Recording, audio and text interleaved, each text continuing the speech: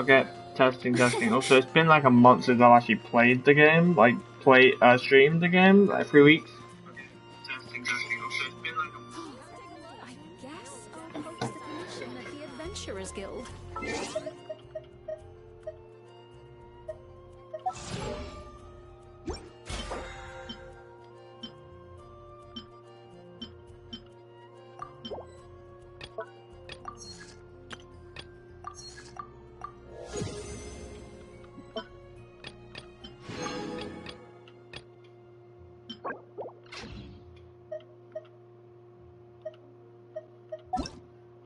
There you go, the event stuff that's happening.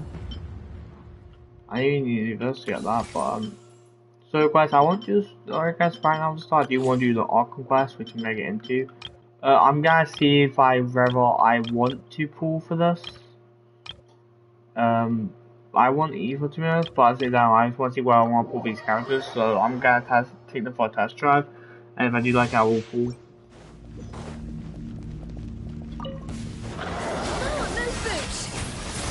Know my sword. Rain outlines your face. The pinnacle of excellence. Let me read you a verse. Hair! Frost is coming! Now's your chance! A dash of frosting. Shut loose on the loose. Ignorant. I improves like things. I do like her thing. That's the thing. I actually might pull for her. But I don't really care for Kaniks or even what's in the Markons. What? Off to the freezer.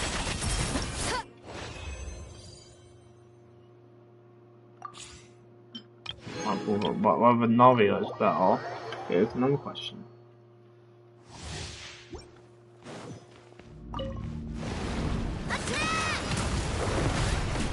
This one's got your name on it. Feeling lucky? Add the frying pan into the fire. Let's light it up. Going in. I wish they also the 4 stars out on the thing, but Fire!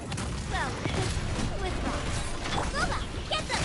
Your turn. it's like good. That's it. I don't like her like ultimate. Like I feel like ultimates are like really good, especially when you can do the ultimate switch immediately. But it's like too big of an animation. You kind of just gotta like Everybody stand back.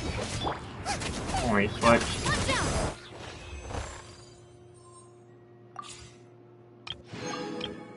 Then you got these two on them.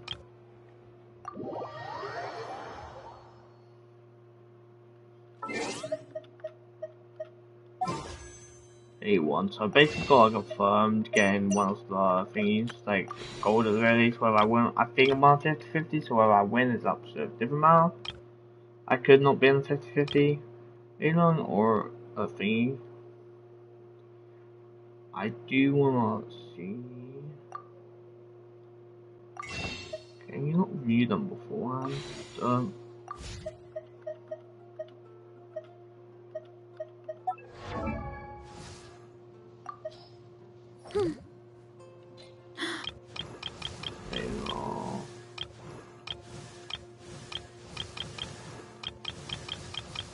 Well, I'm pretty sure the constellation 0.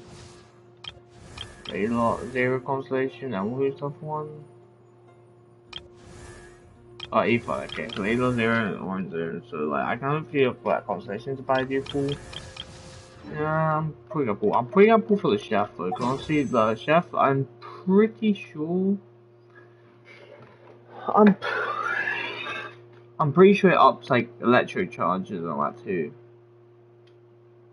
Like, ups just like your damage, right?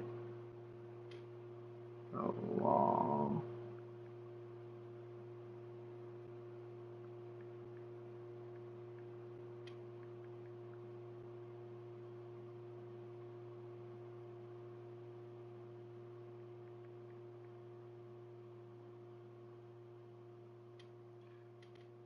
Stats.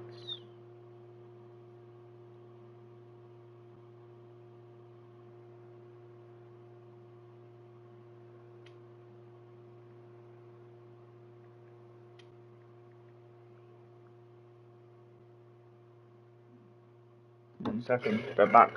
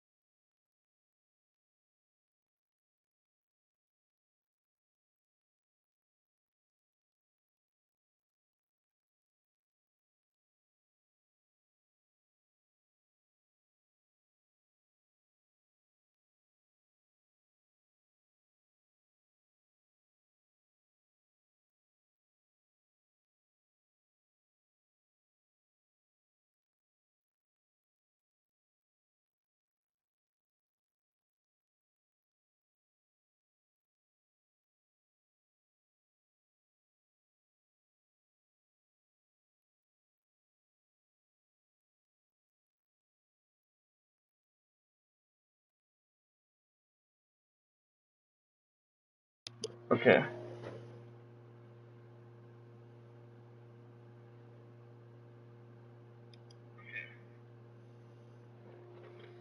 Um,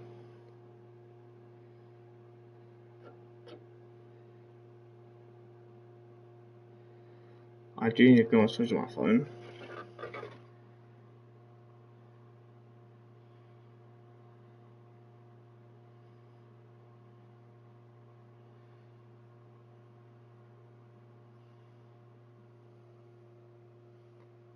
I don't have any videos in my phone, like actual videos I care about. It's just like videos for other stuff I have on my phone, for like YouTube, whatever I upload. So yeah. I expect a lot of Genshin stuff if I get all the like the content today. So like post it out pretty soon.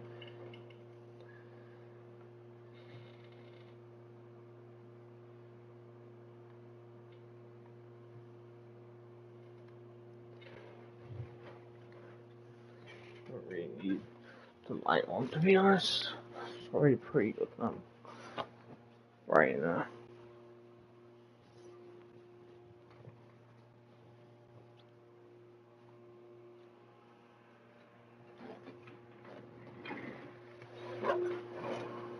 That one.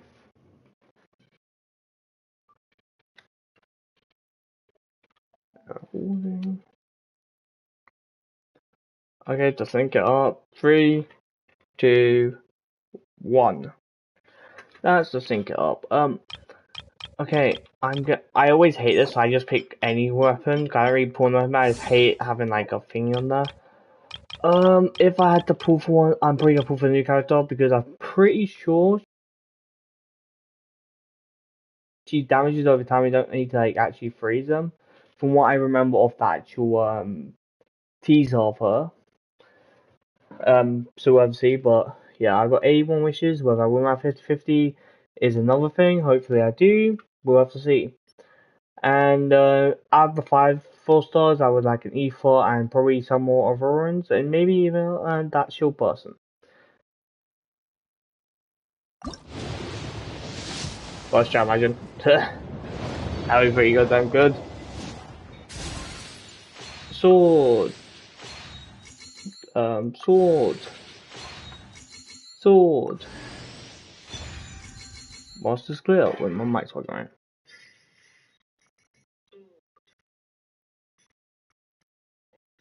Yeah, okay, also I got a book for 4 star. Double? That'll be sick. No, you know you want to.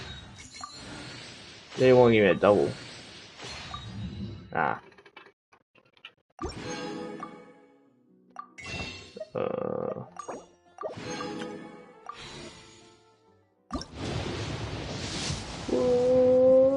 If I do get really old, but I might actually pull for another year.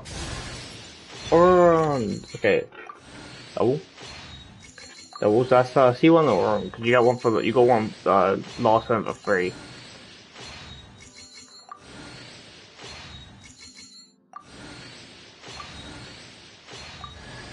Double Auroran, C2 Auroran. It would be great if I actually get a C1, like if I manage to get a not C1, C6 the character, because I'm always my first C6 up. I didn't mean to do that, but at the same time, but like I was in temples consistently. At the same time, if I get my first C6 character, I will probably do a video dedicated to that C6 character and just maybe even build up. Bow, sick. I love bows. You know, I don't use any bow. Actually, Aurora can use that bow, I guess. C3 Auroran. Halfway there. But I do want an Aoife at least. to shoot him the character.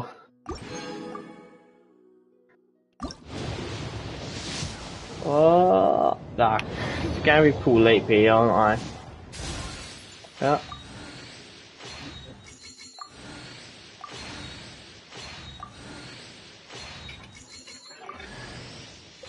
Layla, I see what one? Double, please, come on, you know you want to, you know you want to. Ah, damn, no double. I need to put once. Yeah. Yeah. Four wishes. It's gonna be now. Gold, gold, gold, gold. Doesn't want to. It just doesn't want to. What should we relay piece? I don't even get. Pretty stink. Hey there. E4. I got an E4 at the very Sorry, least. Oh, double, but not a thingy. That kind of stinks. Also, I don't get anything for E4 because I already have the character. I don't have the character yet, so I don't get like his star girl. E4. New. Oh boy. They really love giving me bows, huh? Oh, well, no. This is getting really close. I've actually missed my 50-50 too. Okay, I'll actually be devastated if I just don't get it. There you go.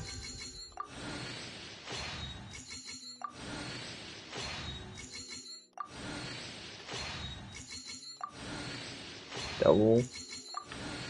Remember that what's he 3 or 4 now, and it's so anyways kind of close. Gold. Oh, you got to be kidding me! It's going for the latest pity I've ever seen. I mean, not ever to be fair, but if it doesn't get next time, I'm gonna be on the verge of like thingy.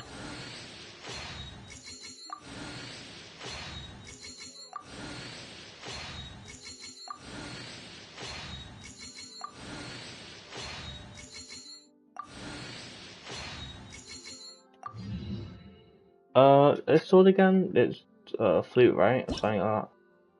The flute. Gold. Last one. Gold. Oh, please. I don't know who this is, but oh, it scares me. Layla. Oh.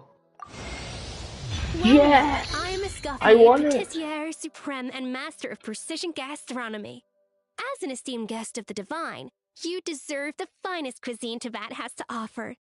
I hope my work is to your satisfaction. If you have an interest in the culinary arts, allow me to introduce you to the wonderful That world was of a haute yapping. cuisine. I just hope you're mentally prepared for the undertaking.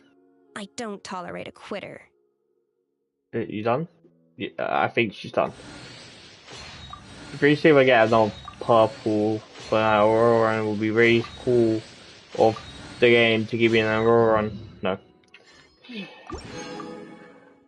I will say, just because I can, whoop, I don't think I'll pull thingy, but if I get an early on, that would be really sick. Glad you get an early on gold. But I got purple, Aurora run, Aurora run, Aurora run. Oh, Sanju, she's only on the banner, well, I'll take her. Because I'm really concerned about pools anyway, just like have like the P not like directly out 0. So either way, if I don't, if I got it, it would have been pretty cool to be fair. Okay, let me for characters, artifact, GC3 now.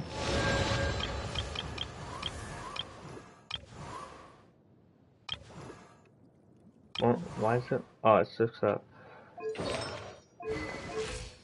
I'll probably keep you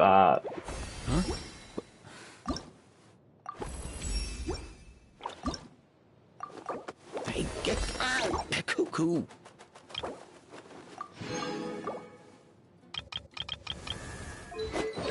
Constellation, C3, or on constellations, C3. I feel like when you get 3, it's hard to get the 4th and 5th and 6th. Like after 3, it gets hard to get the rest.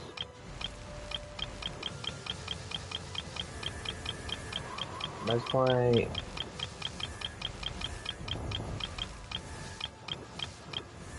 That's it. Spin, I'll put on a round for you now, about obviously gonna be. Levels, let's put you up there. Can I then? Yes, I can.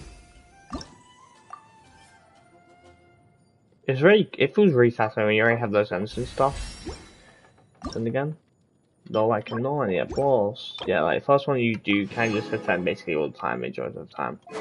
Artifacts, I probably just wait until I find credit damage. Actually, I may or may not switch out the thingy, swap this artifact with that, because it's also a really good credit damage bonus. But I will decide. I won't decide that right now. My head's starting to get a headache. Character up. Points up. I'm pretty sure she pairs really good freak. I think she gives a water bonus too. I don't know what bonus it gives exactly. Pretty not. Pretty not. Let's go stretch our. Also, my whole thing's I got like a whole set now of like gold, which is really good. This should be at 50 wishes, right? Yeah, it's got 50 wishes. I literally got that at like 80p. It was so long. So yes, you get this when you reach dead bottom. Just for the sake of it, because I have these, I don't really bother saving these up. Whoop. Nope. I did get purple not too long ago, I think, so.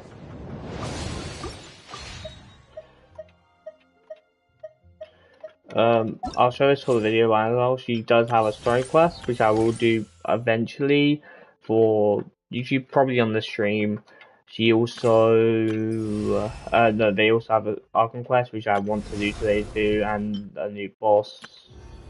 And no one's doing like it, which I don't know. Hopefully you listen to this stream. So this will be out probably after this video, most likely. Can't believe I got that dead last P though. I was like tempted to like not pull, but I think that I wanted to. Also, her ultimate can I'm pretty sure her ultimate you can like cook with it. It's ultimate, like you leave it.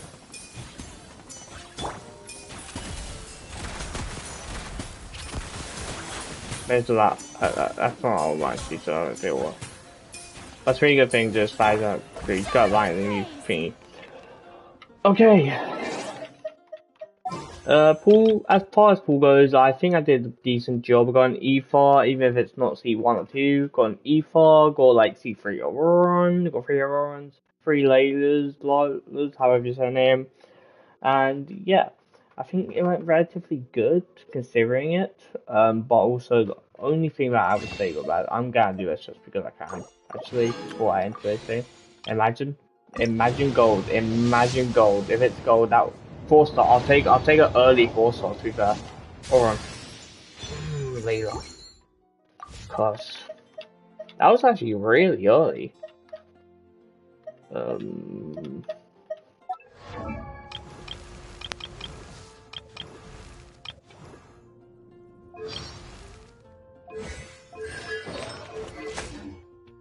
I'm really excited to do the storage quest. Asking quest, I want to stop.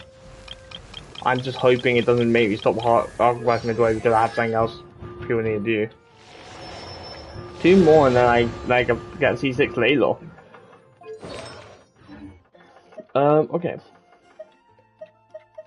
I think my relatively good, especially I got weekends that. I didn't pull Navia too much. I mainly pulled this because Navia was like I just didn't feel it. I felt this more. It felt more natural to use those weapons. And I can't wait to do a story quest and I can't wait to do the Arkham quest. And without further ado, I'll see you guys next time. Bye.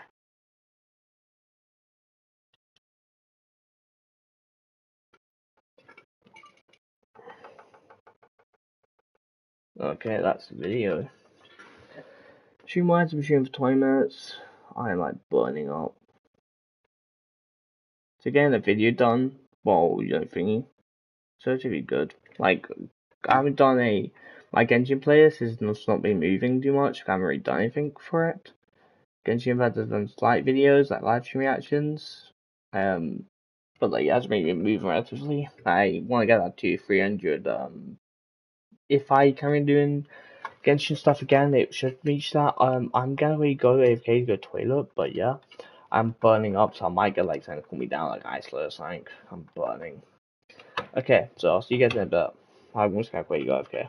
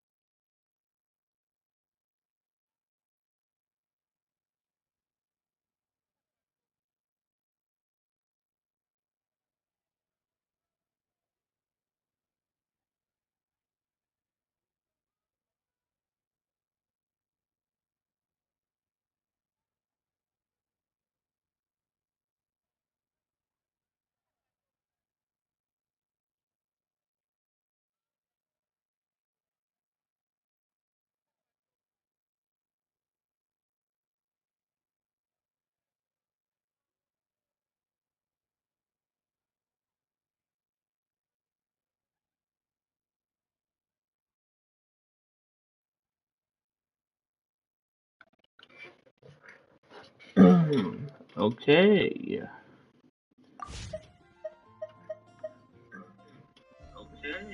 My goodness.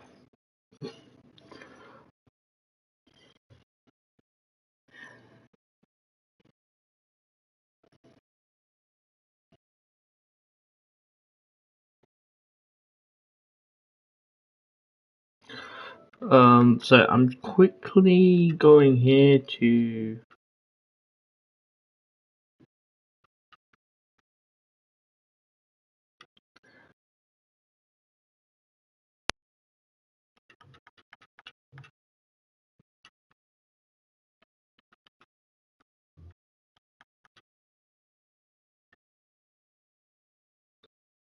So I just need like clear my thingy so I don't make sure I don't turn my phone off. Before I start the Argon quest, I'm gonna. Like, it's literally there. Look there, and you go to statues there, here's the characters. I should probably level up my new character if I'm using her, but I can't be asked. It's yours though. And probably put artifacts on her, but you can't be asked. I'll probably do it later, to be fair. Or like, I'll probably do it, maybe even mid-Dark Quest.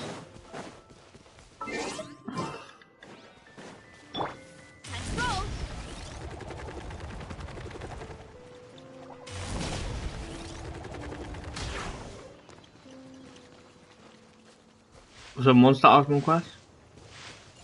It's crazy.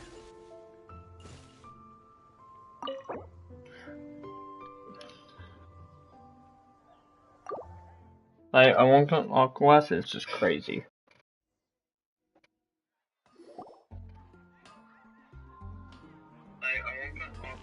Wow, the city is all decked out. Yeah, Oh, 1 it's second, just double checking. beautiful.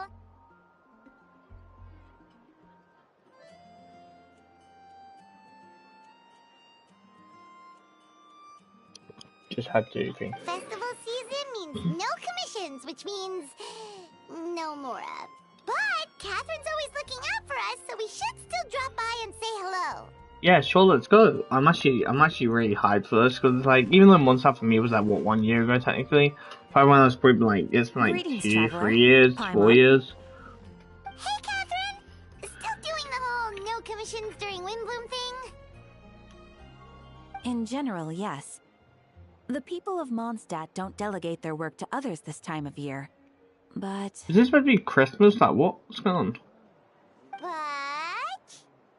feel free to take a look around. I think you'll pick up on something unusual.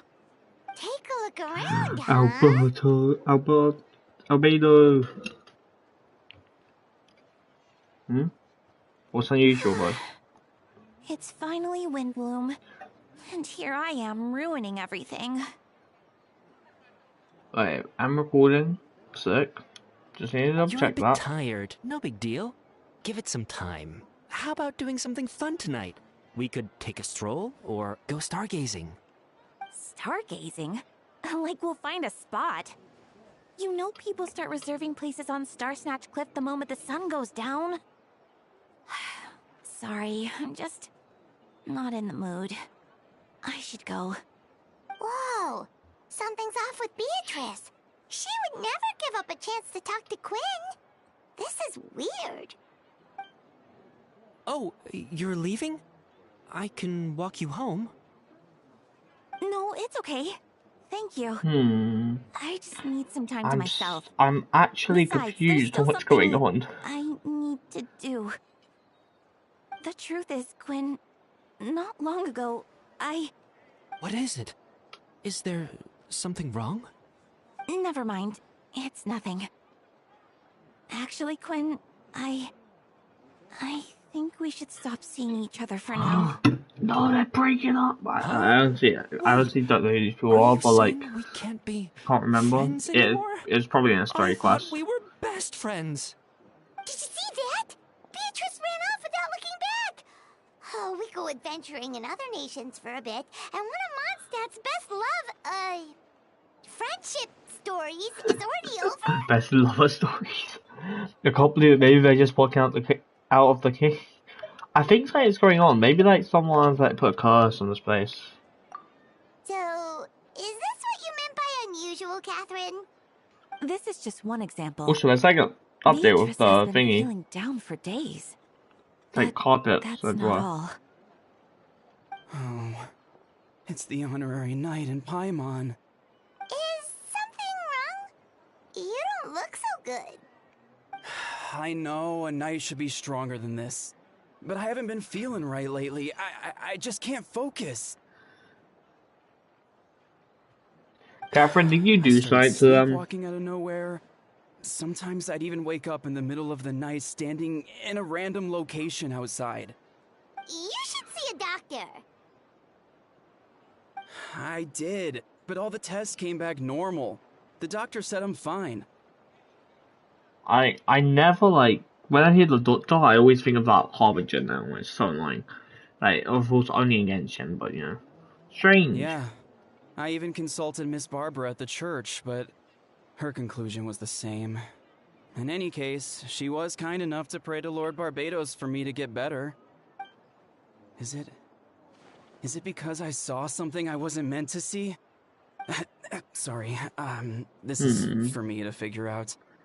It is Windbloom after all. I think this Anyway, is what I have Albert is patrol going to be to finish. accused of, right? Until next time, you two.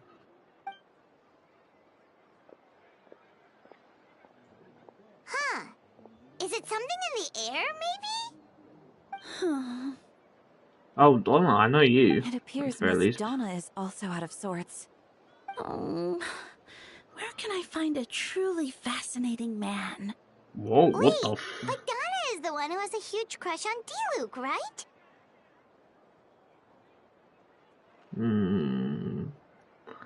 Yeah, she has like, I swear you go past, she's like, oh, dear Luke, or whatever. Don't stop fooling for us. That's what I thought too. But she seems to have changed her mind. People are allowed. Oh, not her brother. Oh, not his brother. Is that Captain Kaya? Huh. Now that I look at him, he's exactly my type. How come I never felt this way before? He's not voiced, no. I'm flattered, Miss Donna, although I do wonder whether that was intended for outside ears. Oh, no. Of course not. He's not I'm sorry, voiced. Captain. Just No. pretend I didn't say anything. And, have a happy Windbloom. I intend to, my dear. First question, if you don't mind. Why the sudden change of heart? I was under the impression Master D-Luke was the object of your affections. Good question, Kaya. So, you knew about that? Well, Master D-Luke came into the city not too long ago, but when I saw him, it was like the butterflies just weren't there anymore. If I had to compare it to something, it would be like waking up and realizing you're married to a man you don't love. Okay. But then I saw you. And it wasn't that something was different about you. I can't really explain it. It was just a feeling. I can't wait to watch people's reactions to this thing. I understand, and I'm flattered I was able to bring back the butterflies, but I do intend to see to some business, so I'll take my leave. You guys see us, right? Oh, here he comes. Well, surprised to see us? Not at all, you are the exact two people I've been trying to find, so Drift, Paimon, how have you been? All good, how about yourself and the rest of the Knights of Favonius? The answer to that requires a private conversation. Catherine, do you mind? Not at all. Have fun, you three. Yeah, Catherine, I'm not gonna tell you anything, you said you were looking snot-lying for us. scum. Yes, she sent me to find you when she heard you were back in Mondstadt, but let's discuss the further finer details back at the headquarters. Yeah, we're gonna be going to court in a minute, just judging from the trailer. That was a start, by the way. 8-minute start. Yeah, they always do these like arcing quests, like, you know, after the actual main quest, which I do enjoy. So I do like how it's get up there. I don't know if it's just for the event or if it's kind of like to pay off, but I do like how it's got like a bit of an update. Like, maybe I'm wrong and this carpet was here before, but I can't remember it being here. I could be wrong though. And these plants definitely want it.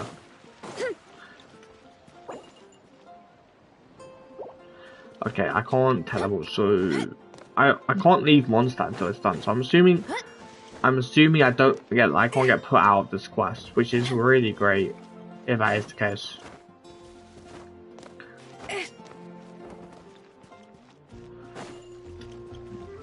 I have to run all the way up here. I'm assuming up here.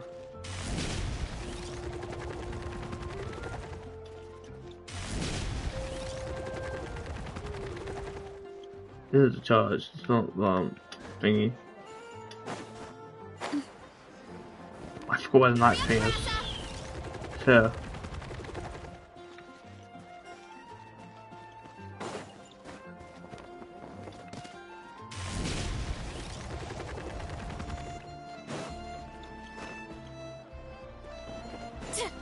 Good, this should not be. I have to go in there.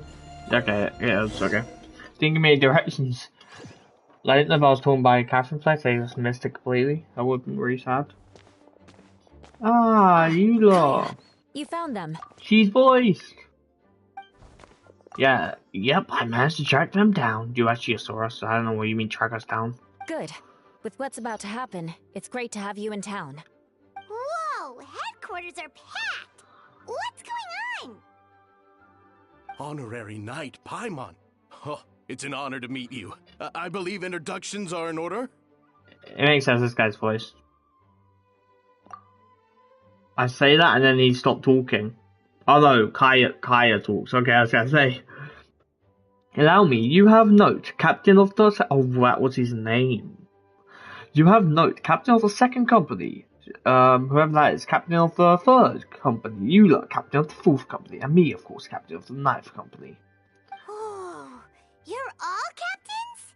But we're the That's most right. of all. Master Jean is waiting for you inside.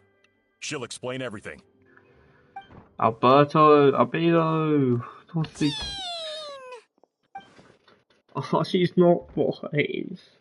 Drift, Paimon, thank you for coming. Is everything right? There are tons of people outside. It does take away from the emotion of the adult voice, but at the same time, I feel like people can't really complain about it because, you know, it's like the voice actors' decisions. And, I think they probably are voiced in like different languages, so you can like take that for what you want. But I'm not going to which language, so yeah. I think they are probably voiced in new languages because it's like English voices that aren't voiced. I could be wrong about that, so you have to check that yourself if you're in a different language, I guess. Is everything alright? Drift, Pound, thank you for coming. Is everything alright? There are tons of people outside. Yes, that would be the captains. You know a few of them already, but I'm sure there are some new faces. There have been a number of incidents in Mondstadt. In order to wrap up the cases, I have gathered all the captains of the Night of Familiars together to hold a trial. A trial? But this is Mondstadt, not Fontaine. Yeah, but Paimon, literally, I'm pretty sure every place will at least have a courtroom for like their rules. Maybe not in Zuma, but yeah. I can understand the confusion. You've never visited one of our trials before, and in truth, we haven't had to conduct one in quite some time. It is the seat of freedom.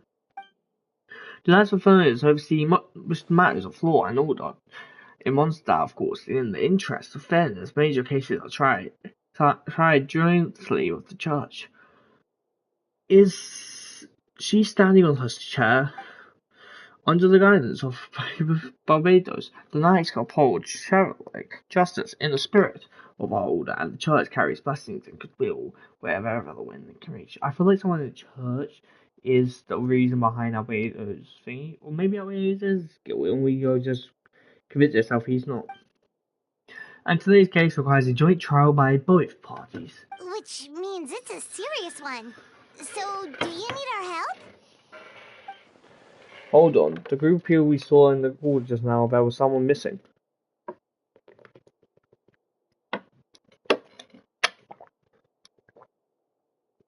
Oh, my first time done again. Where's Albedo? Right! He's the captain of the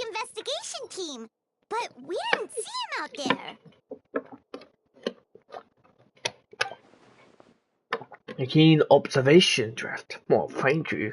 Honestly, it was very obvious I knew that from the moment I entered the city.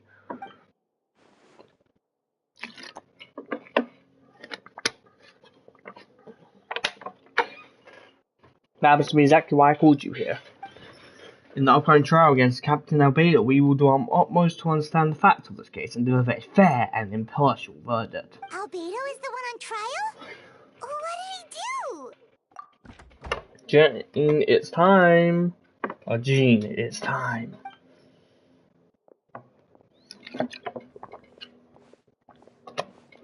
Mondstadt, Drift, Paimon, come with me.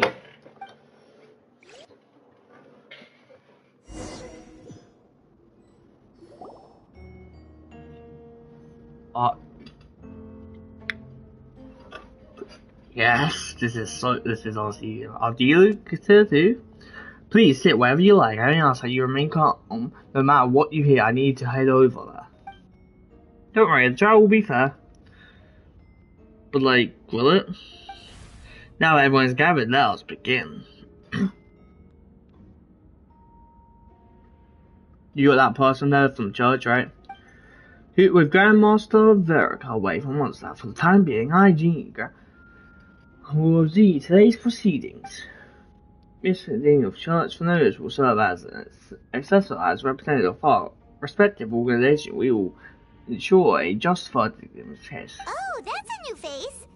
Deacon of the church. Deacon, okay. Does that mean he works with Barbara and Rosaria?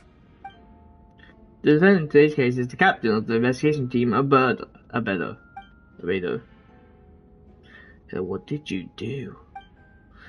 Captain aspects for this case. Certain aspects for this case are classified, and it remains uncertain whether the alleged victims are citizens of Mondstadt. As such, the trial is not open to the public. It's still unknown. Strange. If guilt is established in this case, all facts will be made public, and after the final verdict is delivered.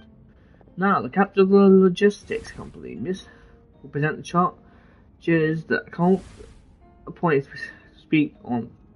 However, both parties ready to proceed.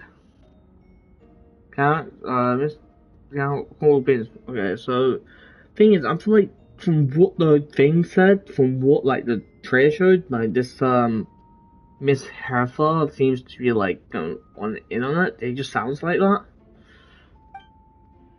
Yes. Ready to proceed.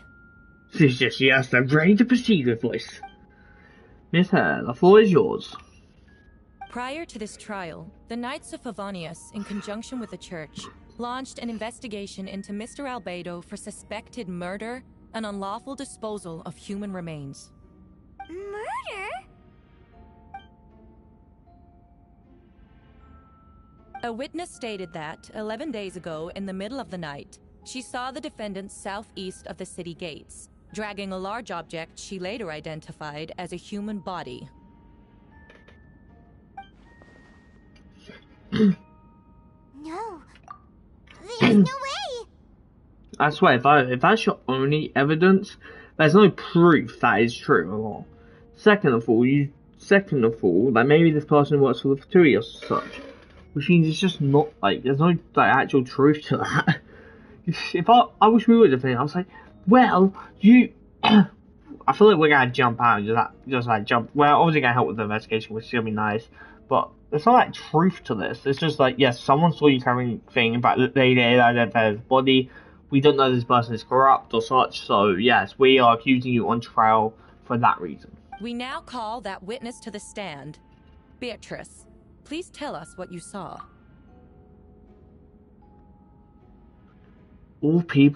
It's gotta be all the people who have changed. She's changed though. So, she's changed. It's everyone's changed, because that person in the back's changed. From what I remember, he's the guard that's been feeling unwell. I feel like the other person in his Donna's here, probably. So is that what she was trying to tell you earlier? Well, I was out late that night on business. And when I came back, I saw someone in the moonlight that looked like Mr. Albedo. He was dragging a huge bag of some kind.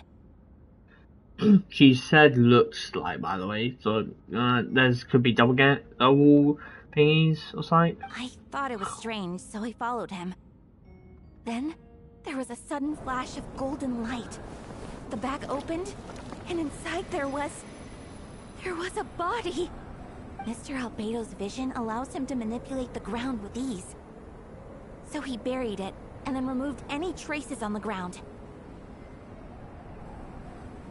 Before he left, it seemed like he looked in my direction. Maybe it was just my imagination, but I was terrified thinking he might kill me too. Luckily, he didn't see me. Is that Boulder getting... No, now turn to the defendant. Describe your way of that night. He's not even talking, and he's the main Aww. I was working in my office on the second floor of Knights of Furnace headquarters. That's right, the next day, the defendant submitted that he is late to this environmental report on Dragonspine region, considering the length of test, it must have taken a considerable amount of time to finish. Can anyone attest to the fact that the defendant was working in his office that night? Shut your mouth. No. Then the length of the report is not a sufficient alibi. This isn't looking good. Oh, I actually like that voice too far. If the crime did occur as you described, then what about the body you mentioned? The joint investigation, where was the body recovered? Not yet. Okay, so calm down. In other words, you dug up the location Miss Farr described and found nothing. You don't find that suspicious? I know what I saw. I'm telling the truth, Miss Hertha, I swear. Also, didn't you say that speaking out would help protect the people of Mondstadt? Otherwise, I'd never put myself out here like this. So she's on investigate. You're doing the right thing. Besides, the investigation wasn't fruitless. A single man's shoe and a torn piece of fabric were found in the bushes near the crime scene. The same location the witness described. If no crime occurred, then is all this just a coincidence? It could be. People probably rip their stuff like that all the time. And yet, no victim has been identified, correct? It's true. No one has been reported missing. However, Miss Beatrice harbors no ill will toward the defendant. Her testimony clearly points to a crime, and she has no reason to lie. Done. The defendant wishes to say anything in response. You may believe otherwise, Miss but I did not kill a single person. As the captain of the investigation team, I have a duty to protect Mondstadt and its people. You accuse me of murder, but there's been nobody or motive. The defendant raises an important point. Motive. Yet, I must be frank, not all murders are premeditated. Spontaneous conflict can also have unforeseen consequences. Nevertheless, I don't intend to prosecute this case on circumstantial evidence alone. Which brings me to the second charge against Mr. Albedo. If you said, oh yeah, okay, they don't have a motive to go against, motive to murder someone, but you said they don't have a motive to, you said to this head person, they don't, of course I feel like she's being manipulated, but you said to this head person, you know, whatever, that they don't have a motive to go get to lie, and yes, not all people would have a motive for that, so maybe they just were told to lie. Like... Second charge? Please proceed. 7 days ago, at dawn, a witness saw the defendant dispose of the body of an adult male in the area between Dragonspine and Dawn Winery. I now call the second witness to the stand. Wait, that's...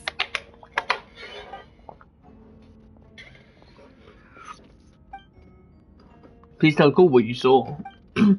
Around 3:40 in the morning, I saw Mr. Albert dispose of a body beneath a cliff. It was dark, but he used his power of Geo to eliminate his surroundings. From what I could tell, it looked like the body of an adult male, tall and thin, but I couldn't make out the age. He buried the body underneath the cliff and moved out the ground to remove any traces. We now have accounts from two separate witnesses that describe the same modus operandi. I'm assuming someone's shapeshifting. Someone's like shapeshifting. But I feel like they look smart than that. I was only inquired as to what Mr. Luke was doing in that area so early in the morning. Not the most opportune time for a stroll. I feel like it is. I feel like these people, the like people who can maybe shapeshift into people, or like people are doing that and deluding that what are shapeshifting into, maybe monsters. That could be it. Is there such a thing? Dawn Black Wyoming is my home. It's not unusual for me to take walks in the area. I just happen to be in the right place at the right time. That's all. Master as is a well-respected figure in Mondstadt, but I see no reason for him to frame Mr. Alberto. Yet the question remains: where are the bodies? Before you suggest a lack of evidence, Mr. Kaya, you should know. After the defendant left that morning, the witness found this where the body was buried. And this is?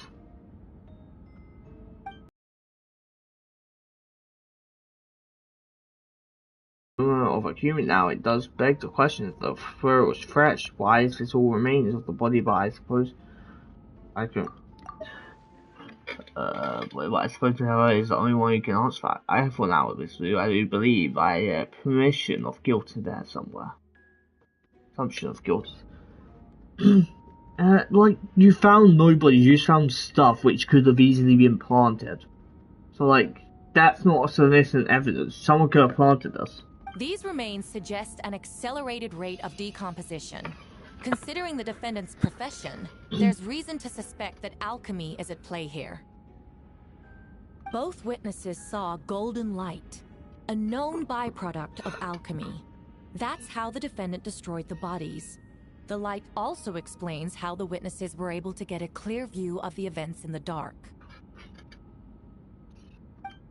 So that's your angle, alchemy. A logical assessment, but we have a witness of our own the afternoon before the alleged second murder. Miss Alberta had a lengthy intelligent exchange with his students, so the two of them were in the library until the next morning. Why did the discussion last so long? Mr. was presenting the result of her research. She noticed some flaws in the in the data and insisted on reviewing her calculations until the next morning with Mr. Alberta present. That's right, we were in the library together. But I feel like I say, oh, well, you two are like close, so it doesn't actually account for much as you could be covering. You're certain Mr. Albedo was present the whole time? Yes, and I know Mr. Albedo would never kill someone. He could never be that cruel. Nevertheless, the other witnesses have no reason to lie. Tell me, yeah, you see? That meeting in the library, were you awake the whole time? Sounds like a considerable duration to go without sleep. Okay. I do hope you can be truthful with us. It concerns the safety of countless Mondstadt citizens. I feel like she's a upset. crime like this cannot go unpunished. Yeah, but like, I'll take it from here. During our meeting Thursday for Steve, not long after midnight. It's a rescue, Chris. You don't have to lie for me. This is a sacred place of judgment. The truth is common. I see you, and I'm afraid your alibi cannot be sustained. Do you understand? Yes, I know, claiming innocence without proof isn't enough. But the prosecuting argument has its own holes. There's been no mention of a motive or what exact method could reduce a human body to remove remains. No conclusive evidence of guilt. But the witness accounts do match to an extent that can't be dismissed. This is a tricky one. Allow me to submit another piece of evidence. The investigators intercepted one of Mr. Albedo's correspondences. I will now read the pertinent parts to the court. The correspondence? Oh no, that member does look like it belongs to Mr. Alberto. I have never abandoned the subject of human research. In fact, delving deeper into Dragonspine has led me to realize that the concept of life could be further expanded and transformed into that of birth. The mystery of human birth is often linked to death. As such, death is the most suitable material for the creation of new life. To that end, we must engage in a process of putrefaction and refinement. Putrefaction and refinement. Is that in reference to an alchemical process?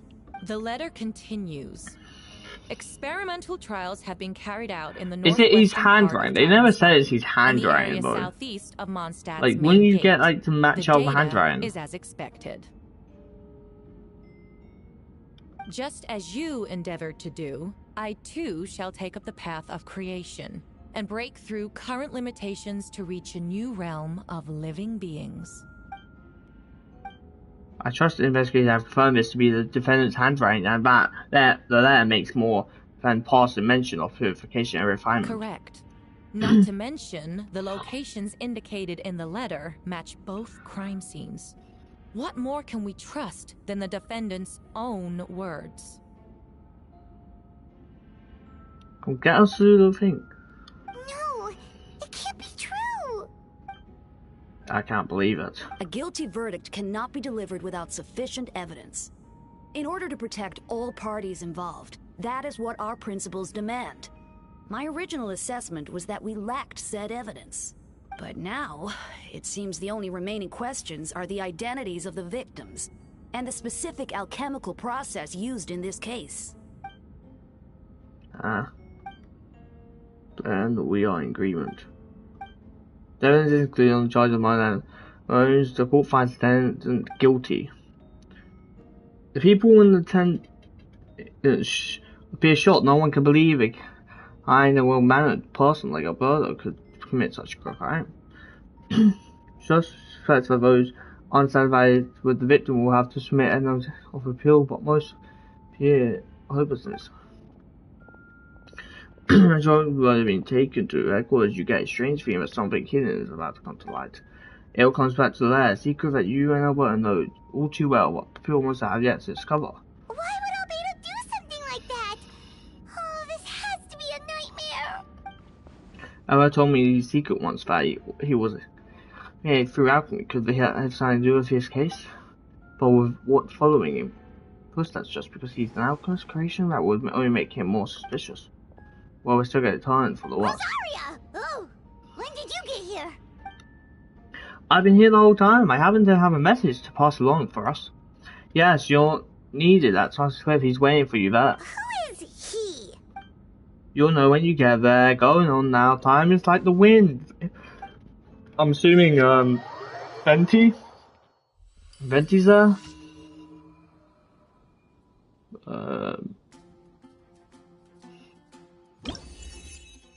Yeah, okay.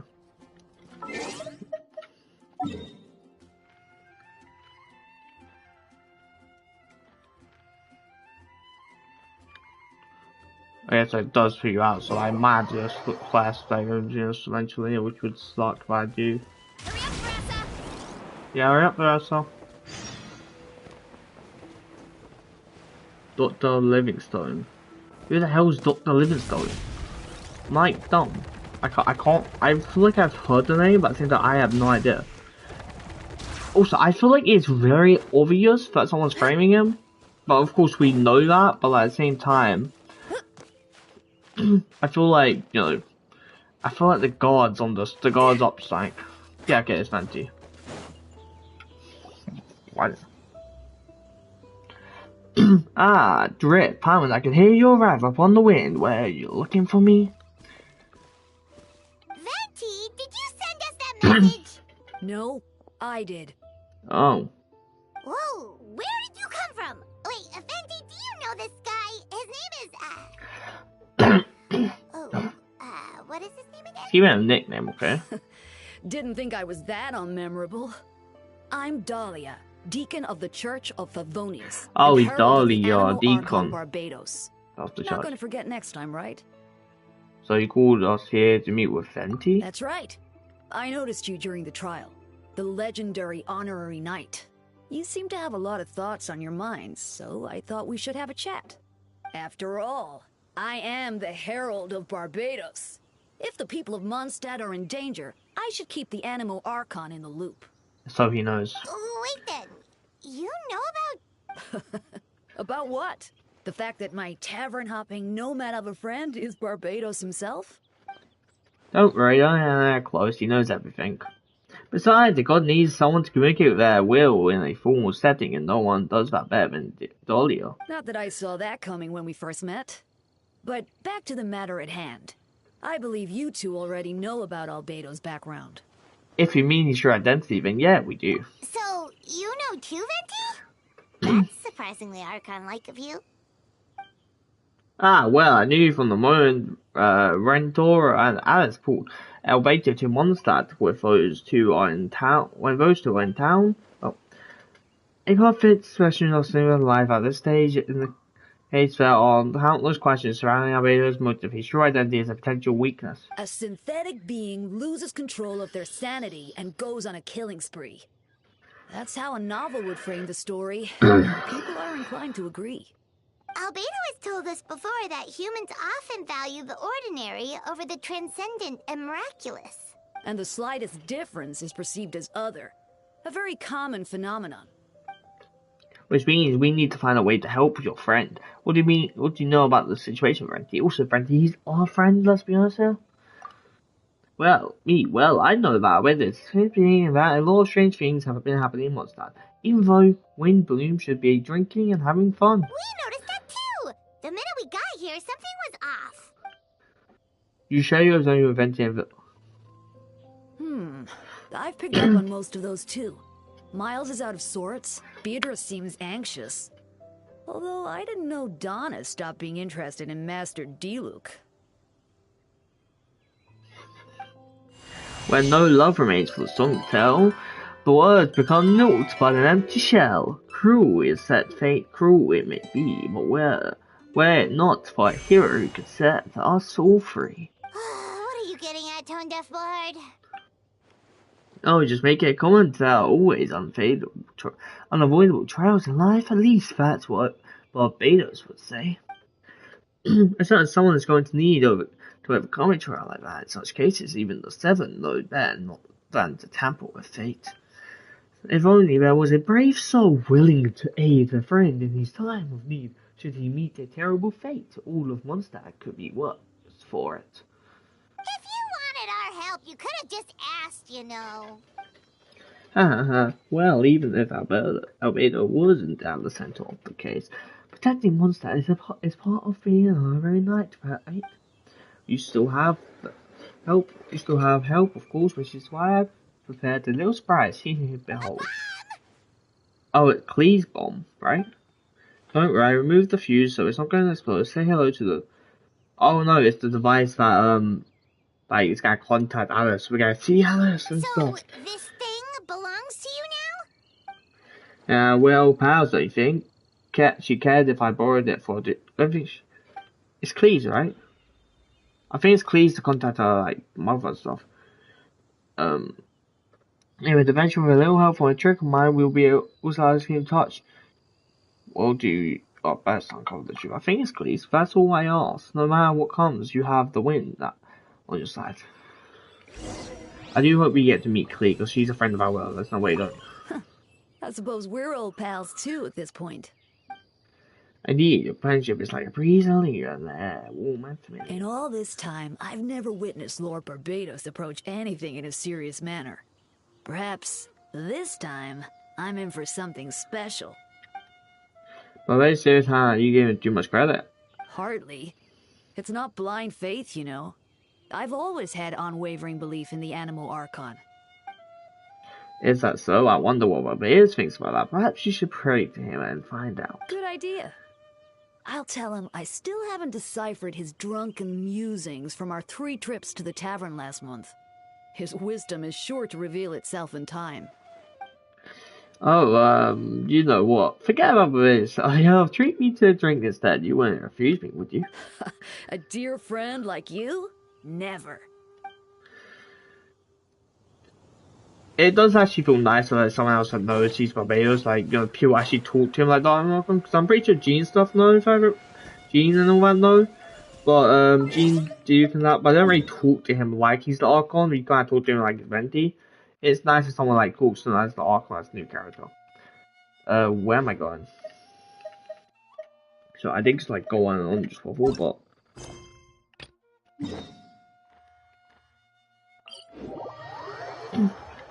I will set this right.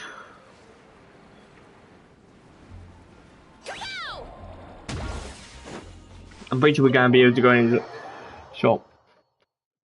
I can't wait to watch people's like reactions to us like thingy, because that'll be nice. I know all of you must be shocked by that, but this one, our street is not looking good. I still don't believe Albedo would do something like that. Using living people as alchemical test subjects? It's like something out of a novel. Perhaps it's best for me to remain impartial, but I've worked with Albedo before. He's an alchemist, not a sadist. This version of events is hard. It's hard for me to accept as anyone, but Burko once said Albedo it's very different from the rest of us. Perhaps there are things we still need to learn about him. Let's see what Albedo has to say for himself. Would you mind giving me a moment, everyone? And private matter request my attention. Drip on Botanic. Yeah, has a favour to us. He said after the verdict we have to submit an appeal, and I will do my utmost to convince Albedo to accept.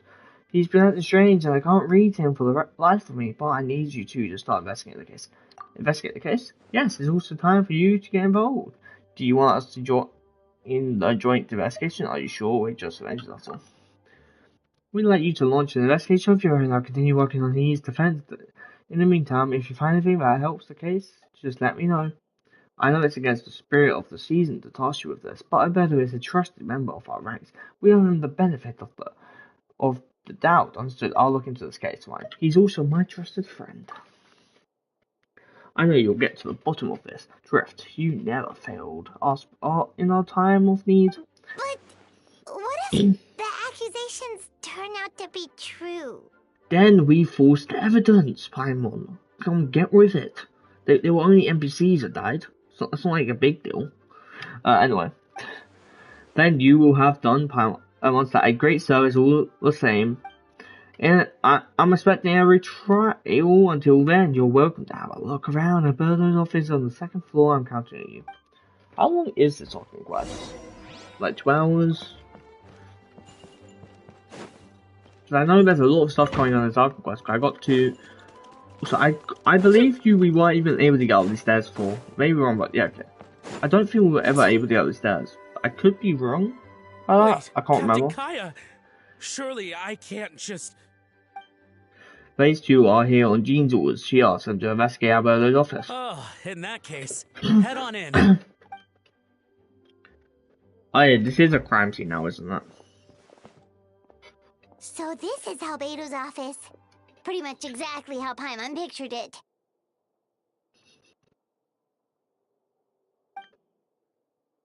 Alright, I have some work on my own, so I'll leave you to it. Good luck, you two. Kaya, get that appeal. I'm actually invested in the story, honestly. It's been a while since I've been investing in Genshin.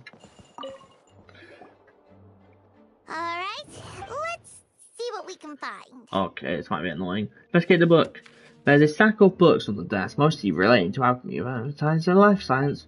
Some of the pages have been marked with alchemy symbols, and others have S-shaped or triangular symbols drawn on them, and any potential meaning is unclear. Wow, these books are so fancy!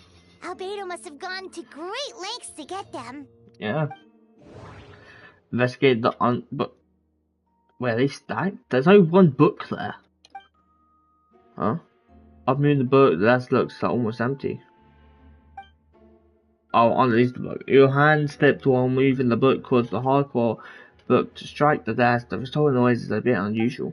It's suitable to an experienced adventure. It sounds too hollow, almost like there's a what's in the desk. Wait, it looks like there's a hidden compartment under the desk. There does appear to be a compartment added to one side of the desk. It was very well hidden. Doesn't look like hidden, to be fair. The lock mechanism is complex and seems to involve animal power in some way. Perhaps you could try using the power of Geo. The hidden compartment opens inside lies a piece of paper with more information. Investigate the paper. Vesting is also a manifestation of rot. When vesting forces and a sufficient amount of life energy collide, the two will repel each other, triggering a powerful side effect. When I tested this in alchemy experiment, the results of the refinement was startling. Breaking through the shackles of life, the simulation of the project, I must take advantage of this opportunity. The name of the project is blotted out in ink. What could it be? The note mentioned festering forces to suggest that Genshin could be involved somehow. If this has something to do with creating life, would Alberta go that far for one of his experiments? No, that can't be. Aimed the note is a map with a few. Amid the note is a map with a few markers on it. Two of the marked locations correspond to the crime scene, and the third appears to be in Dragon's Spine. Okay, so we're gonna investigate the crime scene now. So there. Surely if it's there, someone's gonna see. That's where you have guard patrolling the top one. Second one here gets near Dragon's Spine. Thing, okay. It's a hard pill to swallow, but if the results of the show investigation are correct, there could be a body hidden in that last location, or at the very least, what remains of one.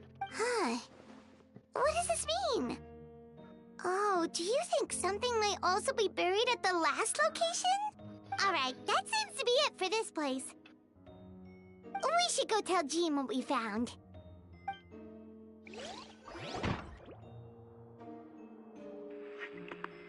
Oh,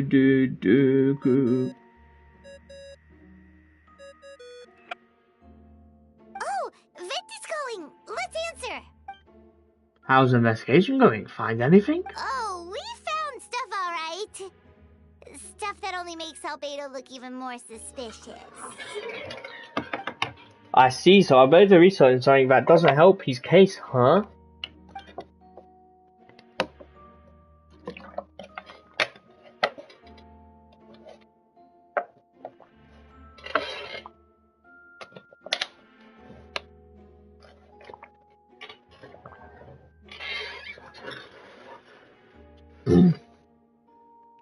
If Rangdator is that for 2 member? Wait, sorry. So I need to look up this person. Genshin Impact. Who is?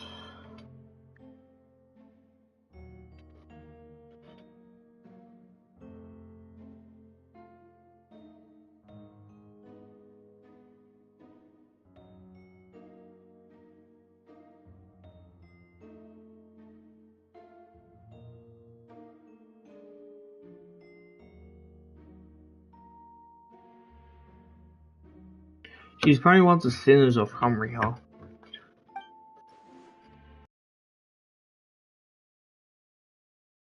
Face was pure madness, and the evidence you just found, let's just say, couldn't convince even those close to him of his guilt, perhaps even you.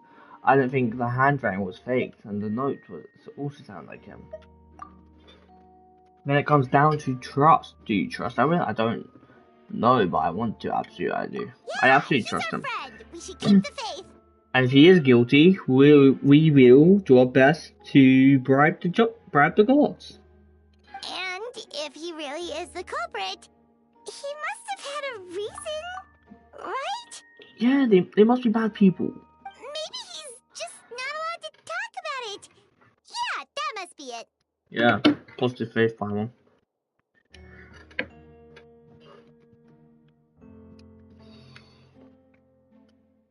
So I'm just trying to charge my phone charge. Charge not. I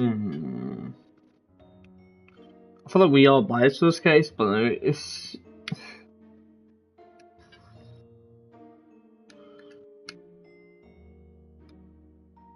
No, we should have faked an hour. We should have said we were with him. Then again, lying on the call would be able to jail. Not like they could do anything to us, but we're trying to everyone in the sick goddamn city. They haven't found a body. They've only found what suspects to be a body. Like, realistically, like, someone said they saw a body, but that could have been anything. Like, they found remains, so-called remains of bodies. Like, they haven't found the actual body, they found parts of like, stuff. Which people could have easily planted. Does that mean even Venti no longer believes in him? Really just has his own value. Remember, none of this is your fault. Just report back with honest assessment of facts. Yeah. Well, let's go find Jean and tell her what we learned. Wait, that's Miles. What's he doing here? Oh, sorry. I heard voices and wasn't sure if I should check who was inside. Another one who... It's okay. We're here on Jean's orders. Ah, I see. I'll, leave you to it then. No, don't go and leave. You didn't hear what we were saying, did you? Oh, not really. Nothing that made sense anyway. Well, do us a favor and just forget anything you might have heard, okay? Oh, sure. You got it. That map we found in the hidden compartment Suspicious. seems important. We should... Since you have Master Jean's permission, you're free to investigate the office anytime.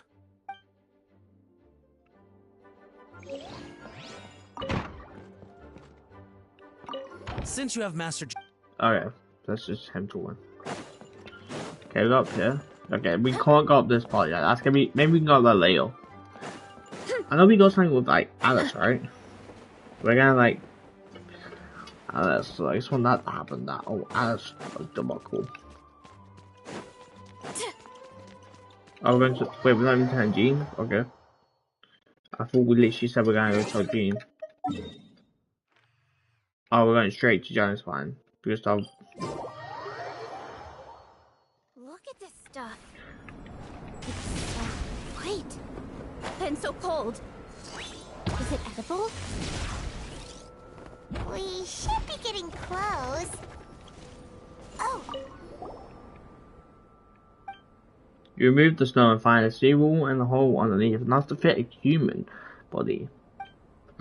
But the hole is completely empty and the silent market making it look like something was dug up. Did an animal do this or some monster? Weird. There's a hole, but no body. Yeah, there's no body in here. Hacker. The prosecution's argument is that Albedo used alchemy to destroy the bodies. But this location is different from the other two. Why not fill the hole? Or smooth out the ground like the other places? If one person did all this, why not remove the trace like the others? And if Albedo isn't the wrong responsible, why was the location marked on his notes? Maybe he was investigating it, but then like you can't. But you return to night phone without swirling in your mind.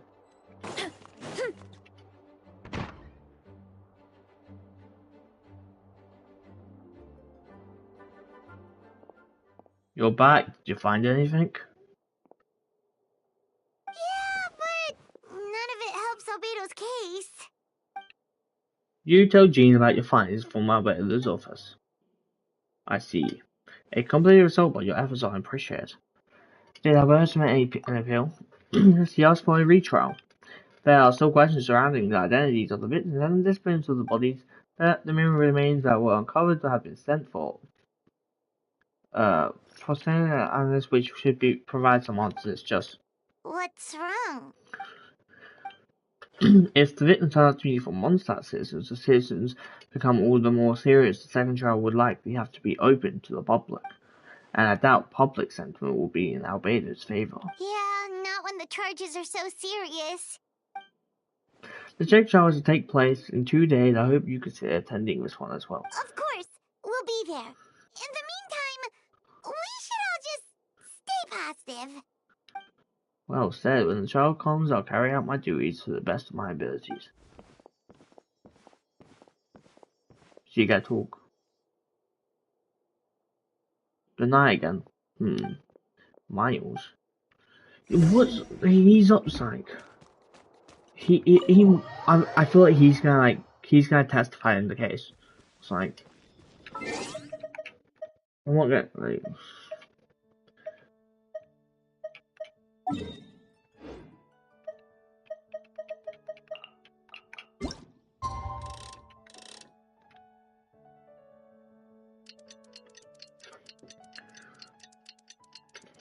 I want to like talk out in the case because I feel like our opinion as an honorary night is more suggestions of people who, like, so people don't like go above it or whatever.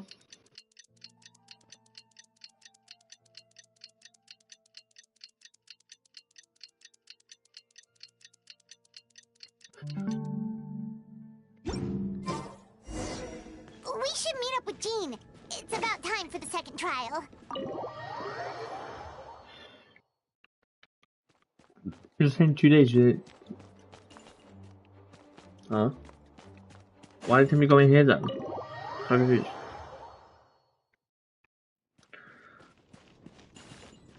Oh, that's a side quest.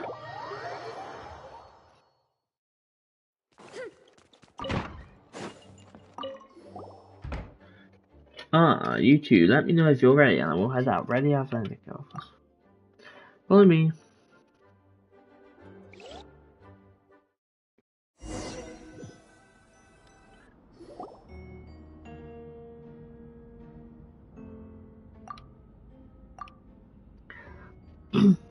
Ladies and gentlemen, we now converse for the second trial against Mr. Albedo.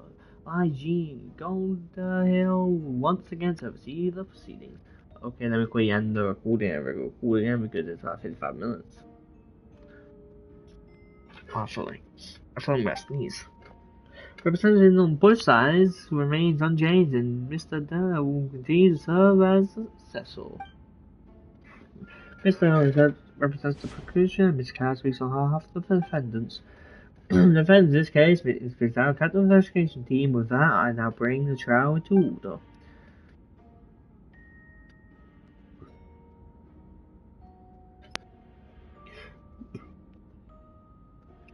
Mr. Of the investigation team. Yes. We sent the teeth and the femur bone found at the scene to the church's medical office, and were able to conclude that these are, in fact, human remains.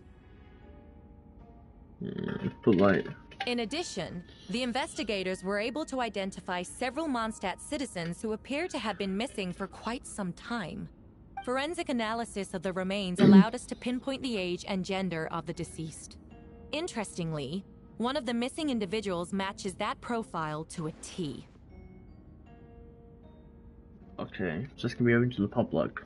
The medical office couldn't spare the personnel, so Miss Rosaria is here to present the results to the court.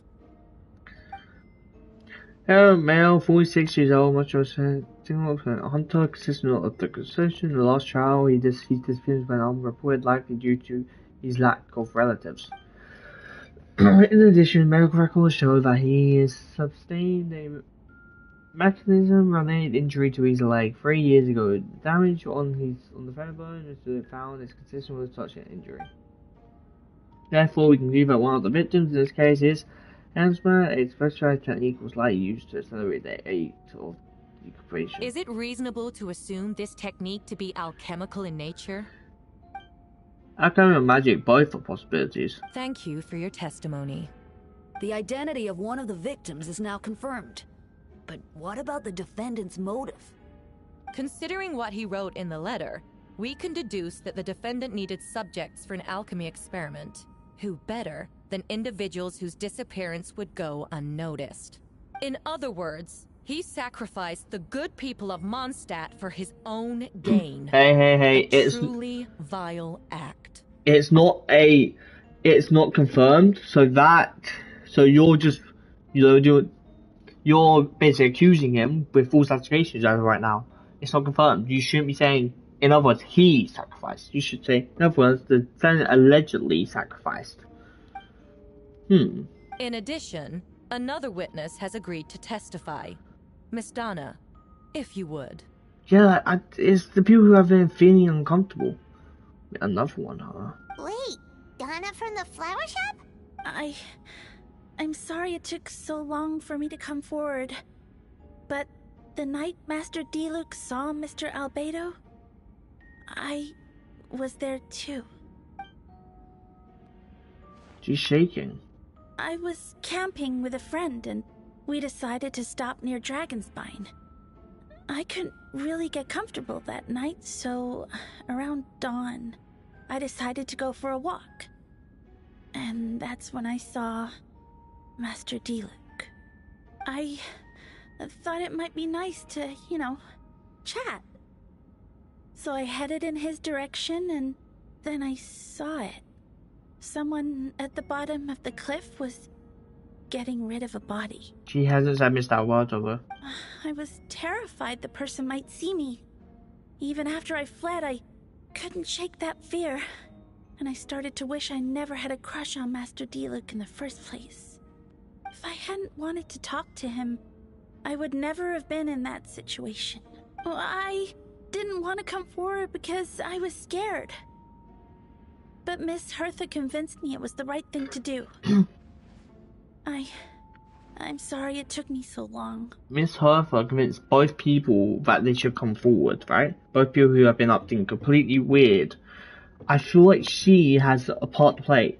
Plus, another reason, this is not meant to be open to the public. These are public civilians that ask some questions about this, which they wouldn't even realize, like, to get these specific people, they would have had to, ask more people, so it would technically be open to the public, or the public would be suspicious. I don't know. I see. Just stepping forward was brave enough, Miss Mann. That cool thanks you for your courage and commitment to justice. Yes. Thank you. The two witnesses corroborate the same sequence of events. That just leaves the question of how the defendant disposed of the bodies. I believe the answer lies in the alchemical technique mentioned in the letter. The defendant is the most accomplished alchemist in Mondstadt. He has the skill, no question. A special investigator also uncovered some relative evidence on that subject. I will now present it to the court. Wait, does she mean... The evidence we found in the bird's office. The following are pieces of evidence uncovered in Miss Bird's office, the most important one of which is this map.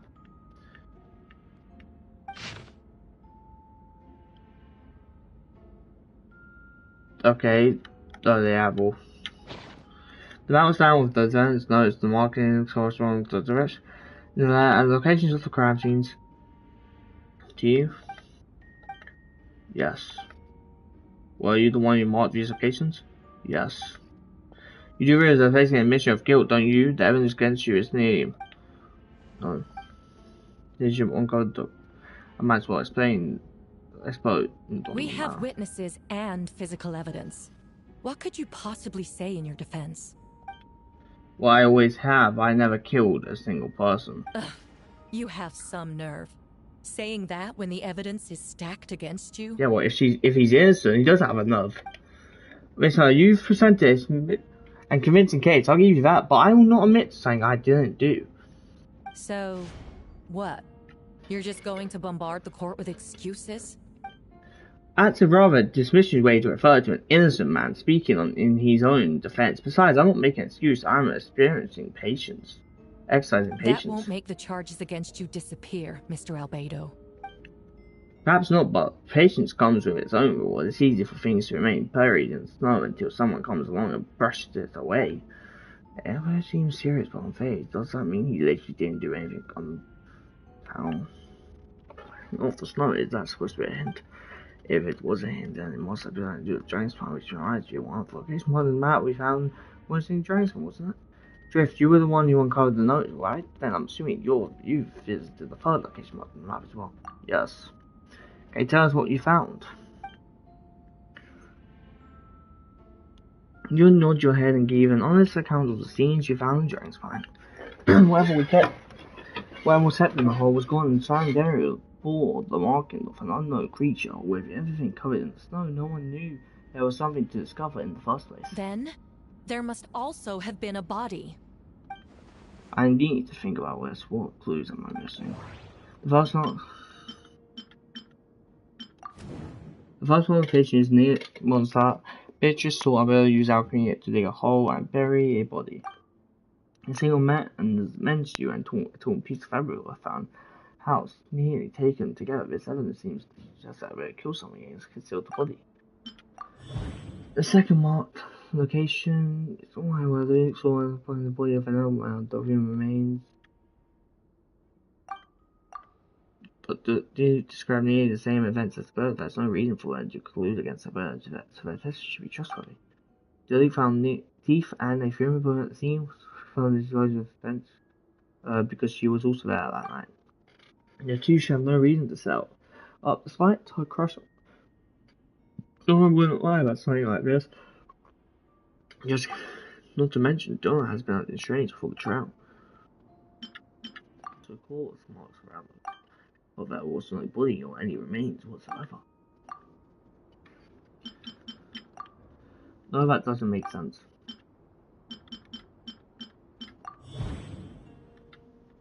difference between the marked locations. About amount, these 3 locations on the map we found. Oh yeah, I just have this one. Map we found in the hidden compartment. There are some similarities and differences between them. It's based on what we know. All these locations was likely used to hide bodies. The whole dog in each area. Size seems big enough, but unlike the first 2 locations, there were claw marks around the hole in the third location, and no witness saw anything happen there. Man, this is so tiring reading all this. Dragonspire is home to all manner of monsters and wild animals. Could some kind of creature have dug up the body? But why hasn't that case in other locations? The mark didn't look fresh, which means the hole at the third location has been longer than the others do. But if the hole at the third location wasn't made around the same time, does that mean it's connected to a separate incident?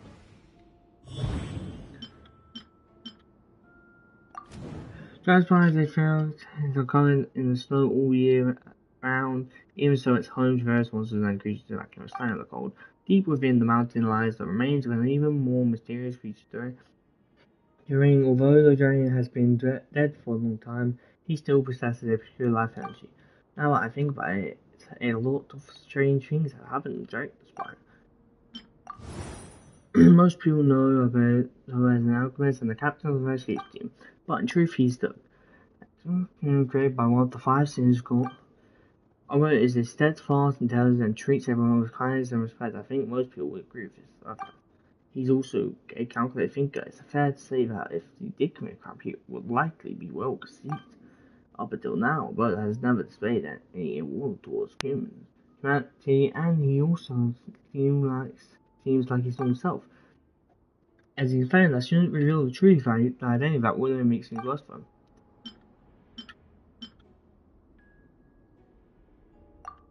Oh no. Do I have to? Okay, I. Reset.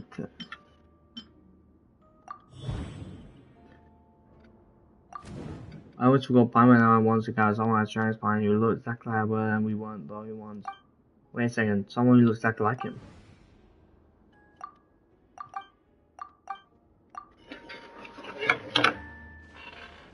I'm guessing, but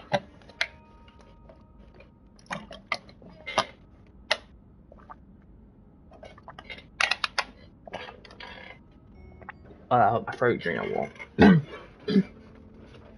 I'm guessing Alberta has a plan, so I should help him out. I don't remember seeing someone who looks exactly like him. Maybe I could be wrong. But what does he want to do? Announce a break in this case? No, I should play it safe. Since I made an honest assessment of the facts, I should be honest about my doubts to you. It's only fair. But I think I understand what Bill was trying to tell me just now. I'd like to address the court if I may. I was the one who investigated the office, and I believe the results raise a few questions.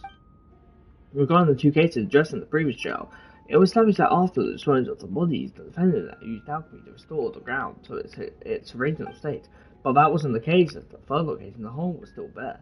With dirt scattered around the perimeter, it looked more like something had been dug up. If this was all done by one person, why hasn't the third scene given the same treatment as the others? Why wasn't the traces removed? In addition, the markings around the third locations weren't fresh, which suggests that the Dragonspire incident happened at a different time. For those reasons, I believe there's still reasonable doubt in this case, and I hope the verdict reflects that. Thank you. It's ever drift. Well, thank you. I am a lawyer here. Questions there may be, but allow me to point out. There is no evidence to suggest that anyone besides the defendant knew about the third location. And the map was found in his notes. That fact alone makes him the most plausible suspect. Unless Mr. Albedo suddenly plans to deny that the map belongs to him. Allow me to respond to just points. If all I cared was proving my innocence, I would indeed do as you described it, and deny any connection to that map. If that is not the case, what I intend to do, the map does belong to me, and I did hide things at those 3 locations. What? There were indeed bodies at each location. I did kill and bury someone on Dragonspire. Ha! So you admit it. Let the record reflect that the defendant has confessed to his crimes. You're mistaken, Miss Adams. The story doesn't end there. Some time ago, I encountered uninvited guest on Dragonspine, someone who wanted to take advantage of the deserted nature of the region to eliminate it in secret. He decided to kill me. He led an alternative where I killed him instead and buried the body on the mountain, the third location marked on the map. Actually, the traveler Amber Bennett and I were with Albedo that day. The Adventurers Guild was holding an event on Dragonspine. After it ended, we all left the area. If the person Albedo is referring to is different from the one we encountered on the mountain, then the altercation must have occurred after we left. This only proves that the defendant is guilty on all counts. Those innocent people, their blood is on your hands. She just said someone attacked him. No, you're wrong. You deny it? After admitting to murder for the whole court to hear? You've clearly lost your mind. He clearly said someone attacked him, so he killed them. If you would let me finish, Miss Hurler, I could get to the important part. That man who attacked me on Dragonfly was my height with blonde hair and blue eyes, dressed in clothes nearly identical to mine. So someone who happens to look exactly like you. Exactly like him. So I was right, it does come back to what happened back then. It's one thing to look similar, but for the clothes to be the same? What's going on? I don't want to be here anymore. Regardless, the important thing is that you admit to killing someone on Dragonspine. Yes, I killed someone that day, someone who looked nearly identical to me. But I never said that someone was a person. I see, then it appears I need to withdraw my testimony. What? Everyone! I brought her! Wait, you... The person who just came in, isn't that Hertha? What's going on? Who are you? Why do you wear my face? Hello to you too. A false Hertha. You can see this is Hertha, the logic capital of the Knights of Felonious. I see what's going on here. It's all been leading up to this, hasn't it? Your confession. It was all an elaborate stunt to set me up. You want to undermine my credibility? Fine. It doesn't eliminate the mountain of evidence stacked against you. All I want is justice for the people of Mondstadt. Order in the court. I've been stationed on Dragonspine all these years because that is where the subject of my research lies, the dragon Durin. 700 years ago, the dragon of the east defeated Durin in the battle, and with the help from Barbados, sealed his remains on Dragonspine. Durin was created through alchemy, one of the finest solutions of artificial life. As such, death was not a true end for him. His heart still beats and grows more residential by day. My imposter on Dragonspine was a failed specimen, abandoned in stomach, an unsuccessful iteration of the Homunculus? Are you trying to insinuate that I'm some kind of homunculus? Because it looks to me like the artificial one is standing right there. Some kind of imposter you dragged in from Dragonspine. So this is what I look like when I fly off the handle. You know, they say imitation is the best form of flattery, but your impersonation has overstayed its welcome. Yeah. Master Jean, what are you waiting for? We've known each other for so long. You recognize the real me, don't you? The two of you look identical, but judging based on demeanor, the new artificial arrival actually seems more like That means nothing. By that logic, I could just as easily accuse the Albedo in this room of being an imposter. How do we know he isn't the fake one? A cold-blooded killer who replaced the real Albedo long ago. Then, how about something only the real Hertha would know? The longest scar on my body. The knights who fought alongside me that day should remember where it is. I remember. Let's hear your answer.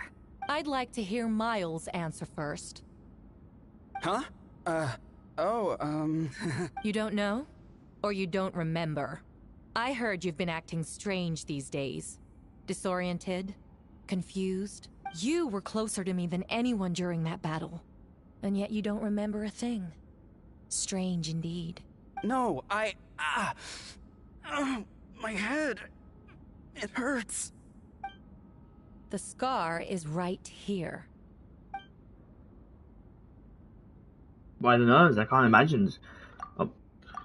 Why the nerves? I can't imagine this comes as a surprise unless your important informant in the Knights of Earth failed to mention the scar on Earth's left arms. Albedo has done a lot of research into beings like you. If you deny it, then show us your arm. No need to panic. You can just add it now. You excel at changing your appearance, don't you? Or should I say, all spawn of Durant's life force have that ability. A powerful life force and appearance you can change at will. Yet have you stand form plus one power to act before you're worried. Using that power could affect your accomplice. Then Miles must be one of them. There are others too. Most of the beings under the influence of Durant's life force have gathered here, and yet their presence is what impeds her from taking action. Once you attempt to transform, all who surround you will be affected by your power. You can control it because in the network of living beings you serve as the core. Show us your arm.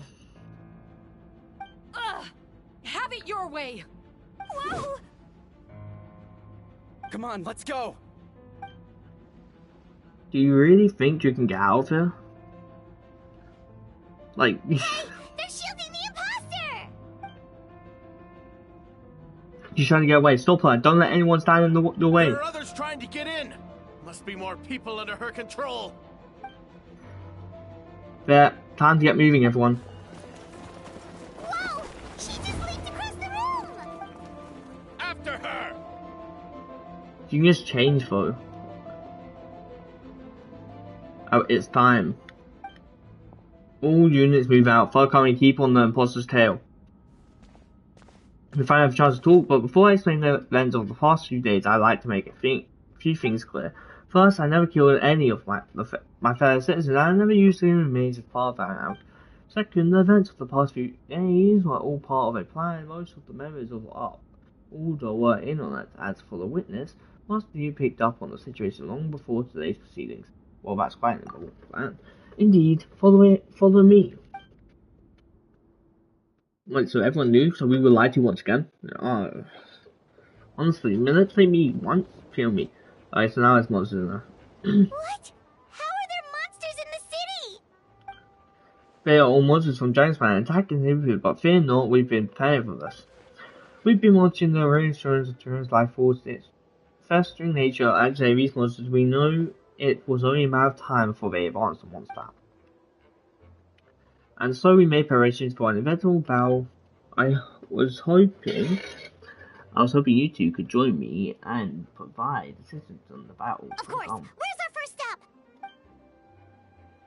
The top of the city wall. So where's what's her name? Where's that wizard?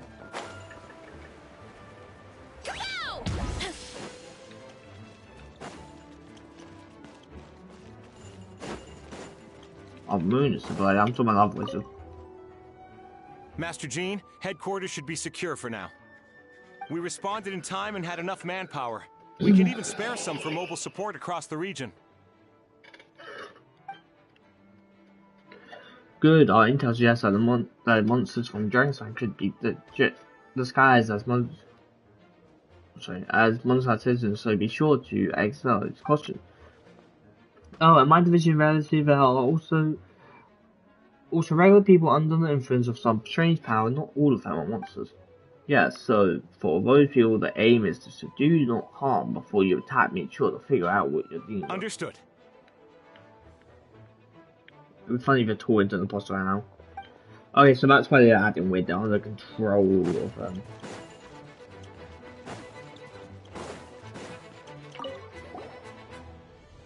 A perfect time, Driven. I was hoping you three could form a more team to respond to the threats in the area. It's been a while, Driven. I'm also here to help. You and I are going to remain here while the situation will leave other locations to you. Don't worry, my psychology doesn't show the slightest change or fade or victory will be ours. It's great, glass.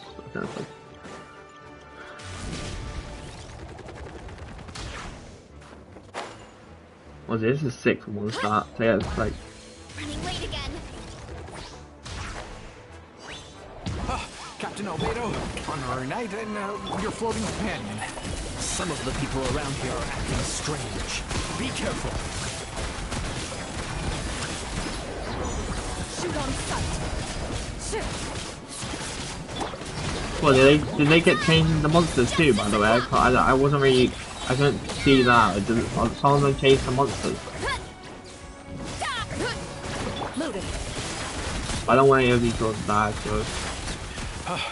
Thanks for the help. I don't think we could have managed that on our own. I hope everyone's alright. We really appreciate the help.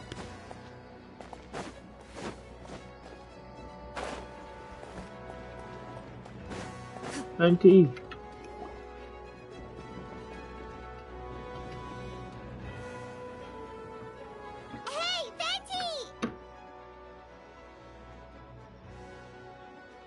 Is Venti like...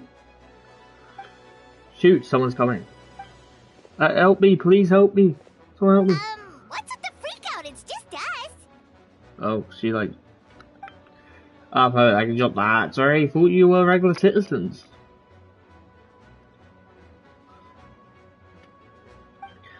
It's about time I think we could see this planned. Ah, I agree. Oh, so you're in it too? I hate being tricked. It's not a nice feeling. Although it's been a while since I dealt with something big, big is going to be pretty exhausting. Don't worry. One sec. I think I might talk on shit. Alright, turning that. Also, for video wise, this might be like a 2-hour video. So may I treat you to a drink for your trouble? Just what I wanted to hear. So, these two know the other's identity then? People can make new friends when we're not here, you know. Monsters just started surging in for James, but during the trial they soon became a likely response to the core coming under pressure. Still, I never expected those monsters to have become this advanced. The power of evolution cannot be underestimated, especially considering the fact that during it all the previous imposter. Huh?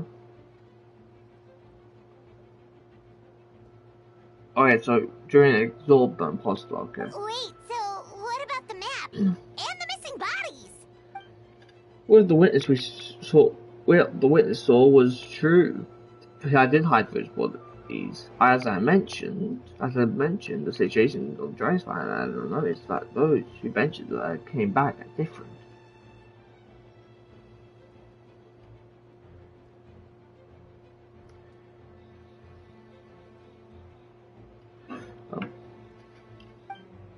Somewhat under the influence of Dragon's power, but the less fortunate ones had already been devoured by monsters who then assumed their appearance to infiltrate the sea. Oh. Most of those who were replaced had no close relatives, so when their behavior changed, there was no one to notice. The monsters used their disguise to get close to people. I eliminated 2 monsters who attempt to attack. What about the remains Diluc found? Did they belong to one of the victims? Yes, the monsters slowly digested those victims. Sometimes they even left behind body parts to aid the transformation. All that remains of the first victim was a few strands of hair, and the second some teeth and bone. The only bodies Albedo's trays were the monster's mimic forms, and then he buried whatever remains on the victim and put them to rest. Well, someone had to do it. Besides, I managed to gather some valuable data on the putrefaction of the bodies. After we defeated that doppelganger whoop flower on Dragon's Spine, we promised to tell each other's story, remember? You told me the story of a god? No, I remember. I'm glad that you remember what I told you about Suspect 2. In his pursuit to replace Subject 1, he transformed a Whoopperflower into Subject 3. So there was another imposter on Dragon's Spine that day. So tiring reading this. Yes, that would be Subject 2. I confronted him and buried his body on Dragon's Spine, so you see, at one point there was someone hidden in that hole you found.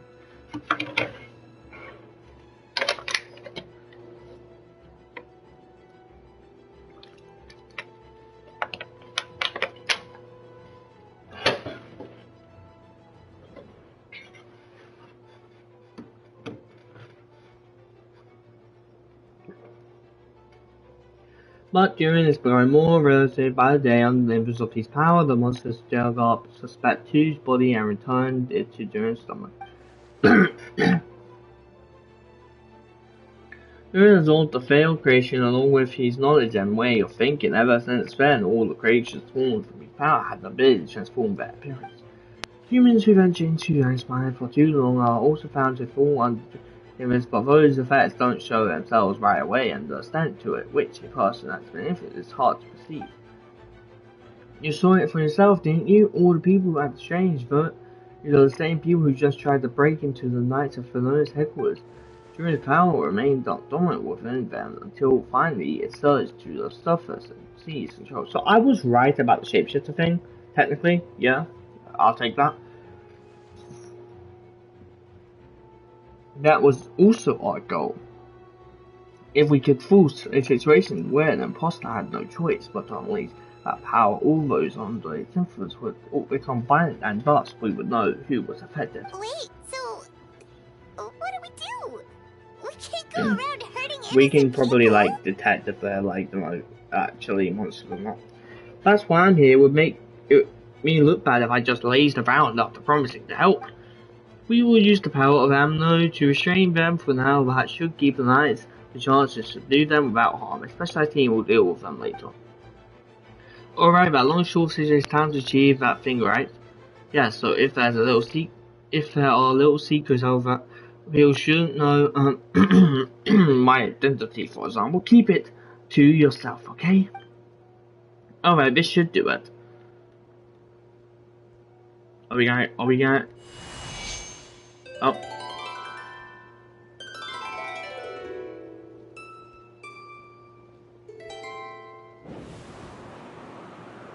Wind currents. Wind currents? Paimon's never seen this many. This should now be wind currents across the whole city. Everyone, can you hear me? Loud and clear. All units, what's your status? All good. We have enough manpower to provide support. Requesting assistance at the side gate. Heading over now. Whoa! It's long-distance wind communication! How is that even possible? Words can go on the wind or saying nonsense. It's all thanks to Lord Barbados. With this blessing, we will succeed in defending our city. Actually, if you face away from the current and whisper like this, no one can hear you. No wonder you're crouching down there like you have something to hide. You didn't have to broadcast that. Huh? That voice. Venti? Is that you? Oops. No, just a wandering boy calling for help. Thank goodness, Drift and Paimon and Berta found me. Got me out of a tough spot, huh? Alright, now that you're okay, we should check on the status of other areas.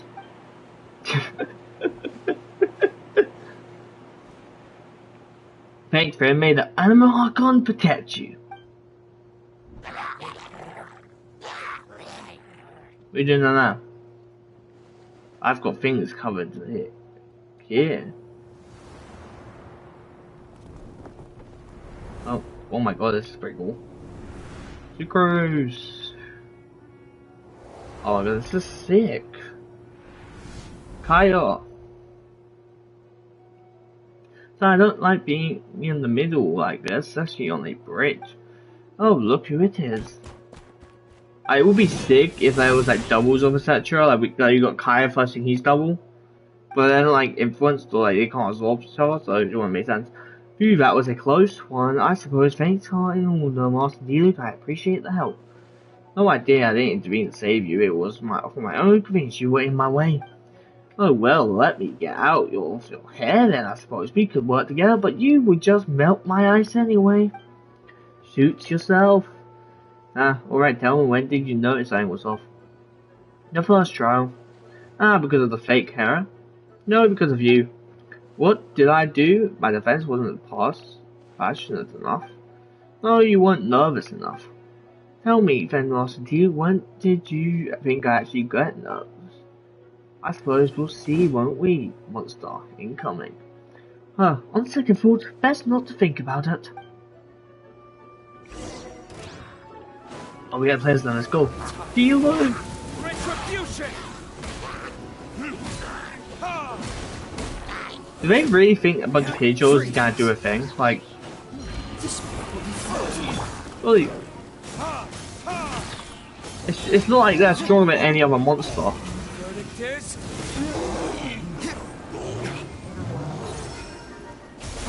I guess it does make sense. Like people think Mondstadt's the easiest stage to attack because the Archon doesn't intervene that much.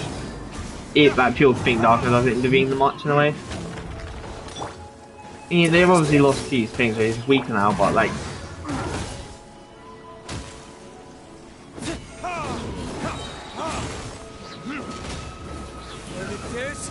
die.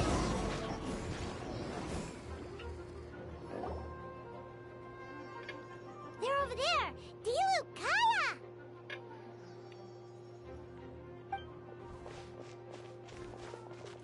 If you had time to make it out, yeah, I'm guessing the other areas are secure. What? We can't be here because we care? Because this was just the closest spot to the city gate. Not taking control over the main road means taking control over the battle as a whole. You made the right choice. So what's the status over here? All under control. Don't worry, my trusty civilian volunteer and I have this area covered. I think you mean the man who held the title of Cavalry Captain before you. We don't have to bring that up. We'll keep up the good work. We'll go check on the status of the other locations. Good luck. Oh, and I wanted to thank you for what you said. If I'm not mistaken, you were on my side by the end. Believe me, he's had these suspicions since the first trial. I suppose it just didn't feel right to believe that someone who helped me in the past could be a cold-blooded killer. Aw, that's so sweet. He's gonna say something else now. Thank you for trusting me and choosing just trust me for choosing to fight alongside us. As for you, okay, good work as always. I'll see you soon. Of course, stay safe. So basically came over here just to chat to them. Look. I love something official. Nice. Okay. Flowers.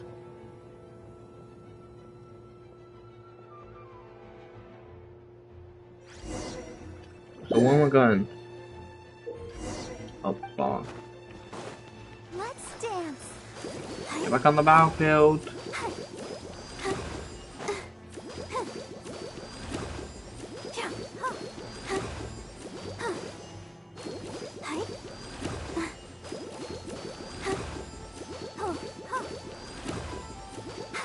I literally have to wait because that happened.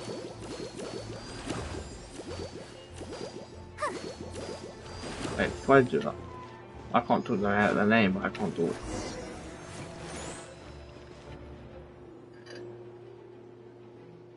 Alright, you should be on the mend. Thank you so much, Miss Barbara. Things are still quite chaotic outside. It's best if you all remain inside the cathedral for now. You're not rushing back out on the front line, are you? You're still injured. Don't worry, Miss Barbara. I'll try not to put myself in harm's way. I can help with the logistics from the back. Or maybe you can't. We can give you a hand. As you said, the situation outside is chaotic. Injured flies should not be left unattended. There are others here who need to get back to the front lines, so I'll escort you all myself. I do like the fact that now, so often that now we get wards in kind of different places. We can't, because like previously in Mondstadt, we didn't really get much of like an actual city place. In the Arkham quest, we just got like, you defeat the dragon and stuff, but like we didn't really get like, how the citizens would affect like the whole kind of thing. They kind of just like ensured that the city got saved and the dragon was safe. And then obviously Leeway, we got the giant dead, so the whole city was like on like an uproar about it. And the other thing, we were kind of being chased. In Zuma, we had like the whole war arc or whatever, like between different factions. And Sumeru was also a thing. Like a thing where like we were being chased by the Doctor. We had the time loop, so it was like a lot more interesting with the city. Fontaine was. Oh, 1 second.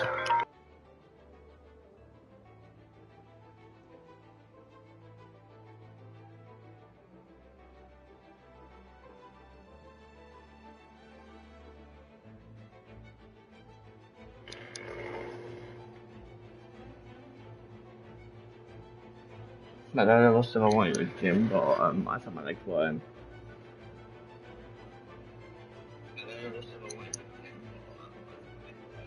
My legs are hurting, like actually really hurting. If I went to the gym like 30 minutes, but I don't know.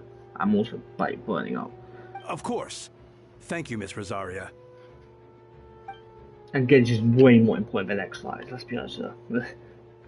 Just doing my job, I'll leave the cathedral to you then, Barbara. You can count on me, sister. I don't really know how all of it started, but I do know that Jean and the others have been preparing for this for a really long time. So I think everything should be alright. No, it has to be. Did I catch you at a bad time, Barbara? Barbara? That's all? Not all, did you need something? I just wanted to tell you that over the next few days, a lot of things are going to happen in Mondstadt. Attacks are fighting, so I need you to take care of yourself. How do you know? Albedo warned us in advance that it has something to do with Dragonspine, and he's our authority on that region, so we should take him at his word. Dragonspine, huh? So the city is going to be in danger. Yes, but Knights Flash will do whatever we can to protect the people. But then who will protect you? Don't worry, I'll look out for myself, I promise. Please let them be okay. Hey, you got us here, Barbara. Sister Barbara, could you lend me a hand? Oh, look. Of course, coming.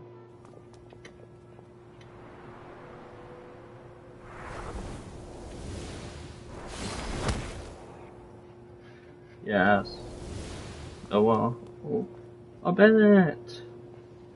I do love this way of, like, showing us what's happening. Amber, and I forgot you. There, prepare for battle.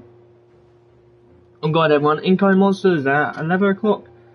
Looks like we got 25 Hedgehogs, 2 Blazing Axe Mitchell holes, and a bunch of different slimes. Prepare elemental countermeasures. Roger that. This is sick. We're not playing as ourselves for this whole time. Okay, yeah, we're playing as Amma now. Oh, do I have to like use the bow? Oh, I don't like that. Well, I can go down. Okay. I was gonna say. They are both good characters.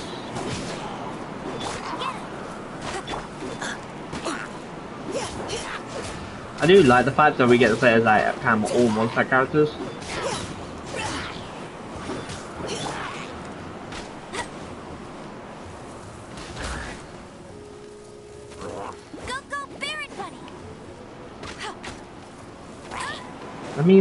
Let me have fun with it.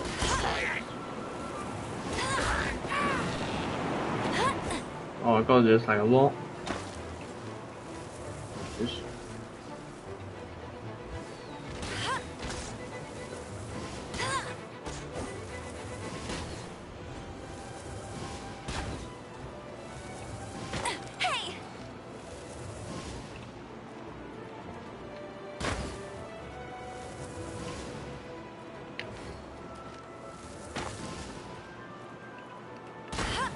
Oh, then you get.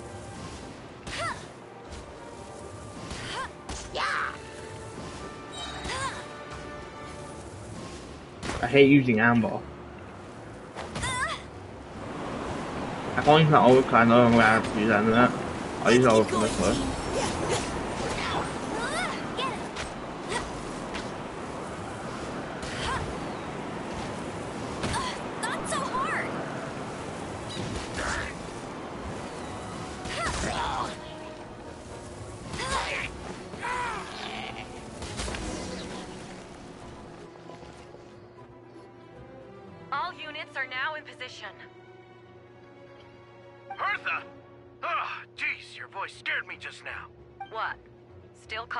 Imposter incident? I thought you knew about the plan. Well, after you up and disappeared one day, all Master Jean told me was that you'd be gone for a while on an important mission, and that it'd be better if people thought you were dead. And then, what do you know? Someone who looks exactly like you appears out of nowhere 2 days later. If Master Jean hadn't told me about your mission, I would have fallen for it hook, line, and sinker. That's quite a scary thought. I had chills just thinking about it. Monster replacing someone close to you and you're none the wiser. Don't worry, once this is over, these monsters won't be a threat to us again. Okay, so I'm assuming that they told, like, you know, that they made all the Mondstadt think that hers are, like, you know, it was, like, speculated that hers actually died. Like, no one actually knew of it, like, it wasn't, like, confirmed, but people speculated it. Or the knights speculated it, and then the knight informants, like, you know, one knight who had traded the knights, kind of told them about her troubles, like, you know, disappeared. So it would be easy for her to infiltrate using her. Quite a plan. Oh, I couldn't read that. Ever, are you okay? The child wasn't too old on you, was it? I'm sorry, I couldn't be there. I was worried. Same here. I thought it was all at one point. I was in complete shock. Oh, it was all real.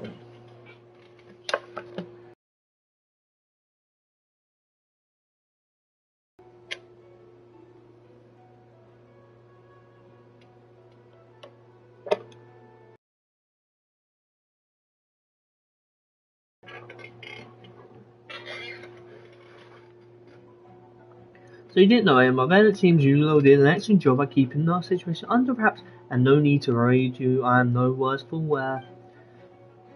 That sounds like Yulo, right? She's like an impenetrable, that one, you're not getting the secret out of her. Yeah, for sure! She's someone you can really count on!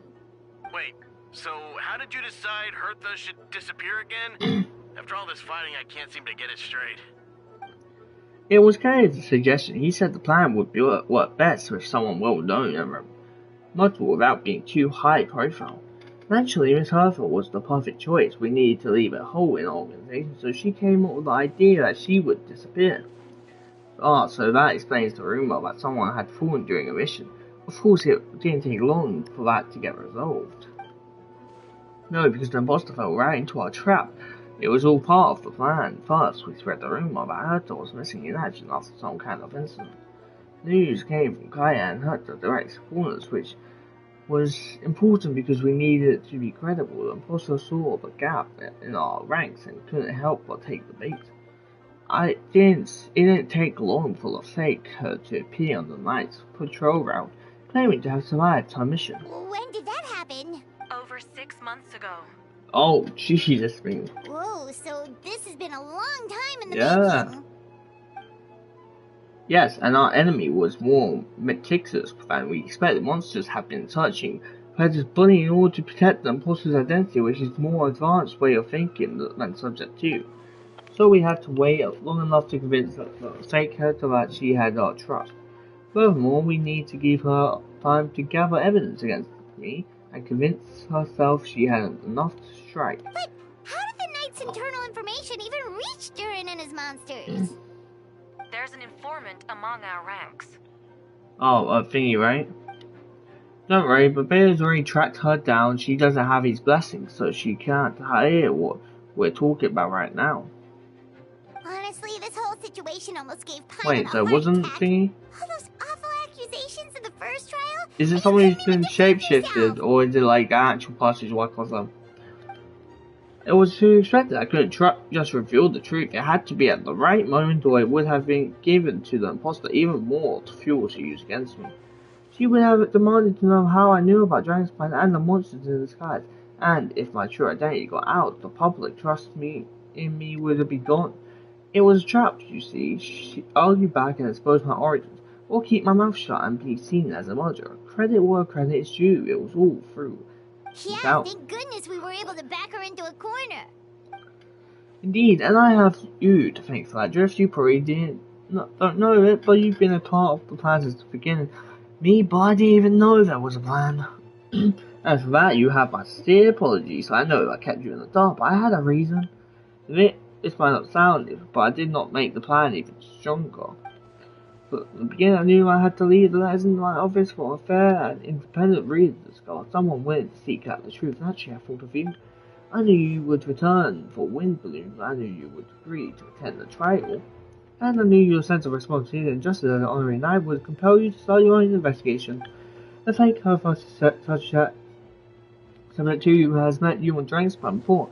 If she thought even you had lost faith in me, her confidence might get the best of her. The perfect time for us to strike. Albedo's right, you were part of our plan. Okay, so everyone's just using me. From the start, I hope you don't take offense at this. I seem to keep that from you. I do take offense, thank you very much. And please, don't be too hard on Albedo. He was just doing his best to look out for Mondstadt. Enough people were involved in the plan as it was. We had no other choice. Donnery Knight and Paimon will always be friends. Mondstadt, we will never forget that. Aww, that means a lot. In that case, thank you for thinking of me. It was an honor to take part.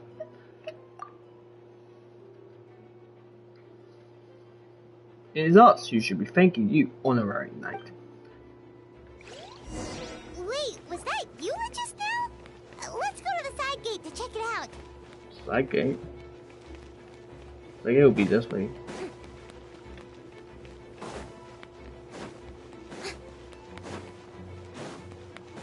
I don't even know this.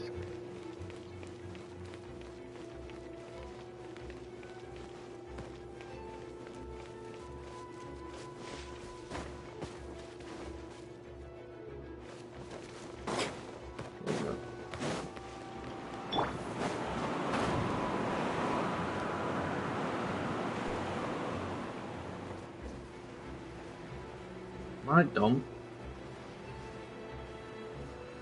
Also, you can tell how much. Oh my god, that's also. Does this damage me? Oh, actually does. Full dumb.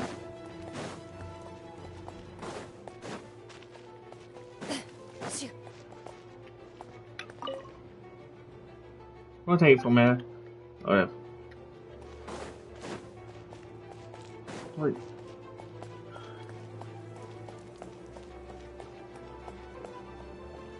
I'm just moving forward when time.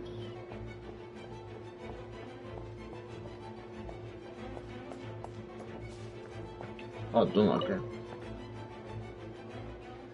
These darn things are more annoying than disgusting booze hounds. About drift, if you run into anyone who needs a safe place to wait this out, feel free to turn them to the captain. Yeah, you think of your own money. I'll be here to watch over things so the tavern will be safe. Thank you, though. We will be sure to just do that.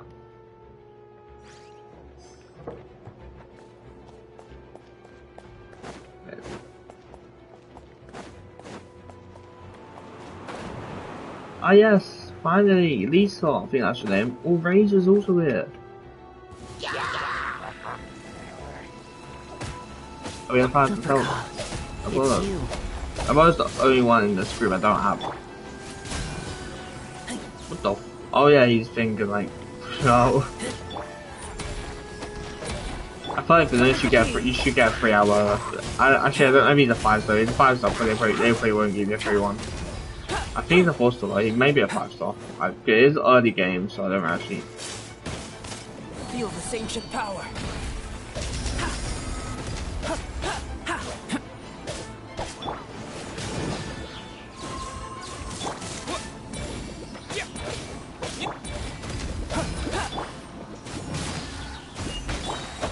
Burst forth.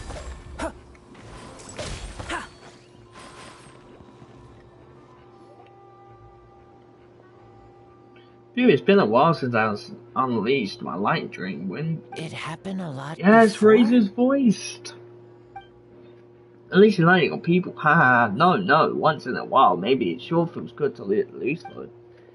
My old professor even wrote to me about a few days ago. Of course, I made sure to emphasize I always treat others with kindness. It's very natural for a student to inherit that teacher's ways after all, and mine was a gentleman. Yeah, we already know that. I'm pretty sure we already know who Lisa's teacher is. So you see this time I only used the gentleman so much. It's so gentle, even Jean would have no reason to be. Huh. Gentle electrocution. You seem to be in good spirits, Miss Lisa. Well, it's good to move out every once in a while. Huh. Gentle electrocution. Well, it's good to move out once in a while, okay.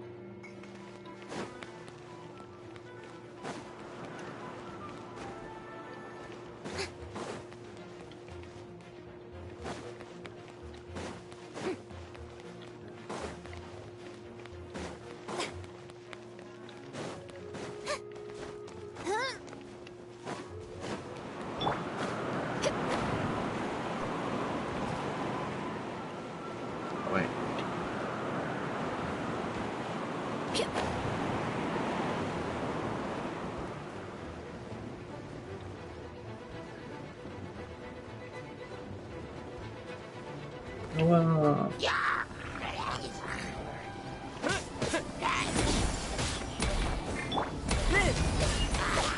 I do like that we're playing with you at Mondstadt. It does feel very nice.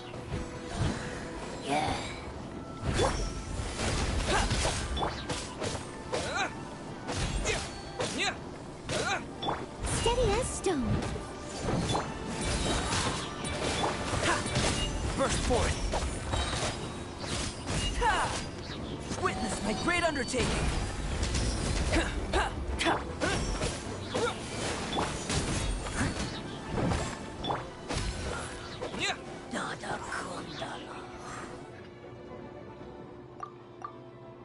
Thanks for the help. That was over a lot faster than I expected.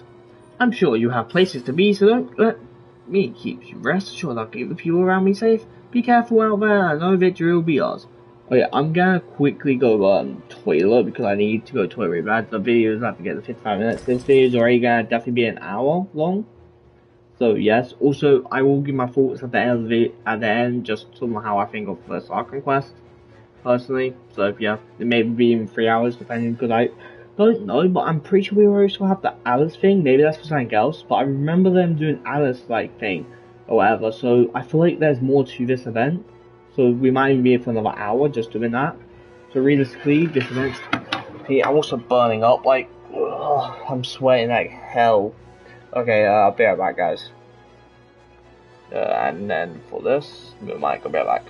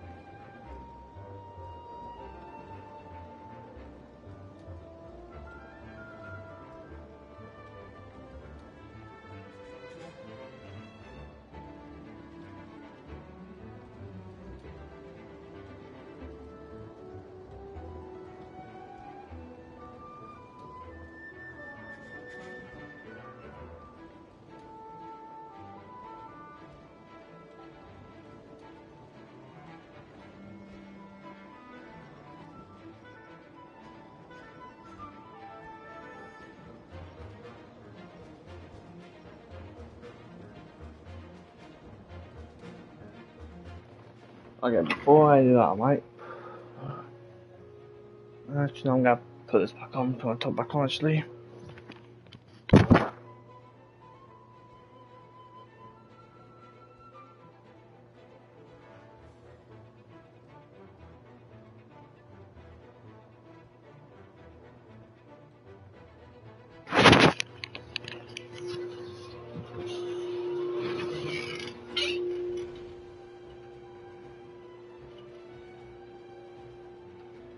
Okay, I am back.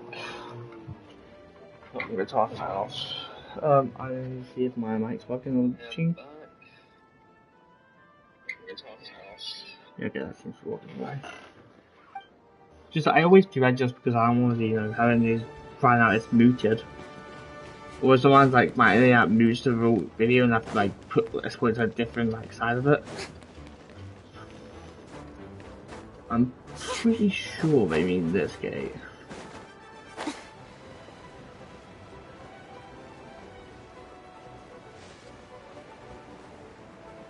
Yula!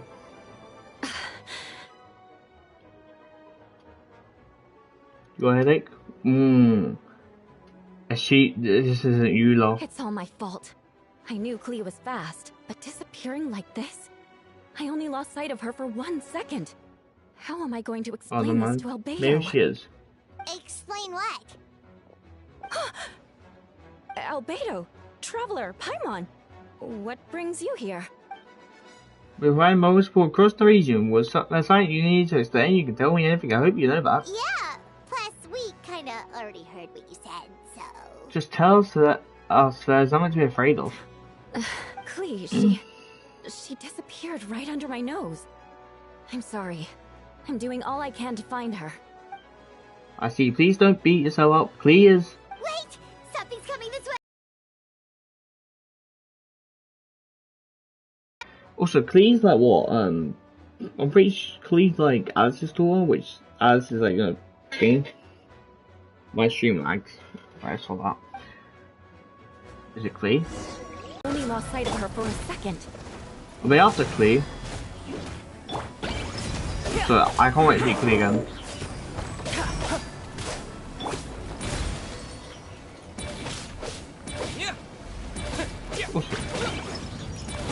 Also, jumpy, yeah, these are Clee's like stuff. Those bombs. I see what you mean. She's not to be underestimated. He got this one.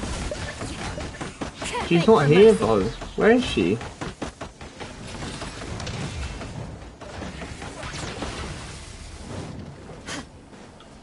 Moments of birth. Jumpy, go!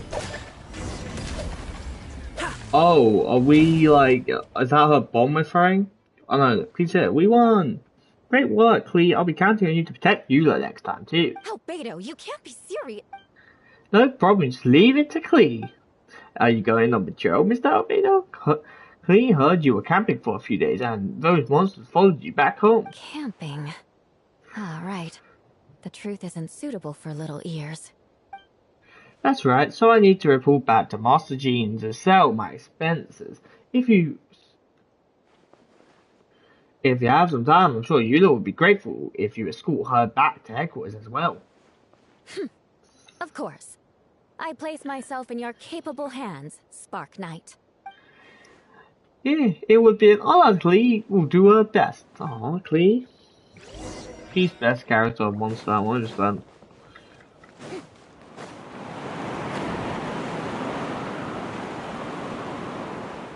I'm assuming if we ever get an Alice story quest, or when Alice comes to the game, like fully, we will have like, she will have a little Clee story there. I'm hoping at the very least. Because I'm pretty sure Clee's like, Alice's daughter from what appears to be sad. Gina!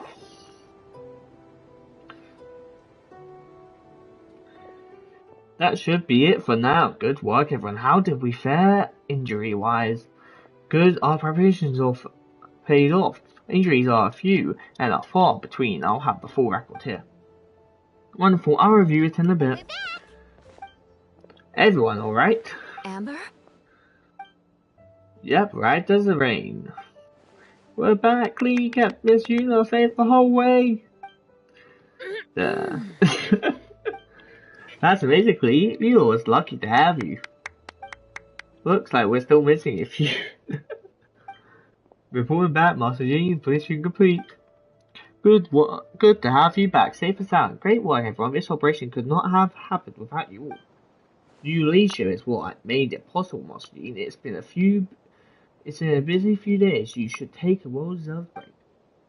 Oh, but I believe you deserve one most of all. My work isn't finished. I'm afraid I'll have a few loose ends to tie up. Loose ends? Ah, yes, of course. You can talk about it back at the headquarters. Drift Power should be there too. Alright, everyone who has finished their work should go head back to their quarters or to the church to get some rest. Wanna come with us, Clee? We can drink some tea and eat some freshly baked pies. Yes, yes. Oh, you was... Ah, Clee. Ah, classic Clee. Okay, are we gonna be calling Alice? Also, I know Grandmaster Verka or whatever ends up picking up, but for the first try. That's it, thank you for everything. I know there were difficult moments along the way. Oh, well, wait, does that mean you saw me running for my life? Ah, no apologies, just forget I said anything. Ah, just kidding, but you're alright. It was tough out there. I almost lost my hat to the wind several times. Not any notable information on the wind. Of course, I was out on the city wall for quite some time. I heard all sorts of things as far as something notable. Well, I picked up an anxious voice and a child's anger.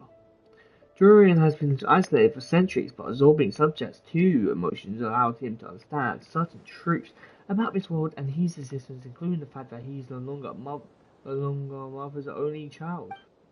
Or her most perfect creation. It's always he found that difficult to accept. The emotions he felt in response were quite genuine and, dare I say, human.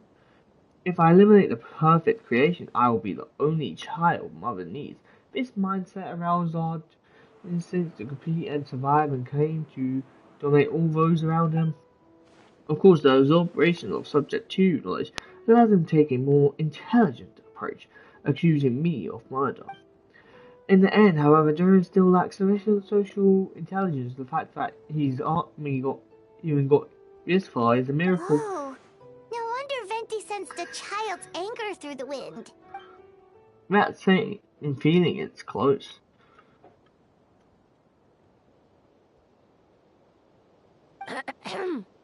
So, I'm here to make your report. Oh, nothing much to report, actually. Is that so, Jim? About we were talking about your transfer to 7th Combat. You were in charge of Charles and Bush Homes. How did everything go? Good. No problems. I see, if you don't mind me asking, why did you come from that direction? Why are you alone?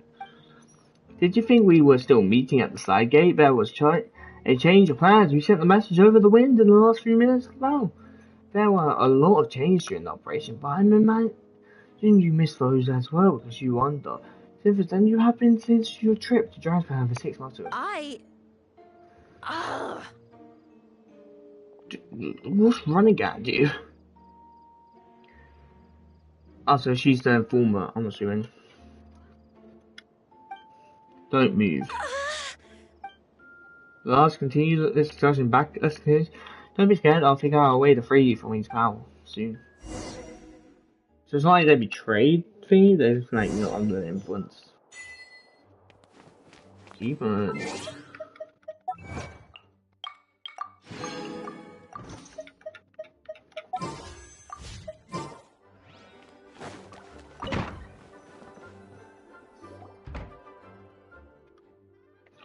Yes.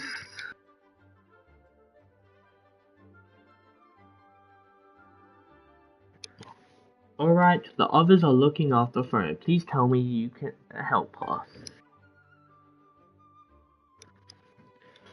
I can, as long as the rest of the operation goes well. Wait, the operation isn't over.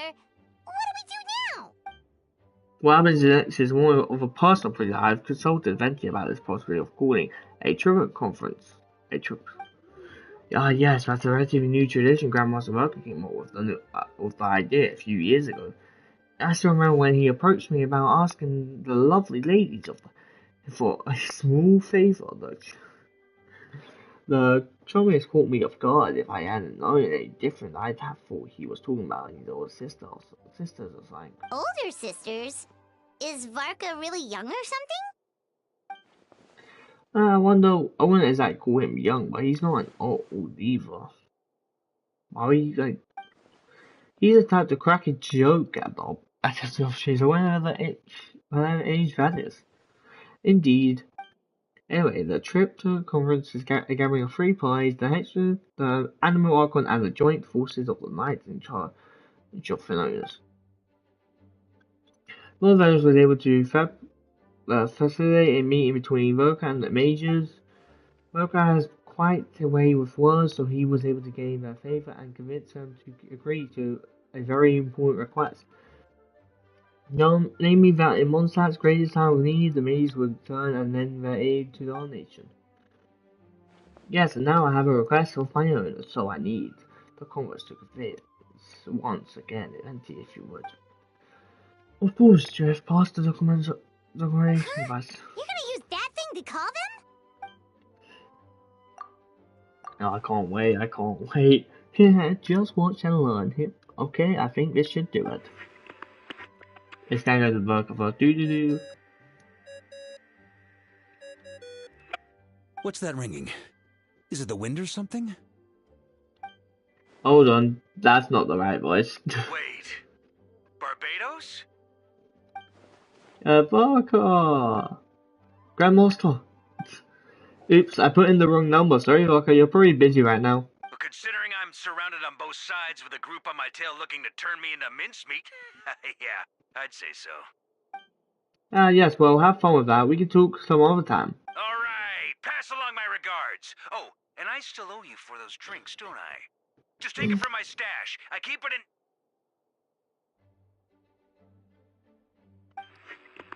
Hey!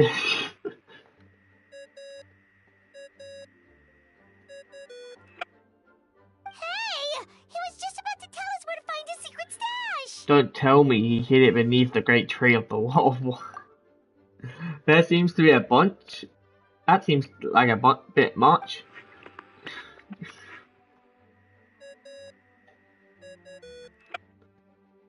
Hello? Who is this? Alice. Great beings, Miss Alice is Venti. Venti? Nope, it doesn't ring a bell. I already got teasing like this. Fine, this Barbados. Apologies, just a bit of fun. What can I do for you, dear Barbados? You still remember the Triwick conference, right? I'm calling on behalf of a friend. He's asking for a meeting. Oh? And which brave soul is it this time? It's me, Aunt Alice. Albedo, come inside for notice. Team requests a full meeting with the head. And what is your wish, dear Albedo? Oh, so she called her aunt, so like, I'm assuming, well, it's not related, but she considers, Thingy to be like relatively a family member, which that's why he looks after Clea a lot. I want to accomplish something unprecedented. How unprecedented. Something even your mother Rhine-daughter never accomplished? In terms of technique, no, but in terms of location and materials, yes. Okay, that makes no sense. You've piqued my interest. I'll be right there. Right, be right where? Here? As in this office? Hello again, everyone. Hello, Aunt. I see you've turned yourself into a giant Darling, isn't it? It even has its own hat. Wow, the attention to detail. Pleasure to see you all again. It's been a while. Please mention Clee. On behalf of the Hexen Circle, I hereby grant Albedo's request. I'm guessing you still need to prepare? Take your time. Just come find me at the long table when you're ready. Aw, that's nice of you. Huh, I suppose it's just my nature, darling. Thank you, Aunt Alice. Before we set out, there's someone you need to meet. Head to my office. He's waiting for you there.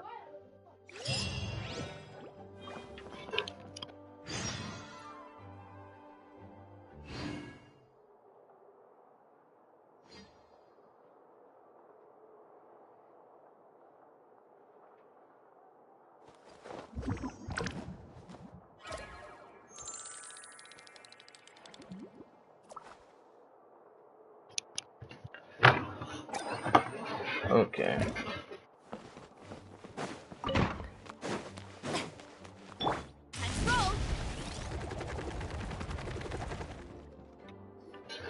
Hey, have you ever wondered why Albedo always keeps his office closed? Interesting. Bets there's a secret snack stash hidden around here somewhere. Okay. Hey, have you ever? Oh yeah, okay. Who the heck are you? Not so loud. Mini Turing, what are you doing here? Yeah, well, actually, I've kind of been helping you guys in secret this whole time. I tried tapping Paimon on the shoulder during the battle, but you deployed away too fast. You were there? Yeah, I've been in Mondstadt for a few days now, but I kept myself outside. I thought people might be scared of me.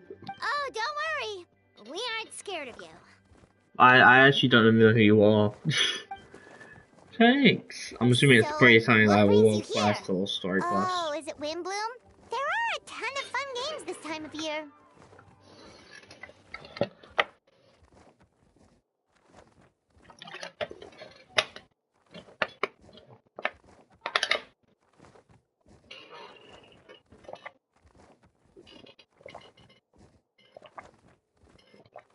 I don't know why every time I get warm, it hurts my throat. I just sneak off to the festival for a bit, even though I couldn't play the games because of all the people. I still had a lot of fun. But that's not why I'm here. Albedo and I made a promise to accomplish something great together. What do you mean? I'm gonna replace the Journal Games, but I'm gonna be the one who is revived and brought into this world. Wait, didn't that already happen? You left the storybook world, and now you're Okay, here. so he's part of the storybook world. Sorry, I should be more specific. Alberto said he can use alchemy to turn me into a human. What? Human turn, so you're Alberto's intended subject. Yes, he's been working on it for a long time. And that's what you want, Mini Durin? To become human?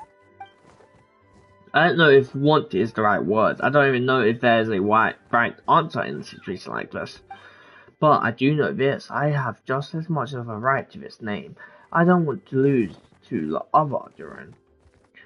Alright, he's a copy of that Durin. Becoming human isn't as simple as just changing form. I know, Alberto talked to me about that. He said, the Durin on James Bond is a lot more aggressive and primitive, almost like a beast. But Mom created me in the storybook. The pure parts of me can balance out the evil parts of him. And I'm honest, I don't know what that will look like if I can't still be me once I become one with that part of him. Maybe without a complete soul, there was never really me. To begin with, I better said these kind of concepts are normal. We're all just trying to figure out who we are. But I'm not afraid of change. I want my life to have meaning, and suppressing an evil dragon and becoming human both sounds pretty meaningful to me. So don't worry, no one is forcing me to make this choice. Well, turning you into a human sounds like a huge project. No wonder Albedo wants to get the mage's approval. Yeah, I'm pretty grateful to him. We're kind of in the same boat, you know. Evo told me he is the yeah, whatever. We will be the only two of our kind in the whole world. How can make all creation allowed to live in human form? If all living things are grouped together by species and there's only one other person like me in this world, I guess that makes us family. Definitely. You've just gotta trust one another. Actually, while we're on the subject, does your friend Hakai know about this? Yeah, I told him I was coming here to fulfill this. Dewey, he didn't try to stop me, he just told me to get a move on then. He didn't say it outright, but I think he supports my decision. Maybe he even thinks it's a good idea to go through with this. I'm a little scared, of course, but excited to. Anyway, I'm really glad I got to talk to you at a time like this. I feel a lot better now, so thanks. Did we seriously come up and just talk to him for that long? Ghost location in day by Alice.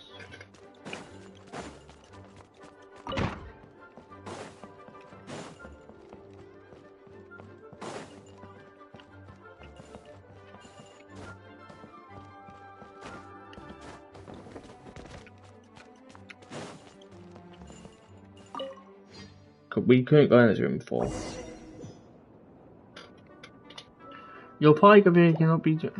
Oh, it's a story. It's the story room. Okay, it's just literally the thingy room. Okay, there we have gone. Are we playing chess? I can't wait. Welcome, one and all. Please sit wherever you like. So no unspoken rule to be aware of? I don't want to unwittingly park myself down on some important lady's chair. I highly doubt anyone's going to mind where you sit, Lord Barbados. But thank you for being so considerate. Jean didn't fancy tagging along? I don't have to say today. If she left, there really would be no one around to lead the Knights of Furnace. All right, never mind. I was just hoping to treat her to some tea. Oh, so, tell me, Albedo, what is this outrageous and audacious plan of yours that I've been hearing murmurings about? I'll get right to the point. I intend to kill the evil Dragonspine. Oh? And I'd also like to request some alchemy-breed gems from the hexagon. Which ones? I'm all ears. First would be the flesh of that immortal monster from the marriage of Interesting. What else? The other is a potion of the left by my mother, right? The raw material from which she created her monsters in the past. There's not much of it left. I don't understand if she's like a bad person or not, because one says of Kara doesn't really like mean that she's sinners of the gods. Second, people call her a mad woman, so yeah, but Alice seems to be friendly with her, and Albedo doesn't mind her. Dragon blood, monster flesh, and embryo. Sounds to me like a formula for creating life. Correct. Durian's heart has continued to beat ever since the day he died. That means it's just a matter of time before he eventually returns. It could be centuries away or millennia, but the day will come. I've spent years investigating Dragonspine, so I'm well aware of the danger he poses. He has already posed a considerable threat to Mondstadt at less than half of his original strength. There's no telling how dire the consequences could be if he ever regained his full life force. Hence, if we want to be free of the danger posed by his blood and limited rarity, we must find a way to eliminate them entirely.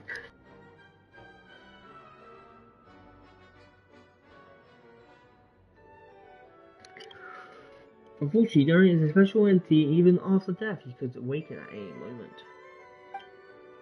So the solution is to kill him and then resurrect him in a different form. Upon resurrection, he will no longer be the creature he once was. In fact, he will no longer be a monster at all, because I intend to transform him into a human-like being. During the summer, Klee and I visited a fairy tale world called... it was created by mages from Hexagon, so I'm sure you know of it. Of course! It was even the home of one of M's children, the other Oh, I see. It was during that journey that I learned with centuries that Durian would return to life one day. So that experience inspired me. I met the pure soul M had created. And I knew if I wanted to change Durian's fate, he would be the key. To that end, I devised an alchemy model for the transformation. The soul will come from the fairy tale dragon spirit, the blood from the original dragon. Remains from the merge far, and the brain of the left behind will form the flesh. The cursed nature of the dragon variant and the heightened variety of monsters remains will offset each other, keeping constructed body in perfect balance. A powerful side effect can be triggered when asserting forces and life energy collide in an alchemy setting. The results are sure to be sort of nothing. 1 second. Something I'll turn my fan back on.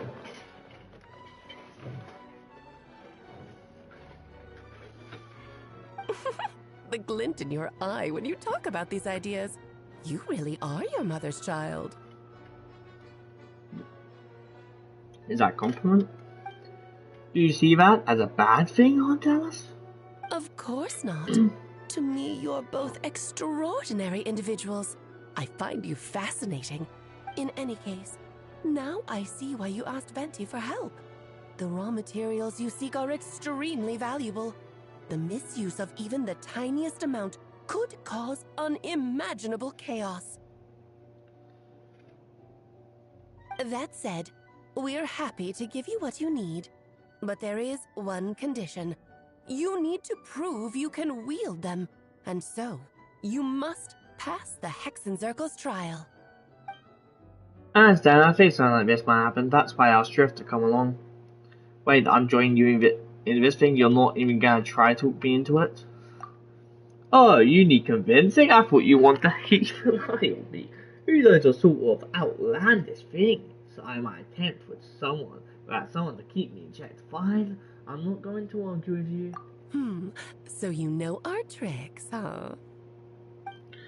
Alice has always loved the spectacular. Any chance to witness friends come together to support one another. Well, success means little if you have no one to celebrate it with, no?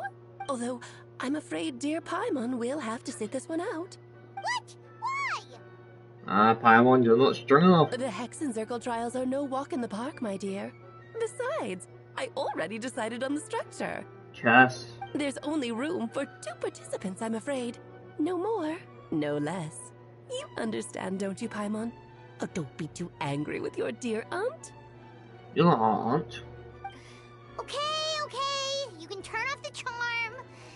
Paimon will stay behind. Thank you for being so understanding. Then, whenever you two are ready, interact with the chessboard on the table. I would love to see an interaction between Alice and Klee. I'm almost certain they're mother and daughter. I could be wrong, but I'm almost certain. Also, I guess our way of calling her on is just a way of like doing a thingy. Is she told us, let me make a full request. Will you go through the trial with me? Of course. Let's do this. I don't really have an option to deny. Are you ready, Drift? Just about. Then, my dear children, get ready for a taste of the Dodo King's magic. Oh my god, what the? Huh?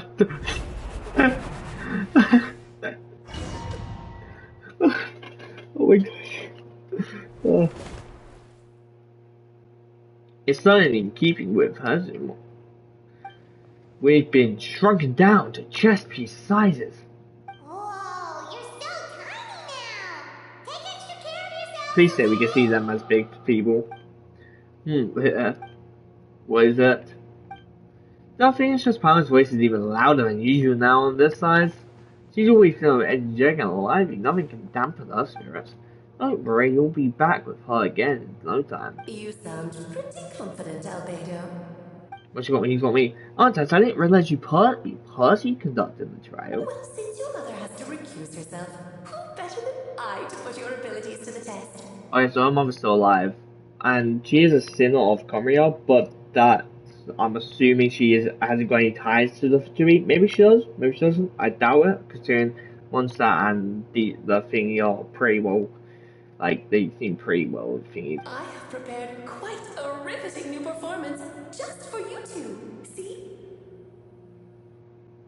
But if she's also a sinner from Comria, Prove to me that you have what it takes to achieve I'm also your goal. going off what Google said, but if she's a sinner from Comria, I'm assuming she knows, like, I'm assuming like maybe Alice knows of us, or Ronjaha was the one who showed up in Fontaine and wanted to talk to us.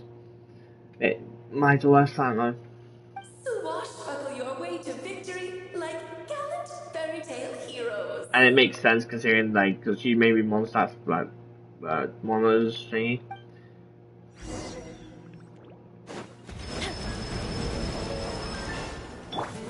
Off to the freezer. What time? Okay, that's not fair. So I'm not gonna use that way. Feel this ancient power.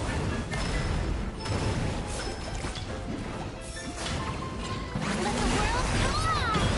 How dare you! Into the shadows. One source is ultimate blow. Running speed. Feel this ancient power. I saw you were able to get it. Hey, you have to make them okay.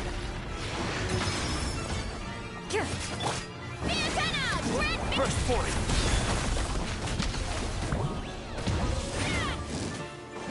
Witness my great undertaking.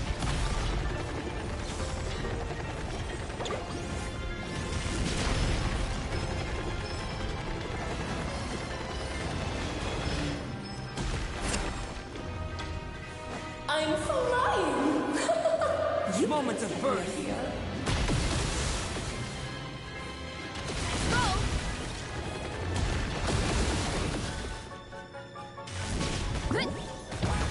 Live! I can't witness my great undertaking.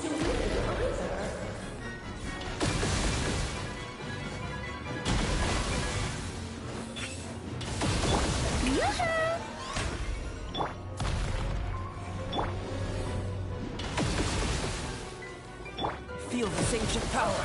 I can't lose. But I can't win either.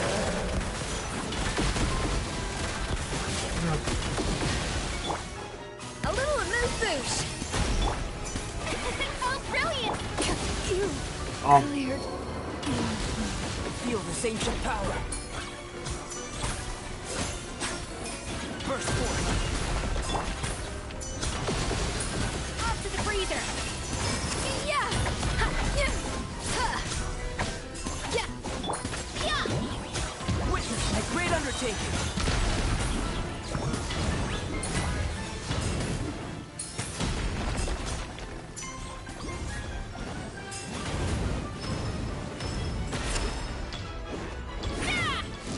It's justice o'clock. Feel this ancient power. Adaptive frosting. Should present a united front. Okay. Slip up. That's So now we've got the queen. Oh my god. Feel this ancient power.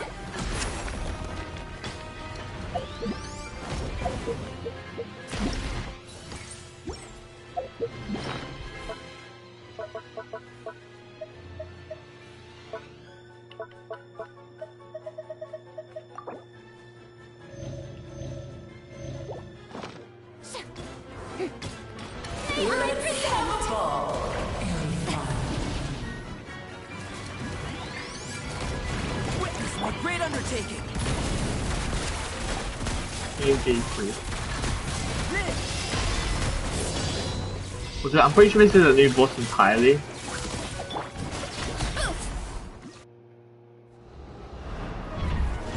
Let's see.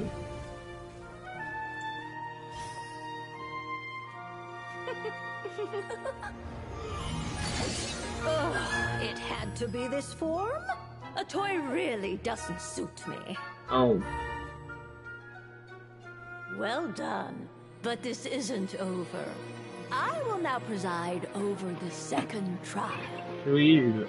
Stare straight ahead, and you will see things as they appear. But change your perspective, and you will see them as they are.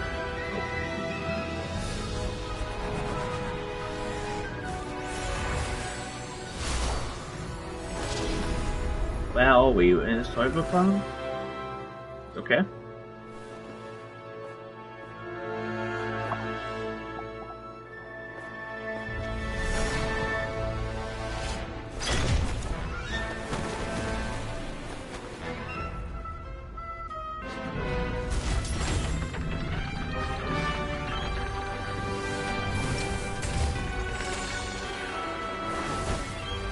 Okay, this is what we saw.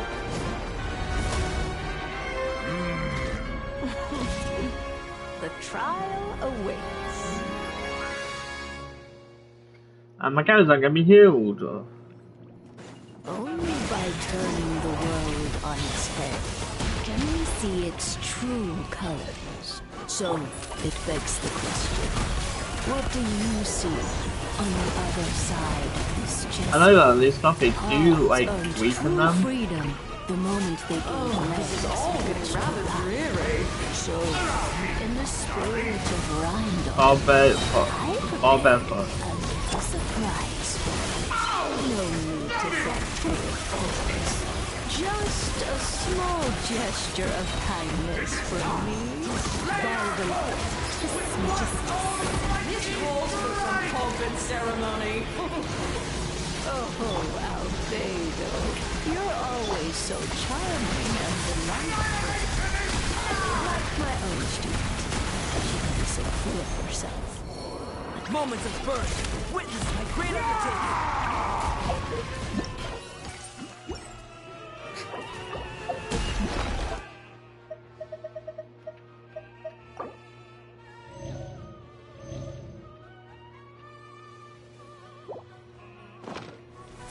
Oh. Time to shine. Let us dance, my dearest. Try to remember the steps this time. Too strong. Oh my god, this is so annoying.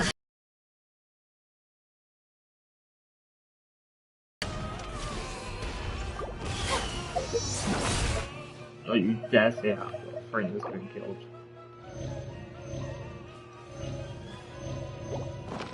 Witness my great undertaking.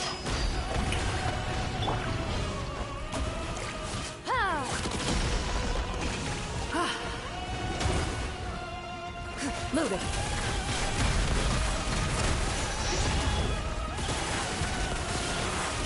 Feel this ancient power. And now, a towering return. Burst forth. Into the shadows. Cover the beam. What am I hearing? It is. Witness my great undertaking. What? That's not fair. What? How is that fair? I'm literally going to lose. Like, if I lose, do I have to do the whole fight again? Yeah. Witness my great undertaking. Okay. Oh, that's how that's thingy on this. If I just leave it for a while, but maybe we'll do some. Burst forth.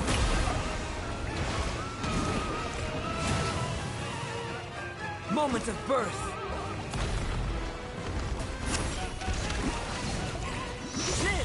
Then I had all my hand and health back. I saw this. It's waiting getting that too hard.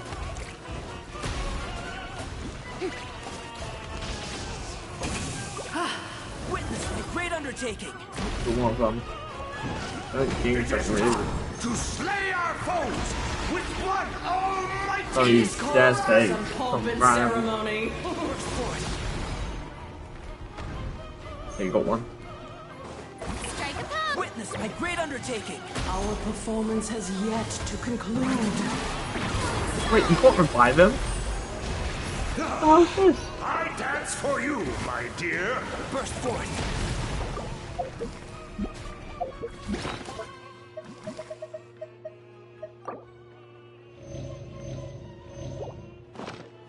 The symphony Feel this ancient power. Just don't get stuck in the barrel.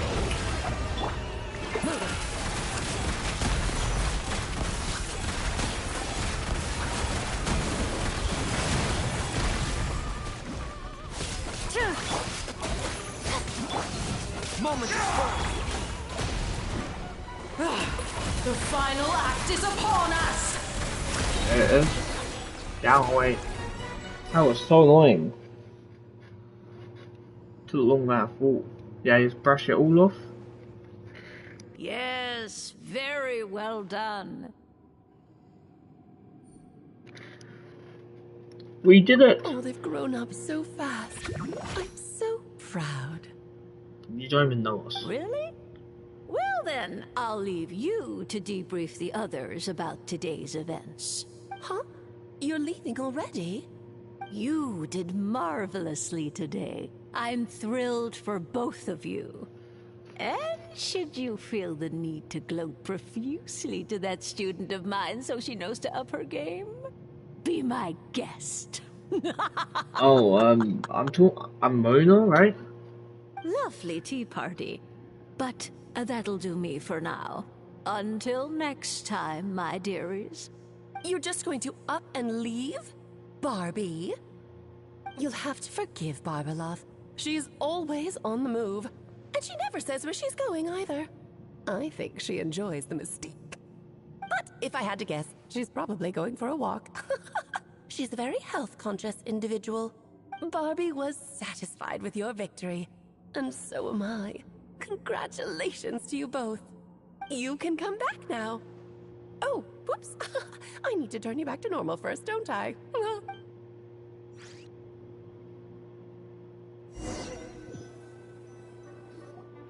You're finally back. Great job. You made it all look so easy. Nice to have you back safe and sound. Now time to relax and switch off. You've earned it. Thank you. It felt pretty good to beat the trial. Once you've rested up, let me know when you're free and we'll head to Dragonspine. To deal with the Dragon of Dragonspine, right? Indeed, the sooner we deal with Durin, the better. Marina is killing me.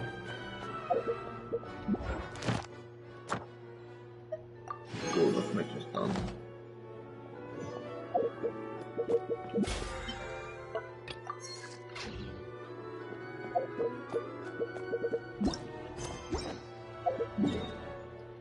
Oh yeah, go here, just get my AD commission quest done. Out of the way.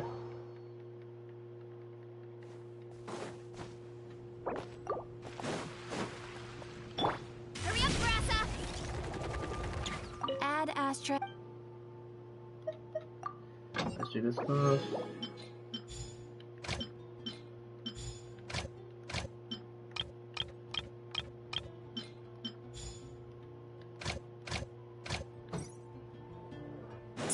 Add Astra. Thank you for completing today's commissions. Here is your reward. It's been quite a while after I mine like okay, after I complete like the story. And then I'll decide what to do the actual thingy. 5 + 2, yeah. Yeah, pretty sure.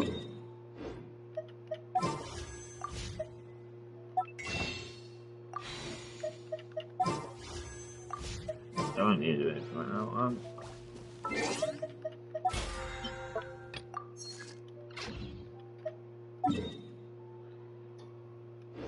Do I have a person more? I'll just get one. I'm getting over here just to heal my guys. Do perfection.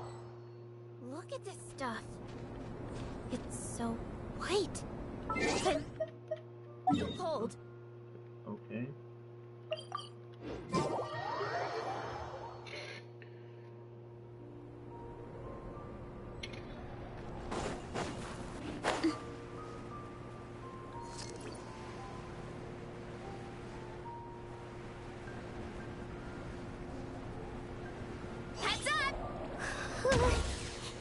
Yep, this place is as freezing as ever. Paimon's hands are turning to ice. Oh, that doesn't look right. Is that hot? Yeah, it's beating. I can hear the beat.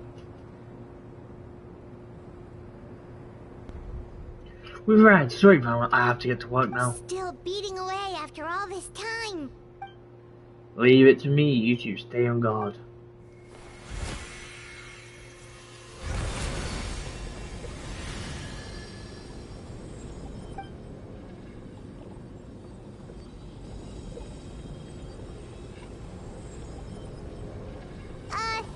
May Paimon ask a question? You may. Who is Durin to you? Do you think of him as one of your kind? And is he a dragon, person, animal, or monster?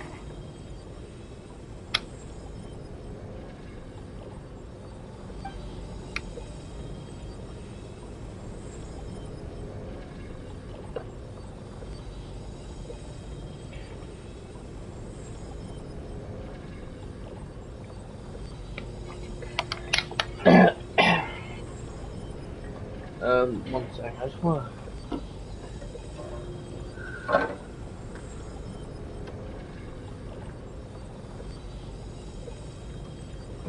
It's right there. For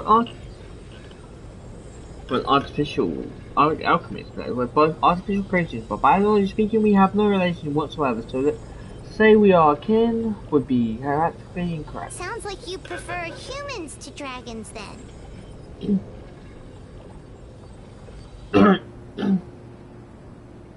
It's not a matter of preference, rather, as a thing stand, I would say I belong to the class of human.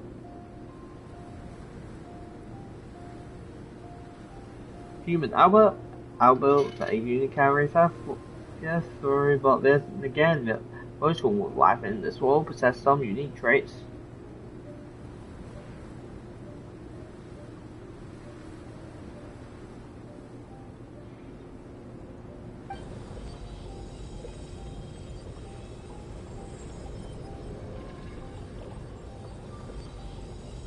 Just looking through, but I already done like that thing for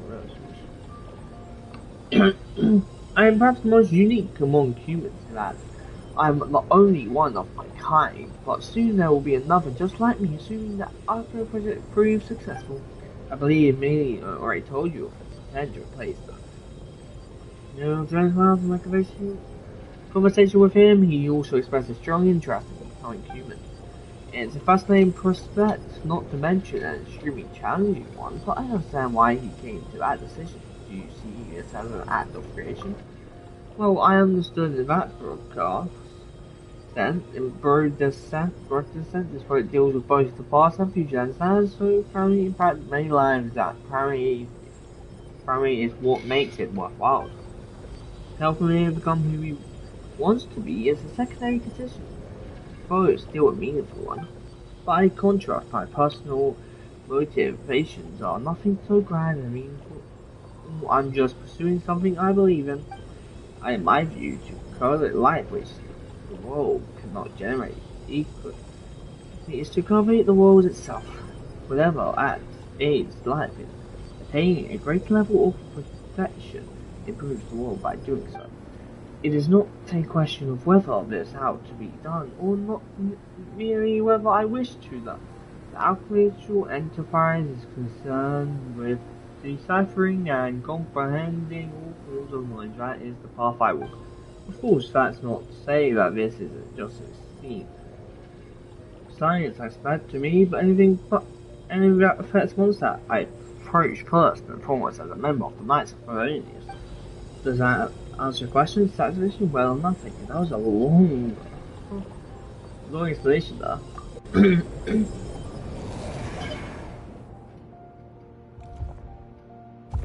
Finished. Oh, like just holding the heart. Golden energy has encased the dragon's heart. The whole heart would be too big. I don't need that much. Instead, I just remove the core. The rest will lose its value completely. This time, we should finally die for good. Wait, but in that case, what's gonna happen to the fake Hertha? And what about the people who fell under Durin's influence?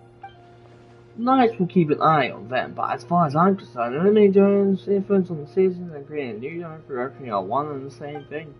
Armed with his Hussar, I'll be able to complete the array and deal with all these issues in one go.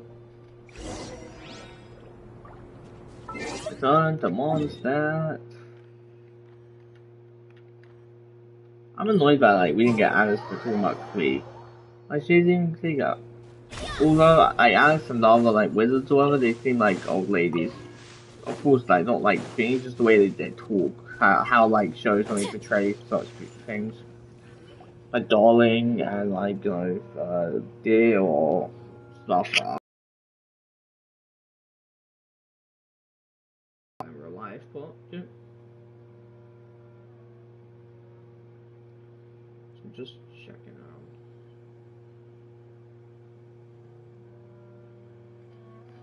Let's call it a day here. Thank you for accompanying me. Pleasure. We sure learned a lot. Yeah. Mondstadt's a lively place during the Winter Festival. You should take a look around and pick out some nice souvenirs for yourself. Oh yeah, the festival! Wonder who the Windbloom star is gonna be this time. Well, we've been too busy dealing with this situation the entire time. Who else would be free to work during the Windbloom festival? Catherine. I'm sure we'll find out on the day of.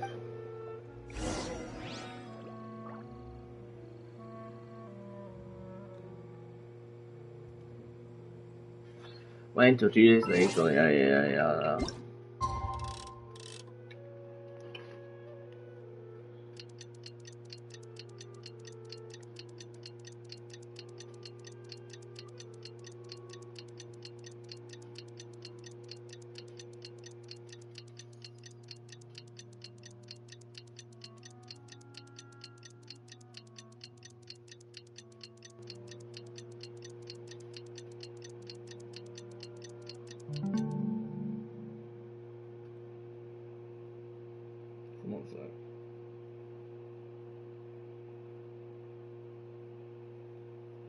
Stream for almost 4 hours. The Windbloom Go Festival to the is about to plaza. begin. Let's go check it out. Who won? Who did I think won? I thought the only one who handle was free this whole time. Seemed to be Catherine. They could be like some unknown character. I don't even know what they're judging off, to be honest. I have no idea. Was it good deeds? Mondstadt. Here I go. Hold that.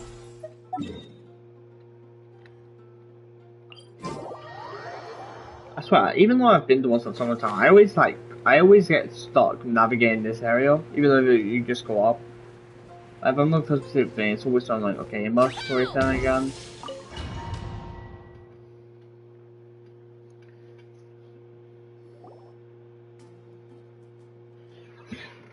As all of you know, during this year's Windbloom Festival, the people of Mondstadt have band together to defeat several waves of monsters that try to invade our great city. Accordingly, we would like to award the title of Windbloom Star to someone who made an outstanding contribution to the defense them. We're gonna be the star. It's already said none. If they don't say us, this is stupid. But then again, it's our us or our bird of Albedo. Or Klee. Klee make other stuff. There's someone who may not look at Iron Strong Warrior, but whose genius that played a vital role in gaining control over the conflict. His words and songs will always have a way of lifting people's spirits. And many. Okay, so Venti. Let's give it a round of applause to this year's superstar, Venti the Bard. Wow! Amazing! Venti! No way, you're really gonna pick me? And he said song, I was like, okay, yeah, Venti. I was like, I'll bet when it's a keen insight, and then I was like, oh, song? Yeah. Why not? You're the perfect person for the job. Alright. Does that mean I get only free drinks at Davin? I'm sure they'll be more than happy to support this year's Windbloom Star if you like. You can even take a drink while you give your acceptance drink to the crowd. In that case, let me swap out the speech for a song. Everyone, the best bard in the land is about to begin his performance, so don't go away. Gather around and lend me your ears.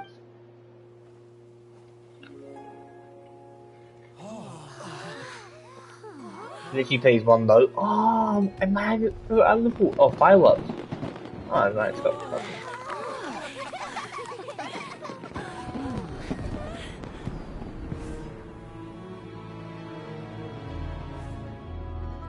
Wait. What secrets you holding? I hereby exert the prayer of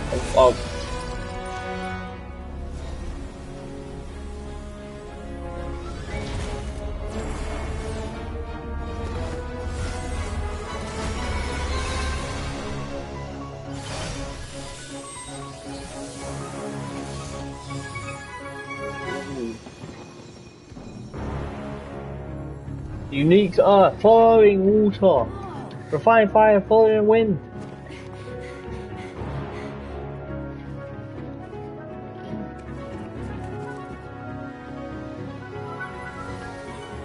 Traverse the inner world and 12th passage. That's a sick cutscene.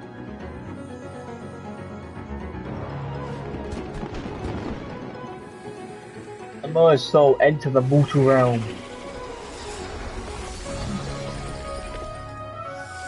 And enter dash into sacred blood and bond. O sages, witness my grand endeavor.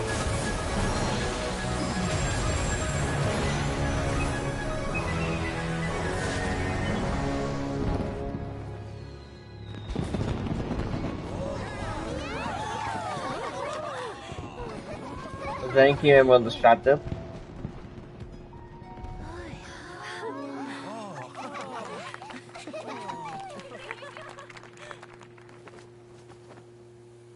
How was it? Not bad, right? Okay, I don't know if true. Uniform? It's gonna be a kid. Oh, that looks like such a... I still like Venti. What? That looks like Venti, am I wrong?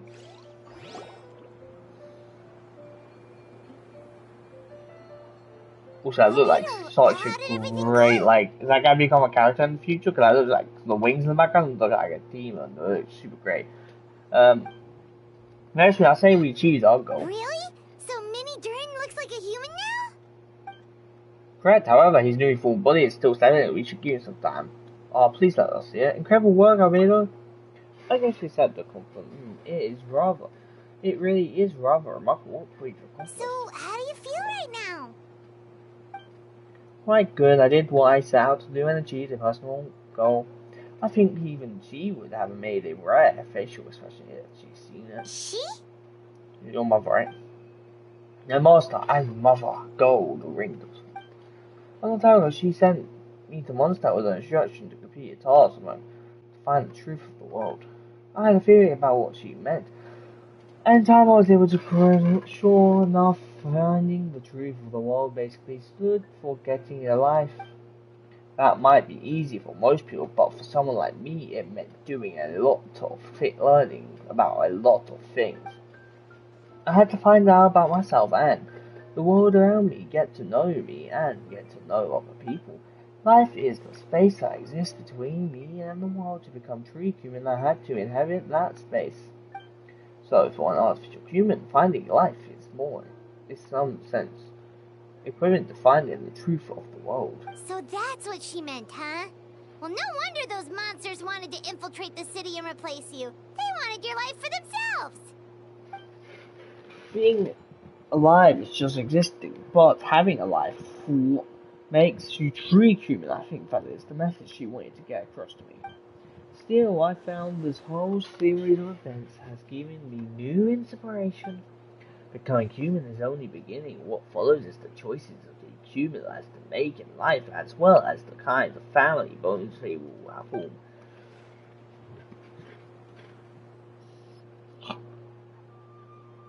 I don't know why our friends been killing me for the past couple of days. Also, like, this talking, like, because, like, basically half the cast isn't voiced. I'm pretty sure Amber's not voiced, Aveda's not voiced, Jean's not voiced, Kaya's not voiced, Luke's not voiced, that's 5 already. Barbara's not voiced, 6, Rose is not voiced, 7, more than half. Like, literally the main character of this story, of this hard quest, isn't voiced. Most people would probably see the events of the last few days as something out of a nightmare, but for me, it's just part of my family life. I fear that the carefree since my brother has enjoyed this far will come to an end. Just like me, he will have to step into the world and face the same constraints as everyone else. Okay, I'm assuming brother means the dragon, thingy. But also, like I said, them not being voiced does take out from the story a lot. Also, it kills my throat. Even the novel story, I don't read the whole thing to it. I'm like, yes, give it. But the fact is, I'm obviously, like, I am inside for the story. I want a lot. Second of all, I only do that stuff mainly when it's not a story. When it's a story quest or such quest, yeah, if it's here, I'll at least like show it. If I can't be asked to read, I'll at least show it on the screen, then go off. I read in my head, read out loud. My voice like is killing me. You've got an unusual family, that's for sure.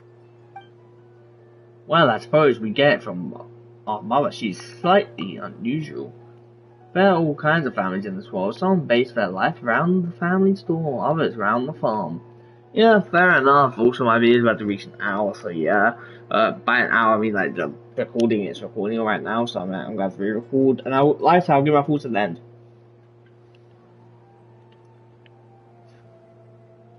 I had to rush that last sentence. Otherwise, there are all kinds of families in this world. Yeah.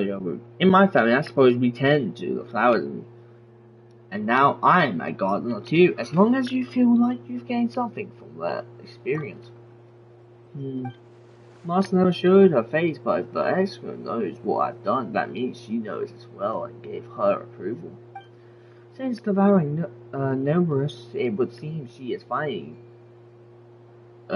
a moral feast devouring Noberus.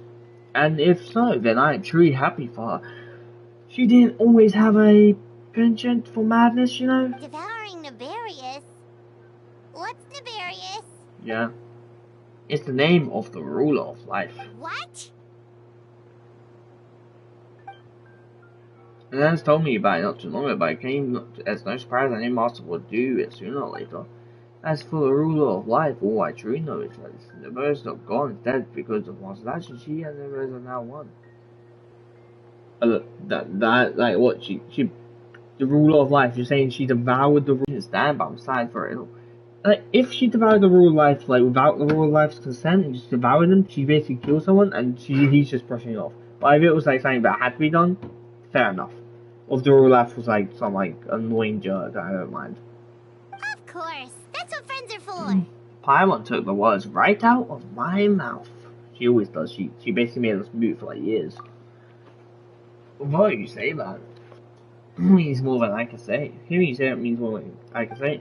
I'll make sure to pass along the sentiment when I report back to Master Jean. Oh, so you're heading back to headquarters? Well, good luck with the report. Thank you. I'll get going. Bye. Have a good time.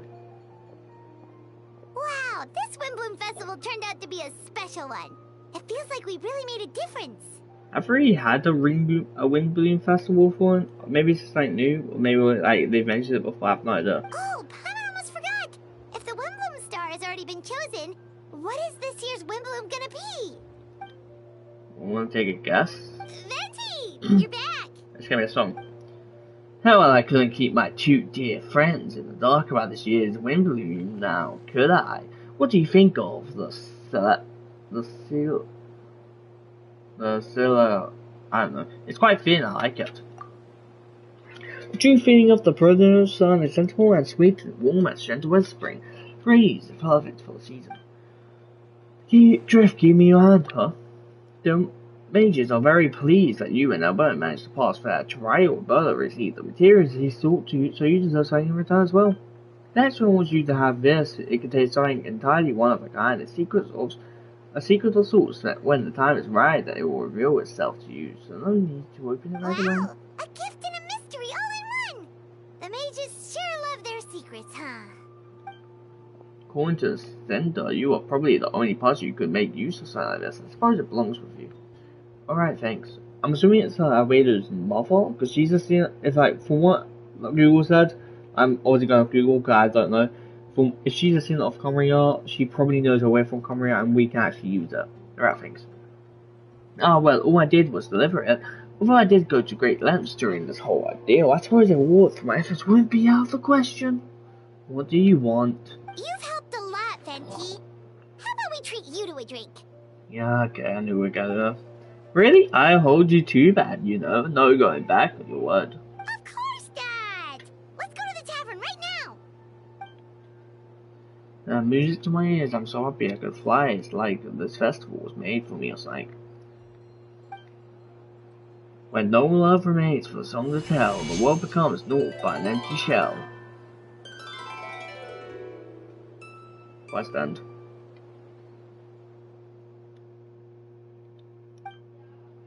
Cruel is said, fate cruel it may be, were it not for a hero who could set us all free. At foe's shadow so cold he sought wisdom told, chasing a fragment the wind only knows.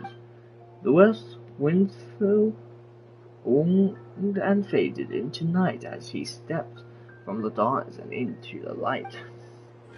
Oh my god, I'm actually dying here, it's burning, I can't wait to rest for that.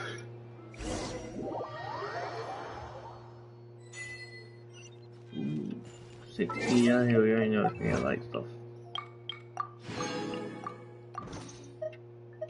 There's an auto quest, so shouldn't I get anything? Yeah, guy. Oh, that's not what I want. I will check quickly, there's... Might as well unlock something, unlock...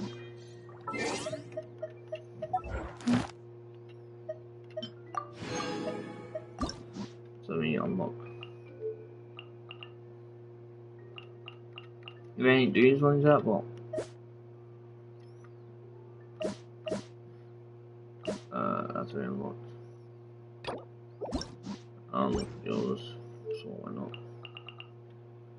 Available. I haven't started yet, I'll start that soon.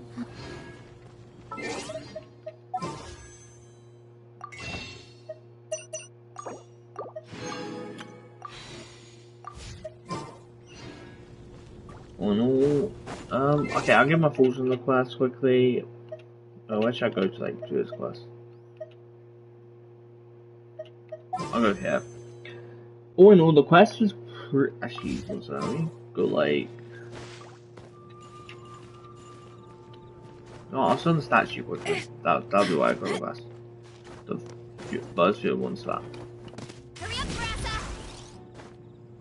So this quest is like 3 hours long. But it's like 2 hours and like 50 minutes, 30 minutes go take. I did stop. And it depends on how quick you can read. Especially if you read out loud, it's longer. This quest was really good. What I liked, I did get it right about shapeshifters, technically. But I also got the context wrong. I thought Albedo was a shapeshifter when he was like Albarian in the bodies, which is not the case. Yeah.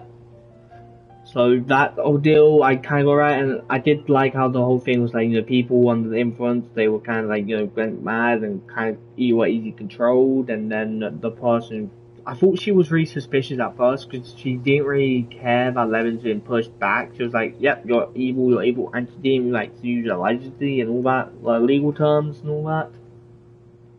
So I did suspect her, so I'm happy I was right. I didn't think she was a shapeshifter though, like, you know, someone thingy. I thought she was the real one, because that didn't cross my mind at all. But the whole, like, you know, thingy, and then the whole them accusing, you know, that other god for not knowing about the star, because no one, I'm assuming she covers it or whatever, like, you know, she has it covered on her thing. So, yeah, I'm not surprised there. And all in all, the whole, like, you know, Albedo doing that dragon spine thing, with making the dragon human, it looked like it was a Venti human though. And maybe he looks similar to Venti because, like, I don't know, or maybe he looks similar to thingy, someone else who looks like Venti. It looked like Venti. I could be wrong though. Like we only saw the eyes shot. It looked like Venti's face. I could be completely wrong. Hopefully we do see him in the future. I'm assuming we're probably gonna see him for. Assuming we're probably gonna see him for like a what's it called? For a character in the game. So yes, Mina will probably be a character. He'd probably have a different name. He may name himself something else. Or maybe just name himself the new Durin or whatever.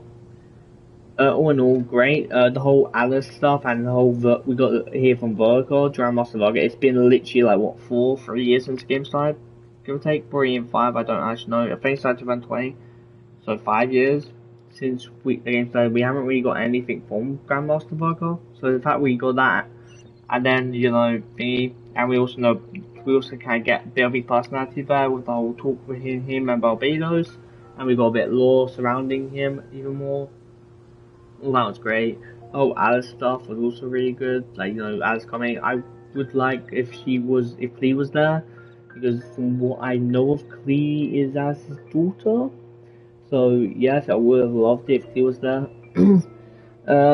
I thought like Albeit looked up to her as like an aunt, but from what as just asked, Pamela is your aunt Alice, so I'm assuming it's just because she likes to be called an aunt or something, or she thinks everyone's like a kid to her. A bit rude because I'm 500 years old, so yeah. All in all, I did enjoy this a lot. The Chinese part was like that whole obstacle part, like, you know, boss that was annoying because I kept dying. You know, you have to run away. But yeah, I do like the whole albeit being framed. It reminded me a lot of Fontaine. There's also gonna be a Fontaine like quest event that's gonna happen. I will partake in that when that happens. So yeah. All in all, I think it's a good Mondstadt update. The only thing I can see people having a problem with is them not being voiced. But I think in other countries that probably are voiced, but in English they aren't, because English voice actors are striking. If you want to know that old deal, it's quite a lot. Okay. Honestly, this might be one of my favorite actual Arkham quests after the main Arkham quest. Like, you know, the interlude of the Arkham quest. Like, not the actual Arkham quest, but every time an Arkham quest is finished, you get like a random quest that counts as an Arkham quest. This is probably my favorite one of those quests. honestly speaking. The other one was kind of boring because I kind of got forced into it. It could just be the fact that I'm doing this when it got released instead of doing it when I'm like, just being forced to do it and nothing really interesting happens. But yeah, honestly, a great quest and I did enjoy it.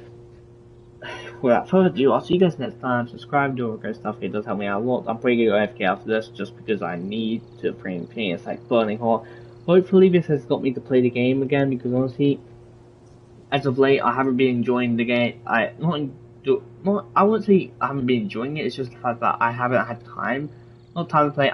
It's just that I'm so lazy right now because I'm burning up.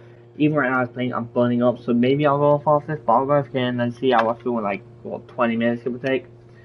All in all, I did enjoy this. I did also get if you looked at the video earlier, I got this character. So yeah. Yeah, it got late for also a chef, like honestly looks really nice. So Mondstadt. Okay, I'll have to say it. Without further ado, see you guys next time. Subscribe, do all great stuff, it does help me out a lot. Hopefully this has got me to do a lot of Genshin stuff. You'll probably see like the story quest come out today or tomorrow after this video comes out, at the very least. Whether I actually do it on today's live stream or not is another question. Without further ado, I'll see you guys next time. Bye. Oh, breath. I'm gonna go okay though, so see you guys then. See you guys, and maybe I'll come back, maybe I won't, depends on how I feel, because I'm burning up like hell.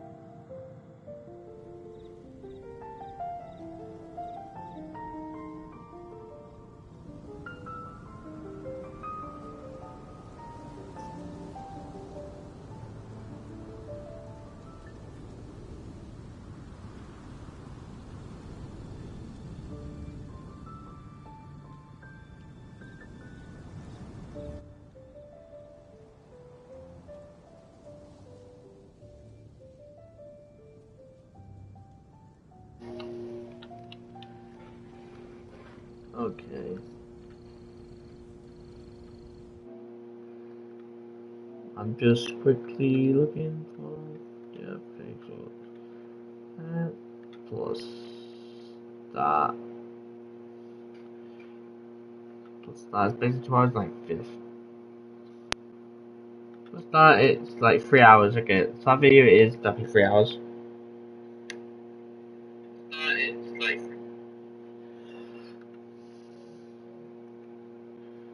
which is all good.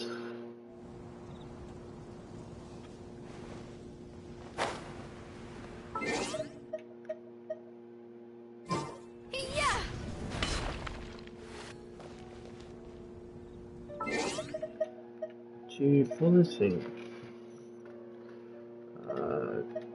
character.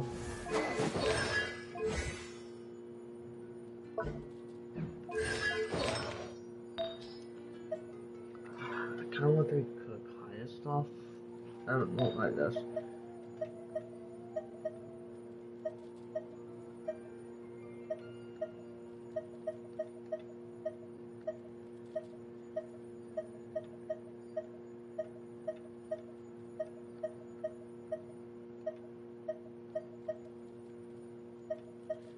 I'm gonna swap this. I'm gonna take that from thingy.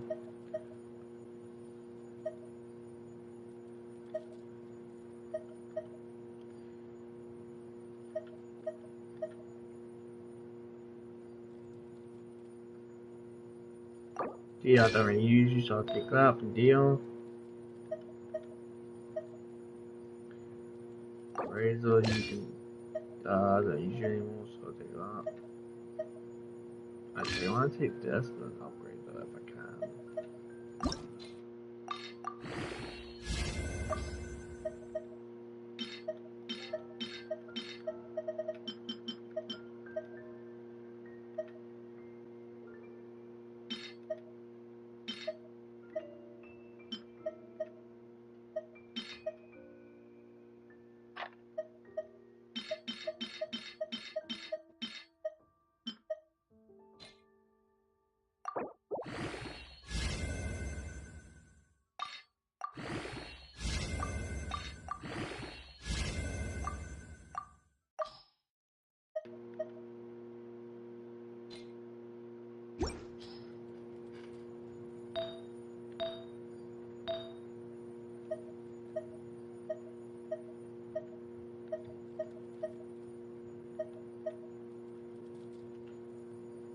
Where's that unusual?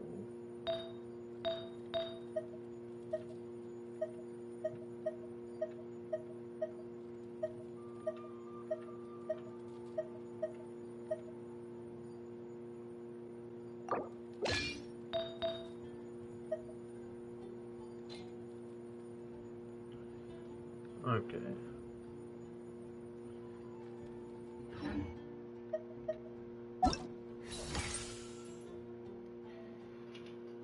Okay, testing.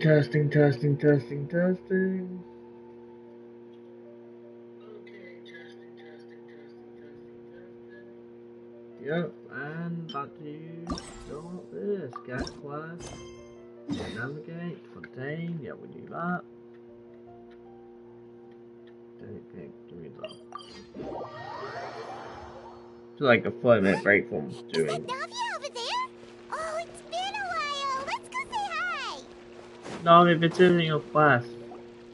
From what I understood from like 5.6 live stream. She's voiced. We're gonna cook off flight ticket. Get lost, Monica! I don't want to see you back here until you're ready to wake up and start doing things properly! Right now, you're a disgrace to my kitchen and to the Hotel de Boer name! It was an accident. I'm sorry, did you hear me asking for excuses? No, I'll do better, I promise. Why is she so aggressive? She won't even listen to what the poor girl has to say. Oh, hey, cut her some slack. You gotta at least hear her out. Wait! Huh? Who do you think you are telling me? Wait a sec. Navia? So, you're bringing backup now. Suit yourself! You're still wasting your time! I won. Savannah, is this how you always treat your staff? My staff is right. I'm the one in charge here now. And last time I checked, the Hotel de Boer doesn't take orders from the Spina di Rosula. Of course. How you run your kitchen is none of our business. But when a member of your staff is so overworked he becomes gravely ill, that most definitely is our business. We're going to stand up for him, whether you like it or not. Overworked? I've said it before and I'll say it again. If Fermon can't handle the job, then tough luck. There are plenty of other capable people I can hire instead. But Fermon can do the job, he just... She cashed out. Back inside, now! Huh? But you said... She I shouldn't come back until... Just do as you're told, and not another word out of you! Come on, we have work to do! Wow, what a horrible person! Sorry. Looks like I've dragged you into some drama again. So who was that rude person? Her name is Savannah. She's the new head chef at Hotel de Boer. Ever since she took the job, she's been enforcing a brutal work regime and putting a huge amount of pressure on her staff. But has she done anything? One guy was so overworked, he collapsed from illness. He's been bedridden for days, and he can barely even talk properly. I'm sorry. It's all my fault. I don't deserve to be a chef. At his family's request, the Spina di Rosula is trying to mediate on his behalf. We're not exactly making a ton of progress, as you saw. Savannah is adamant that Vermont's exhaustion and illness have nothing to do with her or how she's been running her kitchen. She's refusing to have any kind of meaningful dialogue with us. Our next thought was to talk to the other chefs at the restaurant and get a better idea of their working conditions. But with Savannah watching them like a hawk, no one has been willing to open up. And that's why I'm here, doing it the old-fashioned way. Camping out, watching, and waiting for an opportunity. So you were waiting for them to leave, and then you were going to approach one. Yeah, Paimon, why did you ruin it? It was so obvious she was upside. Oh, shoot! It all makes sense now. Sorry. Paimon should have thunk before she spoke. Did Paimon ruin everything? Second of all, you shouldn't be intervening in people's conversations anyway, Paimon. People are rude like that all the time. Like, not all the time, but like, you hear people shouting on the street. It's not like that. Hey, what's going on? You should be a little nicer to each other. Oh, no, not at all, Paimon. Honestly, the way she was laying into Monica, someone had to step in. I'm sure I would have piped up if you hadn't. And besides, I don't really think I'm built for espionage. Either way, it's nice. Seeing you now, so you probably won't get out of chance. Yeah, meaning it's gonna be all the more difficult to get the inside scoop now. Oh, I might as well head back to the Fleuve Cendre then. We'll need to come up with a whole new game plan. Paimon will join you, cause this is kinda all Paimon's fault. Yeah. Oh, so what I have to join now too? Guys, it's fine. You don't need to worry about it. That said, if you were planning to visit the Fleuve Cendre anyway, let me take you out for a meal. I'll make sure it's a proper feast. Yeah, a but really famous chef just joined the Spina di Rosula's tavern. Her name is... Sorry to interrupt. I just wanted to apologize for the scene you witnessed just now. We shouldn't subject our customers to that.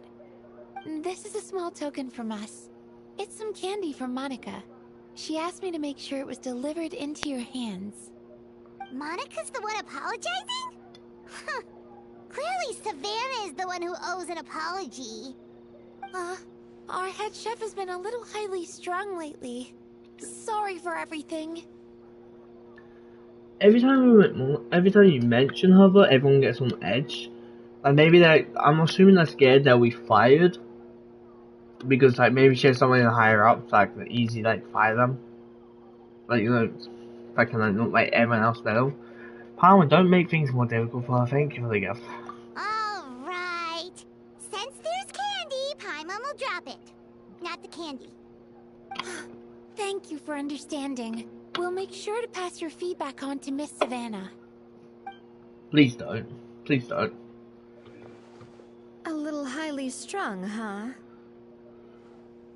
Looks like we're silent in the kitchen. Even the waiting staff are on edge. Paimon doesn't get it. How did someone like her even become head chef? Well, according to Fermat's family, she hasn't always been like this. But that's a story for another time. Let's try this candy. Yes, no one understood. Is something gonna happen to us? Paimon totally gets it. Come on, dig in! Huh? Hold on, there's something written on the wrapper. Find Escoffier. I was like, it's like... Escoffier? Could this mean... Huh? You know that name, Nadia? We're the chef. Right. Let's stick to the plan and go back to the Fleuve Cendre for now. That's where we'll find Escoffier anyway.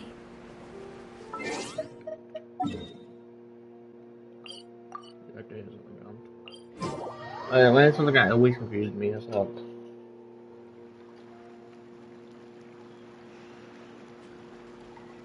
So, who is this Escoffier anyway? She's there, I can see her. For starters, she used to be the head chef at the Hotel de Boer, before Savannah. She recreated the legendary Gâteau de Boer and restored the restaurant back to its former glory. Safe to say, she's the most renowned head chef in the Hotel de Boer's history. After the culinary genius Modeste himself. Gâteau de Boer? That's the super exclusive cake that they only sell a few slices a day, right? Wow. Why the heck would she let Savannah take her place?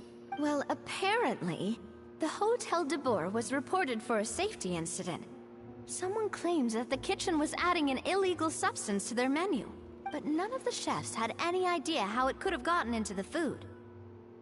In the end, Escoffier decided that as head chef, she should take responsibility, and she was sent to the Fortress of Meripede. The Fortress of Meripede? I feel like Savannah or whatever her name did it. I don't so giant. It was probably just a formality. We got sent there just eating food. Well, you're right. The quantity of the substance they found was fairly minimal. Even the guards believed the whole thing was probably just an accident. Escoffier didn't have to stay in the fortress for long, but still, by the time she returned, the role of head chef had already passed to Savannah. So that's what happened. Paimon still thinks it's really unfair. Even though Escoffier is no longer head chef at the hotel, she's still well respected by the staff. So, I'm guessing what Monica wants is for us to convince Escoffier to try and negotiate with Savannah on the staff's behalf. Maybe she knows. Oh, Paimon gets it! Monica wants Escoffier to come back and kick Savannah out. It's simple. If the new head chef is stressing everyone out, then the solution is just get the old one back. Well, about that... You thought cream of mushroom soup was ready to serve after 3.5 minutes on the stove! You'd have had more sense serving hot water with ice cubes. At least then you wouldn't have wasted all this perfectly good cream and mushroom! What do you say, Hilaire?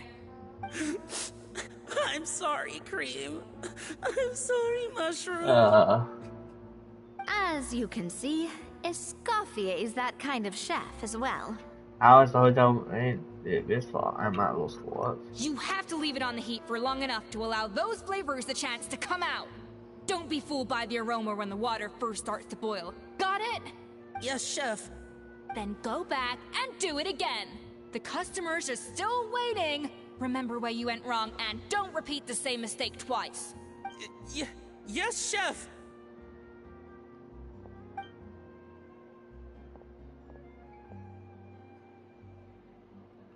You can tell she's more friendly with her.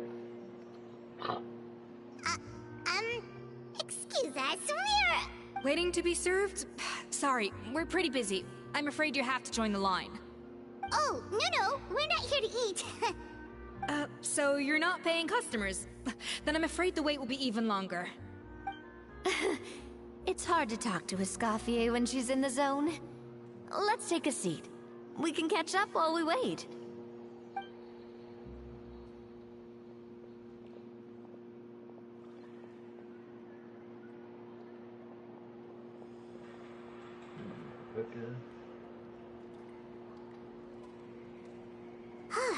Looks like the rush hour is finally over. Is it always this busy here? These days, yes. I'd say business has tripled since Escoffier joined as temporary head chef.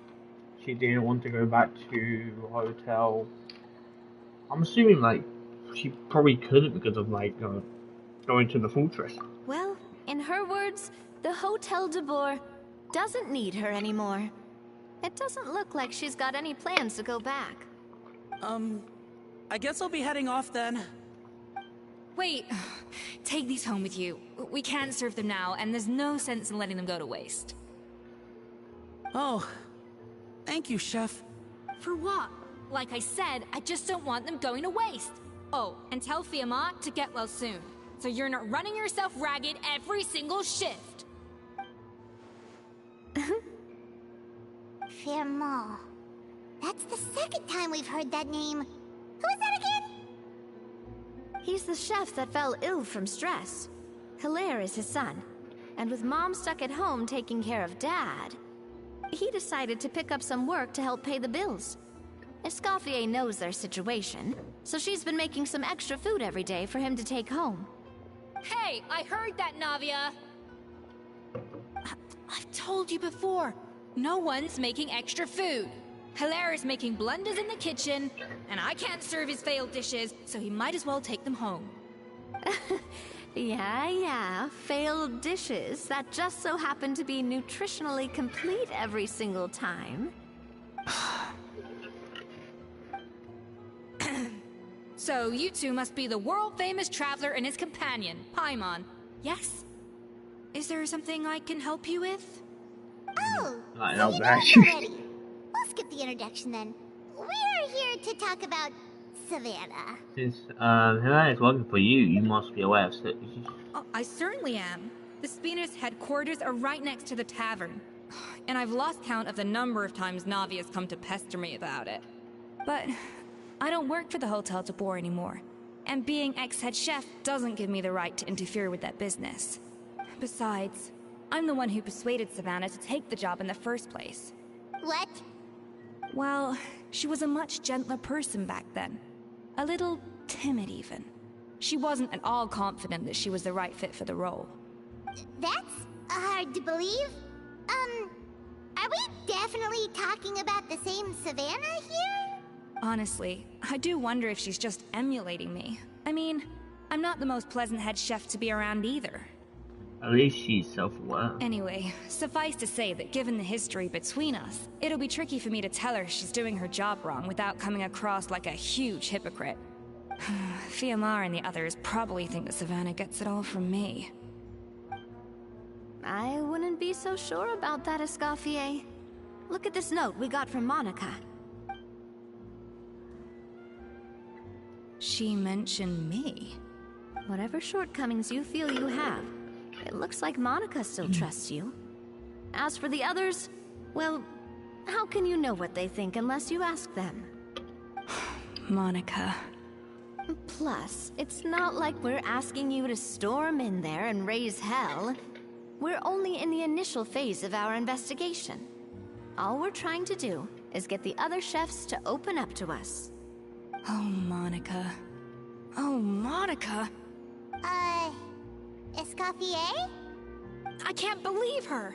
Powdered sugar is supposed to be applied sparingly. Look at all that on the wrapper. It's thicker than the sole of my shoe. Unbelievable! I won't stand for this. She has to learn. Come on, we're going. Wait, so now she's, Well, whatever the reason she came up with, at least she's convinced herself to go have a conversation.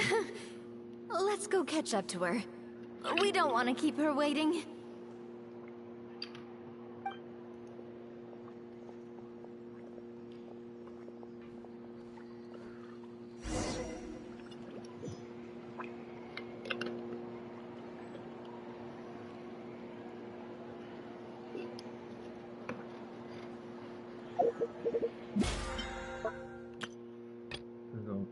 I don't want more accent, for sure. I asked them probably upgrade actually, just realised.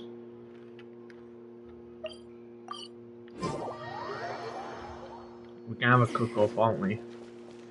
Whichever it is.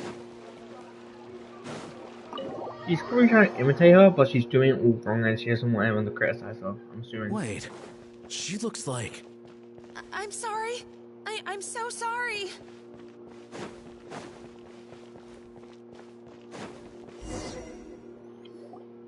I'm sorry, I'm so sorry. I messed up your order. Oh, I wouldn't go that far. Maybe the taste is a little off, but if you hadn't brought it up, I don't think I would have noticed. But, please, you have to forgive me or Chef is gonna... Okay, I know. I'll kneel before you. What the heck? Sorry's definitely wrong. Get up, Monica! Can't you see that you're just making your customer feel more awkward? Escoffier? If you want forgiveness, then do what any self-respecting chef would do. Make the dish again. And this time, get it right. You cannot go begging your customers to feel sorry for you. Savannah said that I'm not allowed back in the kitchen until I've corrected my mistake. But if I can't go back into the kitchen, I can't do the dish over. That's some backwards logic. How can you fix your mistake without being allowed to cook? If this is what Fermat had to put up with, then no wonder he had a breakdown. We apologize for interrupting your meal, sir. It's fine. With my layman's palate, it's not like I can tell the difference anyway. I was actually quite enjoying my meal until she appeared out of nowhere and started apologizing. Gave me a bit of a fright, to be honest. Oh, well, it's because Chef Savannah tasted a bit of the leftover soup from my pot and then threw me out of the kitchen. Gosh, that's pretty strict. Has she always been that way? I don't recall things being like this when Escoffier was head chef here. I gotta say, you're all looking a little worse for wear these days. I mean, Escoffier was strict too, but I think the difference is that her criticism was more constructive, so you knew what you did wrong and how to improve, and we all knew that it came from a good place. Chef Escoffier was hard on us because she truly wanted us to reach her level. But these days, whenever we make a mistake, we just get told to wake up, get your head in the game, or just do it again. And it's only gotten worse since word got out that Chef Escoffier had started working again in the Fleuve Cendre. Monica, you don't need to call me chef. I'm not the boss here anymore. Yeah, but through no fault of your own. What happened back then? That wasn't on you, and all of us know that. That banquet was a huge event, and so many staff were involved every step of the way. With so many moving parts, there's no way of knowing how that Lumiline ended up in the food we served. Like she did. Lumiline? What's that? A new drug from the Fontaine Research Institute, produced from an extract of the Lumitoile. Apparently it sharpens the senses, so they used it to treat people with impaired responses to stimuli. Oh, yeah, I've heard about that. They found out you can use it as a flavor enhancer since it stimulates the taste buds. Makes things pretty addictive. They also found that overuse can have mood-altering effects, and even lead to nerve damage. So it quickly ended up on the guard's list of controlled substances. Unfortunately, however, some food products containing the additive had already made it to the market by the time the guards banned it from the restaurant industry. Everyone knows that in all likelihood, someone probably just purchased a batch of contaminated ingredients by mistake. But you took all the blame. We all know why. You just didn't want to see this turn into a place where tensions are constantly running high. Because everyone's suspicious of each other all the time. And now look at you. A fry chef in the Fleuve Cendre. Hey! What are you trying to say? Sure, the Spina's Tavern is no Hotel de Boer, but come on. It's not that bad, is it? Oh, the Fleuve Cendre, you say? Great. That's where I'm dining from now on. Now he's stealing customers. Monica, I'm very happy with my current job. And there's no changing the past. We just have to let bygones be bygones. Besides, at the end of the day, I was the head chef, regardless of whose mistake it was. Ultimately, the responsibility lay with me. If only Savannah was half the boss you were. I'm sorry? Do you have a problem with my conduct as head chef? No, chef. So, you do remember who's boss? Escoffier? I thought you'd left this place for good. What are you doing back here? What happened to you, Savannah? Why are you acting like this? When I turned this place over to you, You made me the head chef and gave up your right to tell me how to do my job. You're not the boss here anymore. So stop acting like you own the place. Whoa. Sounds like someone has a chip on her shoulder. Maybe we should give him some space. Oh, Savannah! My God, have you grown a temper since I last saw you? Have you put even half the amount of energy into improving your cooking skills, or are you still using the Pluie Lotus as an off-brand marcotte, thinking no one can tell the difference? That's none of your business!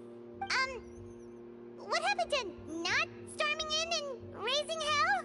Ho ho! I was not expecting to see something this spicy as soon as Escoffier returned. Huh? Fan Asian? Aye, miladies. Might I make a humble suggestion? Given that we have ourselves a tête-à-tête between chefs at the Hôtel de Bord, I dare say it would be de rigueur to settle this the traditional way. The traditional way?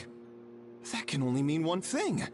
Sure, sounds like we're in for a history lesson. That's right. I'm talking, of course, about the tradition established by Modeste himself. The cooking contest! According to legend, the founders of Hotel de Boer, Modeste and Savelli, used this method to resolve all of their disputes. Everything from petty arguments over next week's menu to disagreements over the strategic direction of the restaurant. The cooking contest would decide who had the final say. Sounds like like they had a lot of free time on their hands. Ah, well, it might sound that way to us. But in fact, the cooking contest played an enormous role in motivating chefs to hone their skills, reaching new heights of excellence in the culinary arts. And indeed, the reintroduction of this institution in recent years has surely been instrumental in transforming the Hôtel de Bord into the top-ranking restaurant in Fontaine. Reintroduction? Someone brought it back? Who? What say you, Escoffier? Surely you of all people won't back down from this challenge.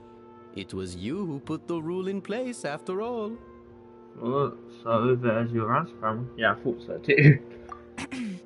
Sure, I reinstated it, but I'm not a chef at Hotel de Boer anymore. Isn't this bending the rules a little? I see no issue as long as both sides agree to the terms. We could simply treat it as an exhibition of sorts. Savannah, any objections? Exhibition. Huh. No. If we're going to battle it out, let's put it all on the line. If I lose, it's up to you what happens to me. I don't want anything to happen to you. But if you lose, you hand over the Codex de Boer to me. What? The Codex de Boer? The Codex, what is that? Only the legendary handbook written by the original head chef Modeste. It contains all his secret recipes, including Gâteau de Boer. It's the greatest treasure in Fontaine's culinary world, and only the present and former head chefs of the Hôtel de Boer have the right to read it. Present and former? Wait, but that already includes Savannah, though. What do you want that old thing for? You have your own copy, don't you? Don't take me for a fool. You know perfectly well what I mean. I want your copy, the original version, the one you took with you when you left us. I'm sorry, I must be missing something. You know, there's no difference between the original and the copy, right? They contain the exact same recipes. Stop trying to change the topic. What's wrong, Escoffier? Scared you're gonna lose to me? Or are you scared of me getting my hands on the original codex? Savannah, you may remember that we gave her the original as a parting gift, to thank Escoffier for her years of service. Asking for it back feels a little, Oh, I'm sure it won't be an issue, as long as both sides agree to the terms. Those were your words, weren't they? And as for the contest itself, let's make it a bake-off. Gâteau de Boer, per the recipe in the codex. Well, Escoffier, you against me. Are you in or out? You sound surprisingly confident. Alright then, let's see how much you've actually grown. I hope you surprise me, Savannah. I'd hate to find out that all you've learned after this long is how to chew people's heads off. Believe me, I'll show you. I feel like she's the one who made the mistake of like putting the thingy in it. Or she did it on purpose. Escoffier, are you sure this is a good idea? You accepted her terms a little hastily. Oh, it'll be fine. Let's head back to the Fleuve Cendres so I can get prepping. I do apologize. This whole ordeal reflects rather poorly on us. I'm afraid it's not quite that simple. The Hôtel de Boer runs as more of a partnership, you see. It was founded by two friends, Modeste and Savelli, and it's been that way ever since. Okay. So, while I am technically Savannah's boss, it's not really my place to interfere with the business of the kitchen. To be perfectly honest with you, that's part of the reason why I suggested a cooking contest. If Escoffier wins, it would be the perfect opportunity for her to talk some sense into Savannah. Or, of course, if she wanted to return, then... But anyway, I'm getting ahead of myself. Whatever the outcome, this contest will hopefully serve as a turning point for us. Please, pass on my best wishes to Escoffier. I must say, Savannah surprised me with her confidence. Does she really believe she can best Escoffier in the kitchen? I thought she was just blowing off steam when she first raised the idea to me. So she's the one who got the idea, but also, I feel like she's going to put that little, like, they wouldn't just mention the like what that substance, that like thing that they put on the food. I feel like she's the one who did it in the first place, but she's going to do it, or she's going to do it, or she's going to like do it to Scoffy's food, which would in turn make them use me. I can't believe I got to witness that firsthand. I only stopped by here for a quick meal. I definitely got my Mora's worth today. Guess we only have to see, don't we?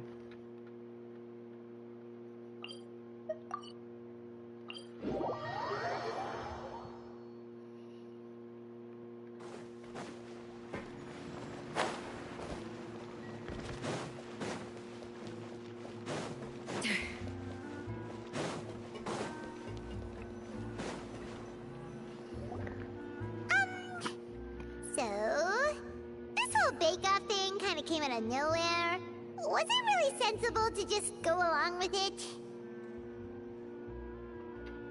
Well, I got a sense that she's holding something back. But we chefs always express ourselves in our cooking. So if she won't talk, this might be the best way to find out what's really going on with her. Huh?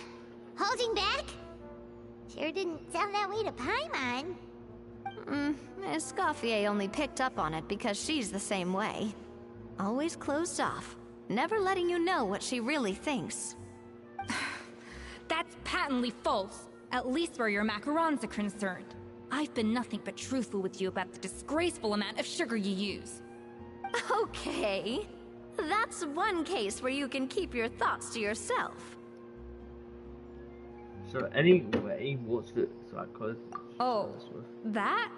Well, it's not so much a recipe book as a diary of Modest's adventures. Back in the day, he and his good friend Savelli explored far and wide, partly adventuring, partly looking for new ingredients and developing new recipes.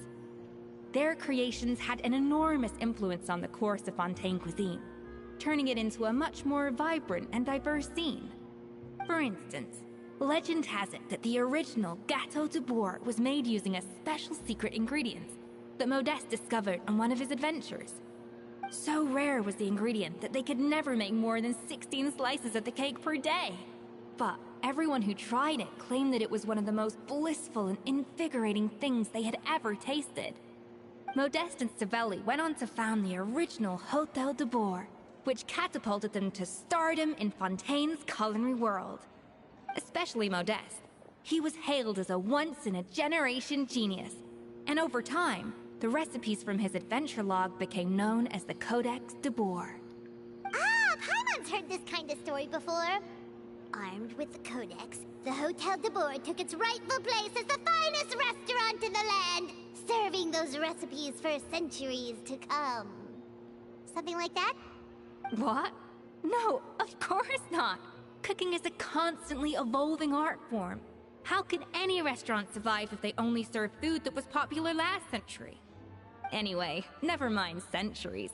Savelli and Modeste parted ways not even 10 years after their rise to fame. Then, Modeste passed away while he was still in his prime. And that was it. The end of the Hôtel de Bourg's heyday. It fell into decline, and for most of its history, it was just a nondescript place with a couple of cheap tables. It's only in recent decades that it started recovering. Even then, it still took numerous relocations and changes of management before we finally ended up with Vanigem and the restaurant we have today. Oh! So the Codex really isn't all that, then. Paimon figured it was like one of those mystical books they have in Liyue's martial arts novels, where the main character learns all their secret powers from. Yes, well, that's fiction, and this is reality. You can't meet the tastes of modern diners by following some ancient recipes from a dusty old book. Case in point. Even the Gâteau de Bourg they sell now is actually Escoffier's reimagination. Wait, really? Why though? Didn't that recipe make it into the Codex? It did, but like I said, it's the dusty old book now, and the records aren't as legible as they once were. Not to mention that there's no way of finding the secret ingredient Modeste wrote about. So, reimagination is right. I consulted some historical records and took what I could from the codex. But ultimately, the Gâteau de Bois of today is my own recipe. As for why we gave it the same name and kept the tradition of only selling 16 slices a day, well, you've got Venegem's business sense to thank for that. Oh. Huh. Well, that kind of takes all the mystique out of it. Hey now, it might not be the original Gâteau de Bois, but it's still the most delicious cake in Fontaine today. And who knows, maybe Escoffier's version is more suited to your palate. Just think, if the original truly was the perfect cake you're imagining it to be, there's no way the recipe would have been lost to history, right? Not to mention that the Hotel de Bois never would have fallen into a slump. Anyway, before I left my role as head chef, I made a copy of all the recipes from the codex, including my own improved versions, and turned them over to Savannah. So why is she so interested in the original copy? Could it be a symbolic thing? Like, whoever holds the original Codex de Bois is the true head chef? Well, it was clearly precious enough to give to Escoffier as a parting gift. Meanwhile, Savannah only got a copy. Maybe from her point of view, it's like management doesn't truly see her as being worthy of the role. Well, she's not. She's chewing people up. What's with Gordon Ramsay? The only thing is, it was her suggestion to gift me the original in the first place. Well, a joint decision by her and Venegem. But still. What? Huh. Guess she's had a major change of heart since she became head chef. Yeesh. Who knows? We could speculate forever. Better to just let our Gâteau do the talking. What does that mean exactly? It means vesting her in this bake-off, and then getting her to explain herself, even if I have to beat it out of her with a spatula.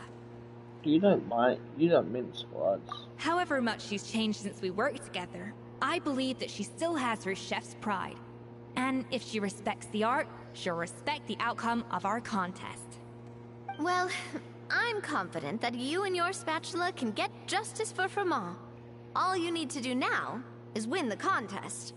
But that should be a breeze for you. Let's not get too ahead of ourselves. Gâteau de Bois is very complicated to make. Usually, it takes 3 chefs working in tandem to cover everything. Now, if I had to push it, I could probably do the work of 3 chefs myself. But I'd prefer to play it safe if I can find a couple of assistants in time. Well, that's easy. The 3 of us are veterans in the kitchen. You just need to pick 2 of us. Well, I have heard the Traveler is an accomplished cook, as well as a warrior. But be warned, I will hold you to exceptionally high standards. Think you're up to the task? Bring it on. Oh, count me in too. I've spent weeks perfecting my macarons after your scathing review. Even if it means competing against the Traveler, so be it. I'll show you what I'm made of. Confident. I like it. Alright, let's start with some elementary mise en place. Show me your knife skills. Okay. I've always called it chopping stuff up, not mise en place. But it's basically the same thing, right? Oh, Navia. Looks like you found that easier than I expected. Yeah, thankfully it was pretty straightforward in the end. You made it sound like we'd be carving statues out of fruits or something. Well, brace yourself, because the next step is anything but straightforward. What? I'll be using this cold press to extract flavor compounds from the ingredients. What's a cold press? A kind of special food processor I got the Fontaine Research Institute to make for me. It uses cold temperature extraction to isolate the essence of cooking ingredients, which can then be used to flavor dishes more precisely. But this isn't exactly standard kitchen equipment, so that probably didn't make a whole lot of sense. Let me give you a demonstration instead.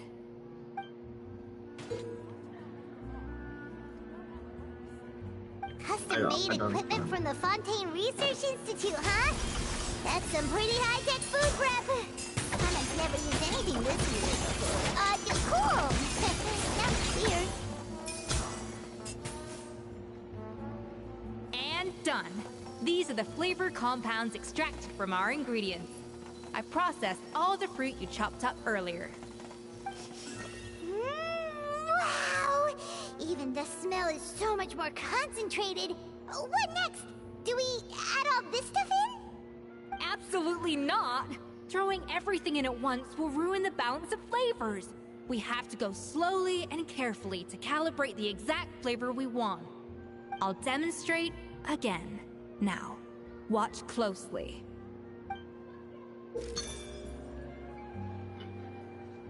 Slowly and carefully. Not a drop too much, and not...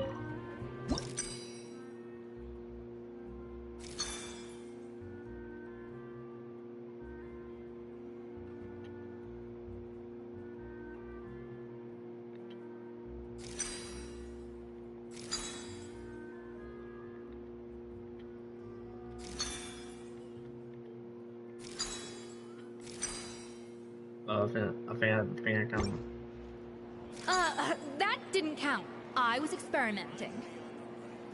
Get with... Wait. One more try a flavor.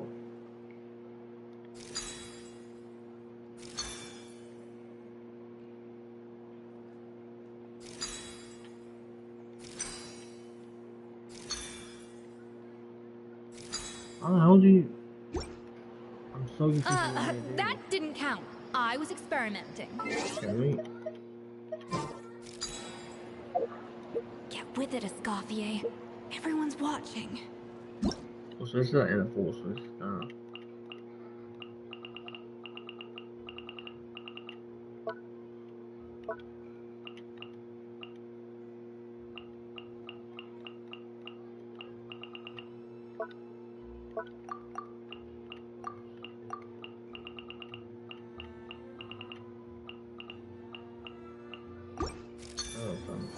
I'd say it's achieve a balance of it.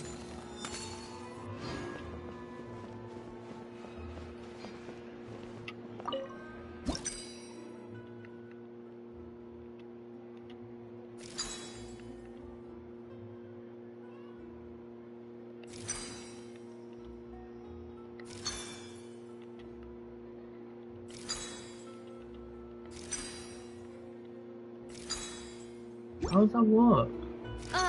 That didn't count. I was experimenting. Get with What? it, Escoffier. Okay, so... Everyone's watching. I'm so confused what you want me to do. I mean...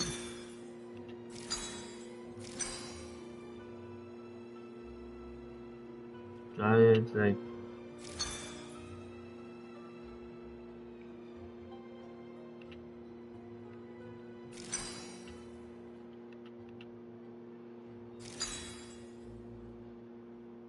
Wait.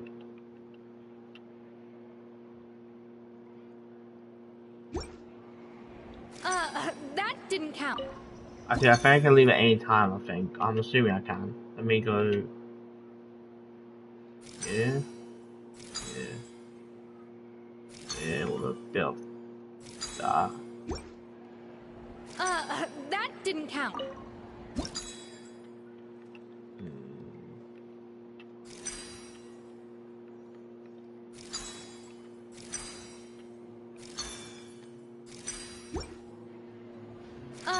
That didn't count.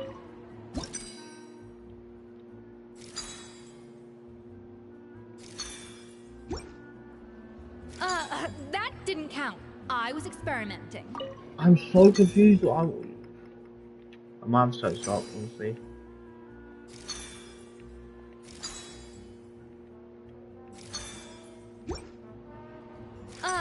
That didn't count. Okay, I was experimenting. I have to search this up. With it, Escoffier. Everyone's watching. I don't understand. Like, I was gonna read the demonstration again, but it just wasn't there. I'll find it.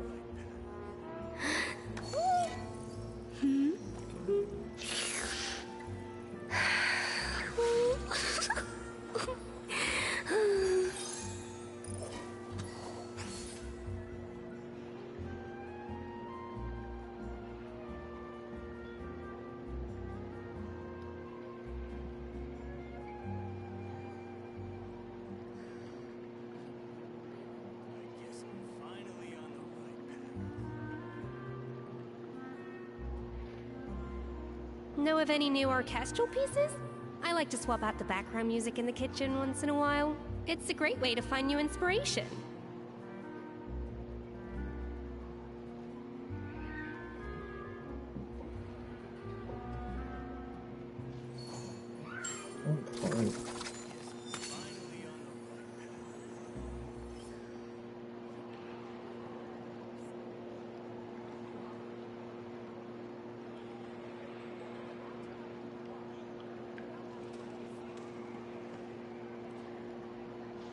Even the most unassuming ingredients can produce astounding flavor.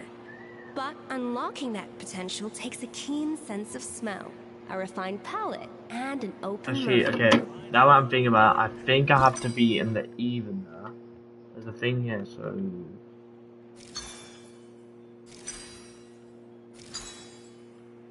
What's that? That didn't... I think so. I could be wrong by this. Okay, bye.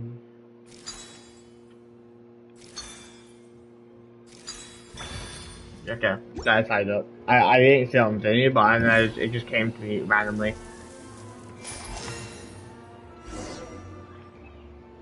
And voila!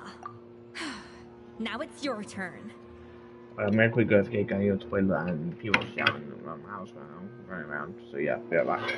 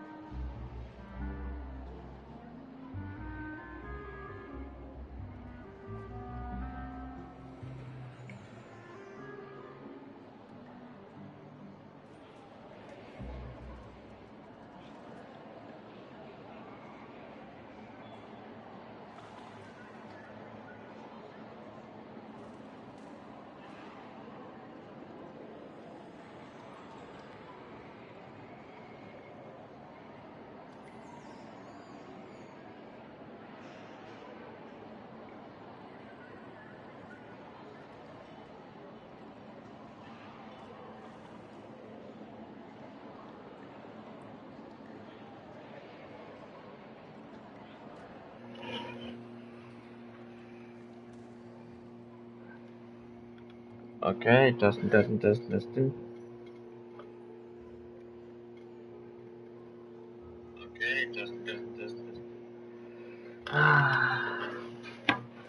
Where is everyone finished the preparing process? Not terrible. Considering this was everyone's first time blending flavor extracts, it could have been worse. But the Traveler's work was surprisingly good. Are you sure you've never done this before? You got almost perfect results on your first try. Oh, thanks for excellent. I guess I just treat it like an adventure puzzle. Oh, well, they do say adventurers are multi-talented folks. Now I've seen it firsthand. Alright, now for the part I've been looking forward to. I want each of you to cook something from the Hotel de Boer's current menu. I'll judge your submissions and give you a final score. Final score? That's right. The true test of your cooking skills is the finished product. It'll be good practice for the contest itself. Now get to it. Chop chop! How's it going? Have you picked a dish yet? Choose wisely. I expect you to present the most delicious thing on the menu.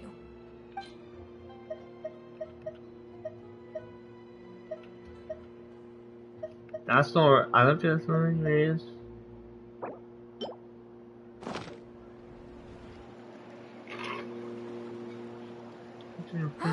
Look at that! With the grace of a snow-winged goose, as I like to say.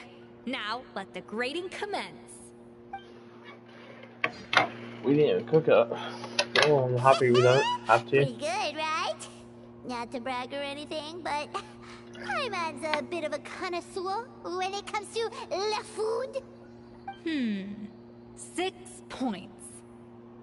What? Oh, well, fair enough. Paimon doesn't cook all that often, so as long as it's a pass. That's 6 out of 100. What?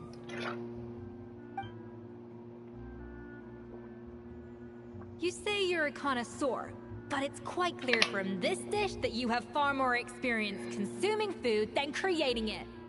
That dish was pretty good, to be fair. 6 out of 100. Think listening to Lady Farina on repeat every day would make you an opera singer. Me next. I'll have you know that this batch of macarons has 2 whole tablespoons less sugar than my previous ones. So you went from 12 tablespoons to 10? Well, it's nice to know you actually measured it out. Because it tastes like you just threw in whatever was left in the jar. 6 points. Aww. Too bad. Yikes. She's a harsh judge. Now to the final dish. So, what do you think? This is our last hope. 8 points. Darn! That's barely higher than what we got. Not exactly. The color is spot on. Beautiful aroma. Excellent presentation. What was that? I have to give this one 8 points out of 10. Maybe even 9 points. Huh? How did you pull that off? It's all about practice on cooking for your Paimon. Why can't you just give me 90 out of 100? Don't get me wrong. There's room for improvement. But still, this is clearly the work of an accomplished chef. I can tell that you've put many hours of work into honing your skills in the kitchen. Not really. Not really. I can really taste the grace of the snow-winged goose in this dish. The traveler's journey, with all its trials, tribulations, and setbacks. Not to mention the frustrations of having a picky eater for a partner. Yeah. Hey, you made that last part up! No way did you taste that! Well, it looks like I lost fair and square. I guess you'll be taking the Traveler as one of your assistants then? But if it takes 3 chefs, that still leaves 1 slot remaining. Maybe Paimon and Navia should keep practicing and see how it goes? We gotta take the other illness chef, right? Oh, it's Hilaire! What brings you here? I heard the news about the cooking contest. You're doing Gâteau de Boer, right? Also, why does this kid sound like an adult? If you needed any help? Okay, I thought it was gonna be his father. Do you think you're up to the task, do you? Oh, no, I know I'm not there yet.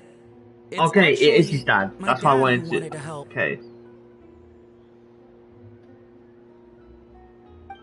Firma, last I heard, you could barely get out of bed. Chef Escoffier, Navia, Traveler, thank you all so much for everything you're doing for me and my family. I've had enough of sitting around at home while you run yourselves ragged. If you let me, I'd like to help you win this cooking contest. Are you sure you're up to the task? Whatever your name is. Yeah, I was gonna say the same thing. Don't you worry. I'll be fine. I'm feeling much better now. I'm sorry. I know I've been rather useless these past few days, but not anymore. The fact is, I'm a fine chef, despite recent events. I've proven myself in the Hotel de Bourg kitchen, so if anyone's qualified to work under Chef Escoffier, it's me. I think. I mean, I hope so. Firma, have you even set foot in a kitchen since leaving Hotel de Bourg? I have not, but I'm fully rested now. I know I can handle it. I'll prove it. Let me whip something up for you right now. I feel like he's not gonna be able to compete, and then his kid's gonna compete.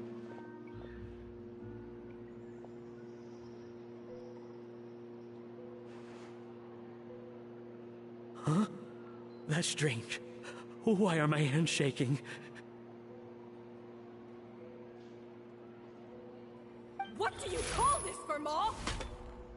See, like she's. I can't seem to grip my knife. Do it again! Again! Again! I... Hopeless. Get out of my kitchen yesterday. That made no sense. Dad, what's wrong? I don't understand. I was feeling so much better, and then Will I never be able to work in a kitchen again? Dad, talk to me. What happened? I think the real issue here is not physical exhaustion, but psychological trauma. Monica, when did you get here? Yeah, I didn't know sure. Probably because you were all concentrating so hard on your cooking. I didn't want Well, to interrupt your you're flow. But anyway, Firma, I'm so sorry. If only I'd known how serious your situation was, I would have stood up for you sooner. You have nothing to apologize for, Monica. During those long nights of redoing every order, you were the only person who looked out for me. Oh, come on. All I did was make you some tea. I doubt it was much help. Savannah was so ruthless toward you. I probably should have brought you something stronger. She sounds like the worst. Alright, another Savannah horror story. Let's hear it. She's been getting harsher and harsher on us ever since she heard about Escoffier's new role in the Fleuve Cendre. Seems like no matter what we make, she'll find something wrong with it. What is this? It looks like a dog's been at it. In the trash now! Then she orders us to redo the dish again and again, but we never know what's going to make her happy. Do it again, do it again, Please say she gets fired. Like if it just goes down into like her, you just get another earful from her. if it just goes down, oh I'm sorry. Let's get it demoted.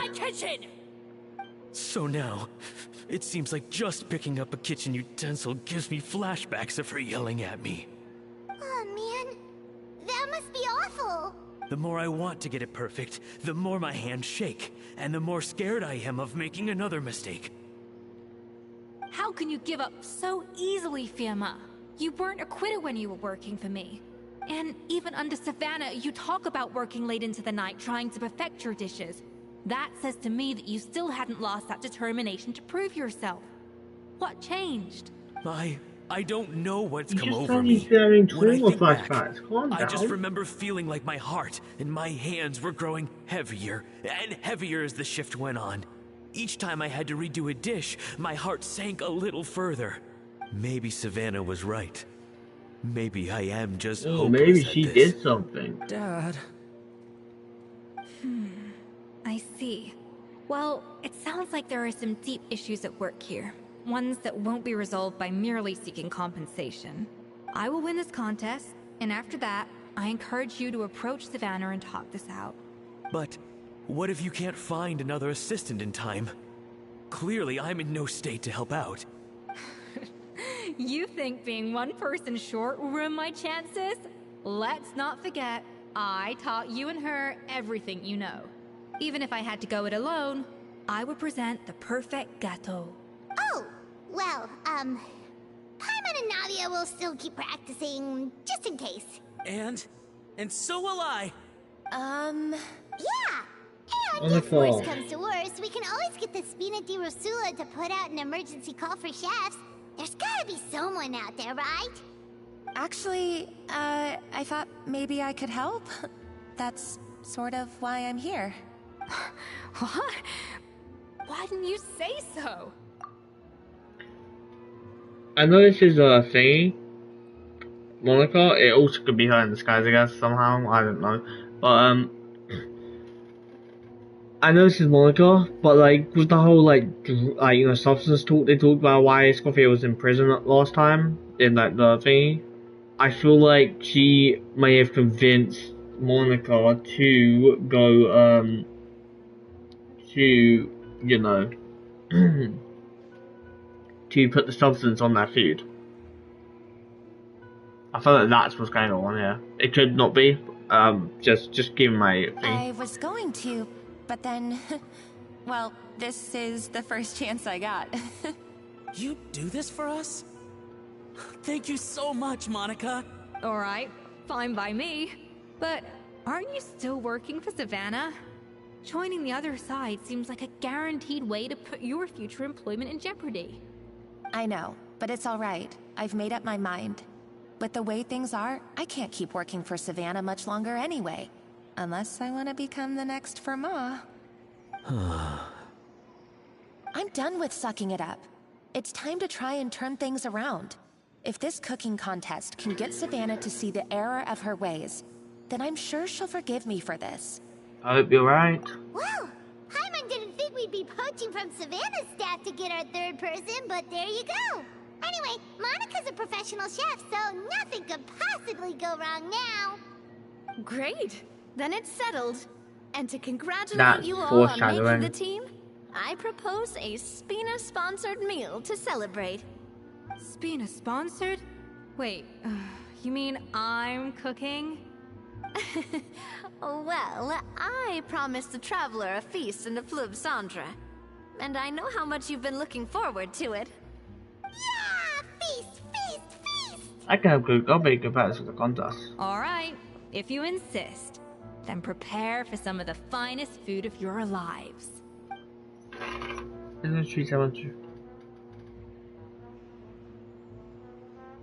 That's nice image, you know.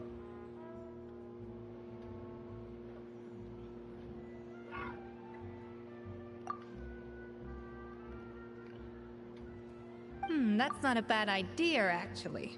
I don't know Hold myself. on. You need to finesse that further. You just stopped playing your praise and taught me awful a lot, dude. Fancy you to fly by. That was a dream come true. Paimon never knew Fontanian cuisine could be this good. So, this is what Chef Escoffier is truly capable of. You're just a random person.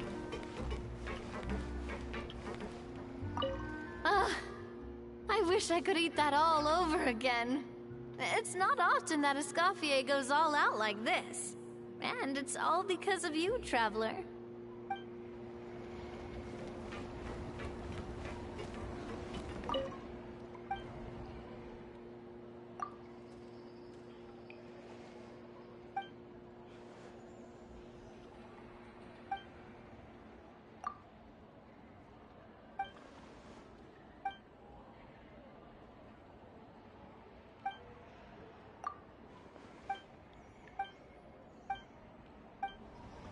Yeah, fully together. Finally on the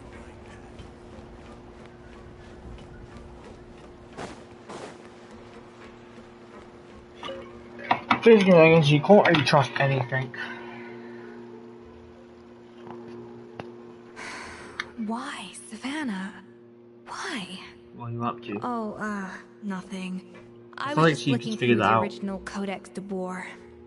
I wanted to see if there was anything I'm missing. Something I hadn't noticed before. That might explain why Savannah's so desperate to get her hands on it. But I can't find anything. It's just some hastily scribbled recipes in between diary entries from Modest's adventuring phase. And most of it's not even legible anymore. The copy I gave her not only has all the recipes in full, but even includes my own private tips and notes from years of experience. Surely that's infinitely more useful than this old thing. For her, it's probably not about how useful it is, and more an issue of head chef pride. Yeah, maybe. Still, it's just hard for me to imagine that the Savannah I knew would go to all this effort just to make a point. Were you two friends? We were.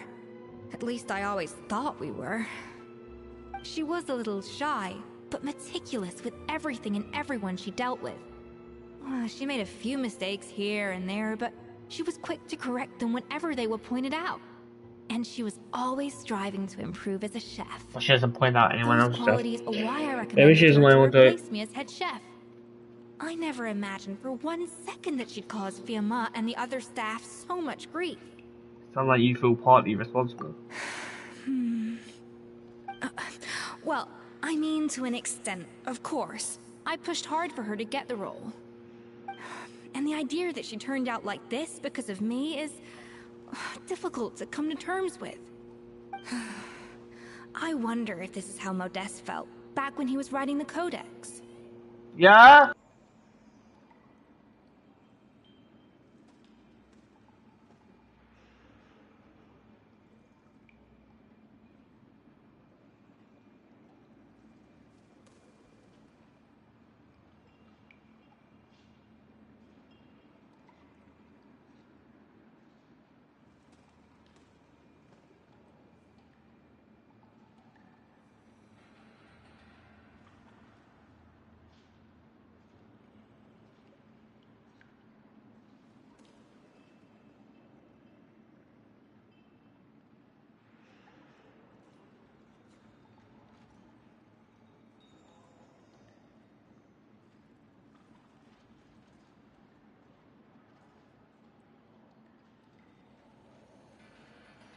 Okay, sorry, I had to go there. I thought someone was calling you, but they were calling my sister. Speaking of him, didn't he have a fading out with someone as well? Yes, with his good friend and co-founder of the Hotel I de thought Boer, so. Savelli.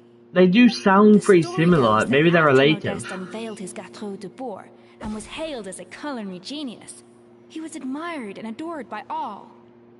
But his newfound fame slowly drove him and Savelli apart. Unlike Modeste, whose every new creation was an instant hit, Savelli seemed to face setbacks every turn. Doors that would swing wide open for Modeste would shut in Savelli's face. And with Modeste being whisked off to all manner of functions by his celebrity friends, he had less and less time to discuss the culinary arts with Savelli.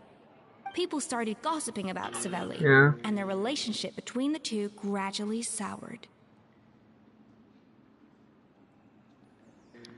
I guess I will make anyone do that. So what happened to them ultimate? Everything came to an abrupt end when Modeste, still in the prime of his life and still hailed as a genius, suddenly died from an acute illness. And that was it. They neither had a decisive split, nor got the chance to properly reconcile.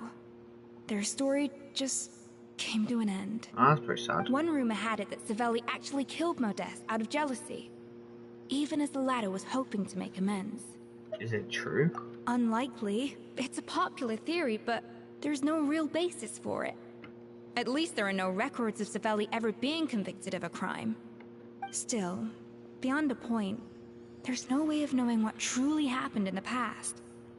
All we can do is try to make sure the present doesn't quite go as badly. And that's why I have to win this contest tomorrow. Then get the truth about everything that's been going on, even if it means cracking her open like a nut. With me on the team, there's no way we can lose. With you on the team, there's no way we can... Really? Well, I like the confidence. Don't let me down tomorrow, then. You better bring your A game.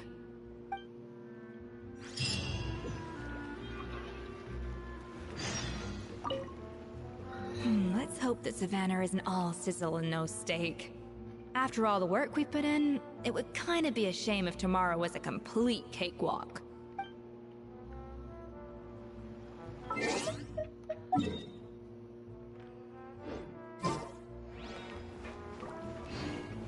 Well, okay, so about the 4.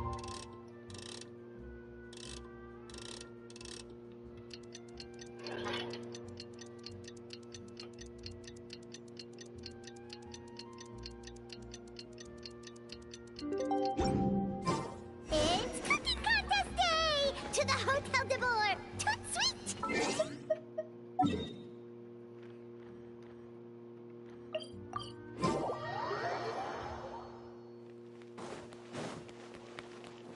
Did you hear the news? Escoffier's coming back for a cooking contest. 1 second.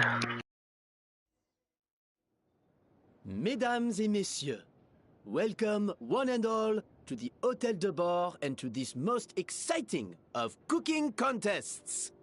Savannah, I brought the original copy of the codex you asked for. Monica? Huh. In the interests of fairness, this contest will be conducted in a double-blind format. Once the dishes are complete, they will be sent to the back of the kitchen where they'll each receive a label. The labels will be placed out of sight underneath the plates, only to be revealed after the judges have sampled them and reached a final verdict. This is to ensure that no one will know which dish is made by which contestant. As one of the judges, I promise to be fair and impartial. When my meal got interrupted yesterday, I never thought this is how they'd make it up to me. Getting a seat on the judging panel is a pretty sweet deal. Both contestants have taken their positions. Then, without further ado, let the Hotel de Bord cooking contest commence!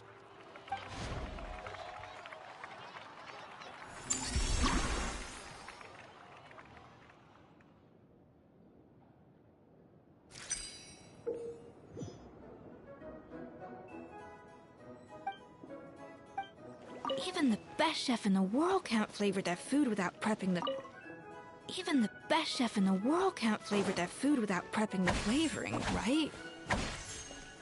Alphonse! Gaspar! Get to work! Do not disappoint me. Looks like our two head chefs are ready.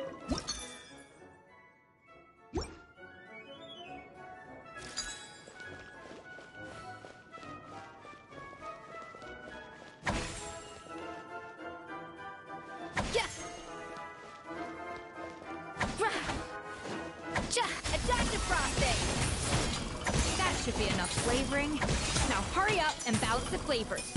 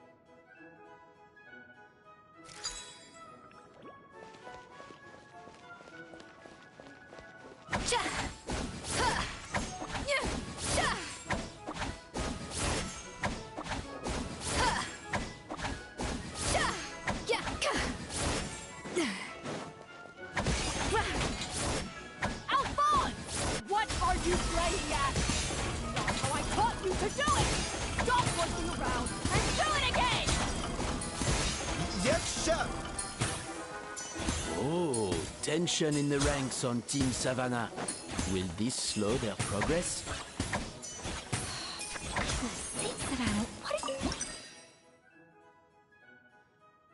The balance of flavors is about right, but the quantity is too low.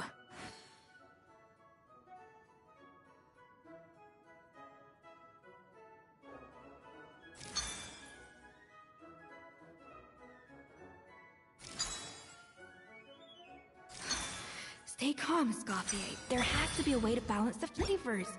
Just think.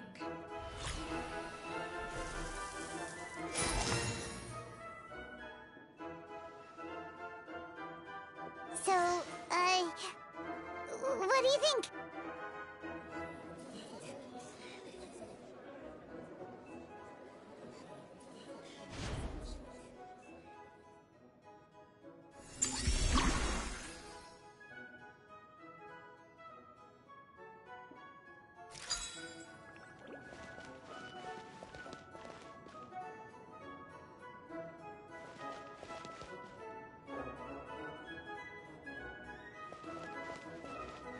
Escoffier is already on the final step of the recipe.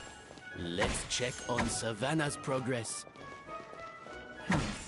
I think this flavor profile is still a little bit off. Enough! Oh, useless! Both of you, make like an egg and beat it! I'll do it myself! Wow!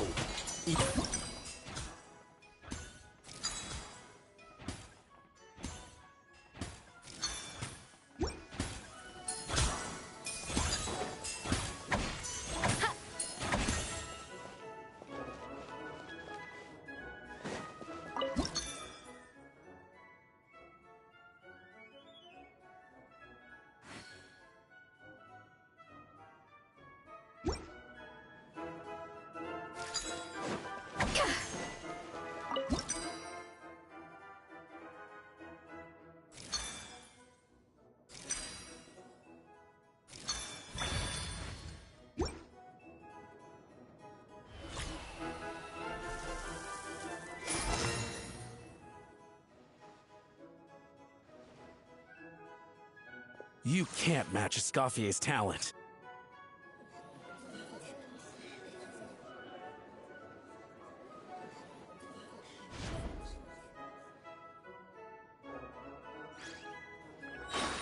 I present to you Gâteau de Bourg.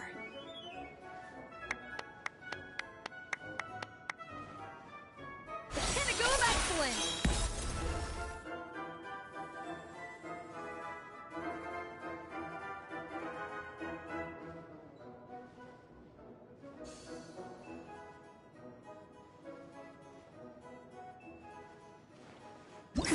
That went just as I expected.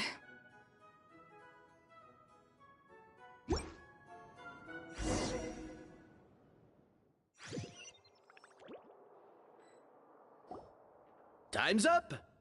Contestants, please take your dishes to the back.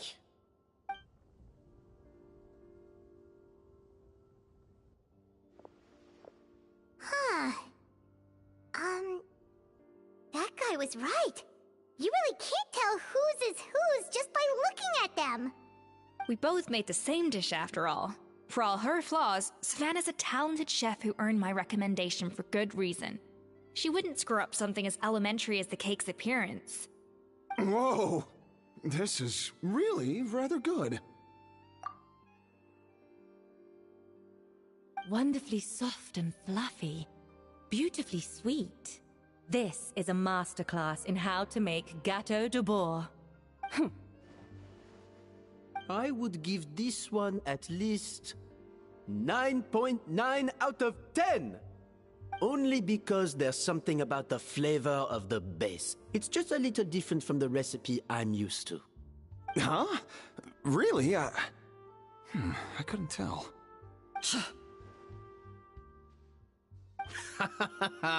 All right, on to gâteau number 2.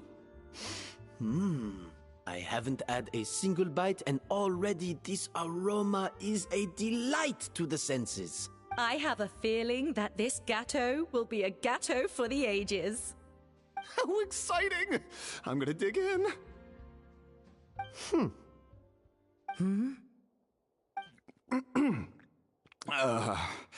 I think maybe someone got a little carried away when they were adding the sugar. Not just the sugar, it's the flavors too. This is all over the place. Who made this? It appears the decision is unanimous. This gâteau is far below the standard we would expect. And Paimon thought this might actually be close. Turns out she can't bake to save her life. Something's not right here. Savannah may not be perfect, but no way is she this sloppy. I can now declare that the creator of the first gâteau has won this cooking contest. Now, all that remains is to turn the plate over and reveal... What? It's... Savannah? No! That's impossible! Hey, Savannah! You cheated, didn't you? You cheater! What did you do? Oh, you swapped the... Well, someone's a sore loser. These cakes went from the oven to the judge's table without me ever laying a finger on them. And everyone here can attest to that. It was Van Gem's staff who labeled them in the kitchen. If you're looking to accuse someone, why don't you start with them? Isn't it more likely that Escoffier's lost her edge? Oh, or maybe her assistants let the team down. You take that back! Judges, That's enough! As head chef, or rather as team lead, I take responsibility for the dish I served. Whatever went wrong and however it happened, I should have spotted it. Savannah, I didn't think you'd stoop this low just to beat me in a bake-off. What happened to your chef's pride? I don't know what you're talking about. If you want the Codex to bore that much, you can have it. Escoffier, no! But you must promise me that you'll apologize to Firma and compensate him for everything you put him through. It's a little late to be negotiating terms. The contest is over, and I won. That means you owe me the Codex, and I owe you nothing. Look, Savannah, you may have fooled everyone else, but can you really fool yourself? What I'm offering is to accept defeat without looking to expose what you've done. But only on the condition that you promise to stop putting so much pressure on your staff. Fine. I'll treat this as your final handover of duties from one head chef to the next. So, will that be all, ex-head chef? Or is there any other unfinished business you'd like to leave in my hands? I didn't mean that to be a scolding from your former boss. Just a word of advice from a fellow chef and a friend. But I don't know if you're even open to input from other people anymore. I know what I'm doing. I don't need your advice. All right, fine. I'm glad to hear it.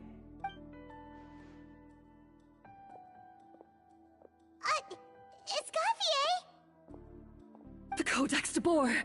Finally. Now, at long last, I will succeed. Escoffier? How could you let her get away with this? Yeah! The Codex is a souvenir of your time here! Doesn't that mean anything to you?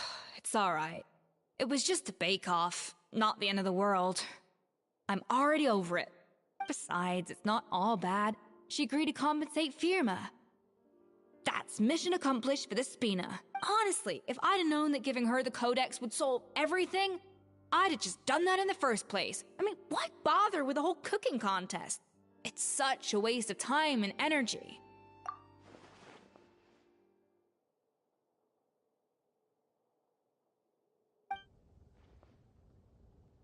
No. No! This doesn't make any sense! Huh? That's it? No secrets, no nothing? I don't believe it! This can't be happening. Oh, Chef Savannah! Savannah?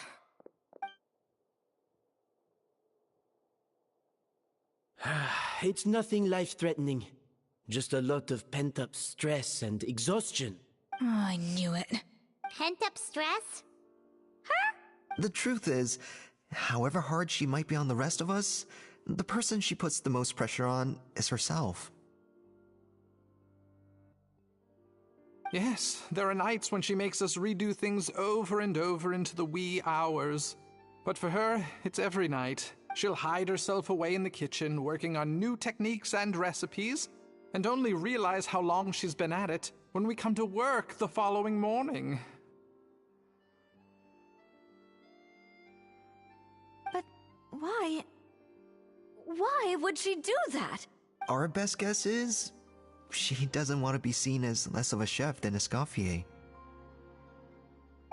And there it is. Even so, that's no excuse for taking her anger out on the rest of you.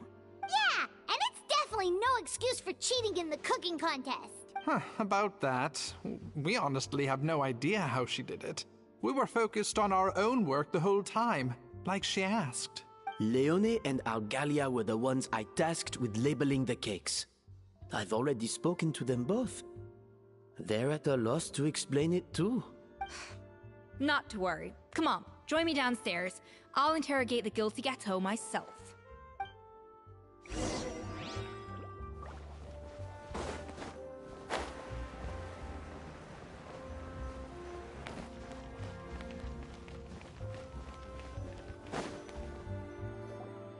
Well, how is it? Have you figured out what it was? Oh, this is aggravated assault on my palate. I'd rather eat wet cement than this. Is it really that bad? I made sure the taste tested before it was served. Oh, relax. This isn't your cake. Savannah never switched the plates. The offending flavors are coming from in between the icing and the cake base, which means someone tampered with it while it was being made.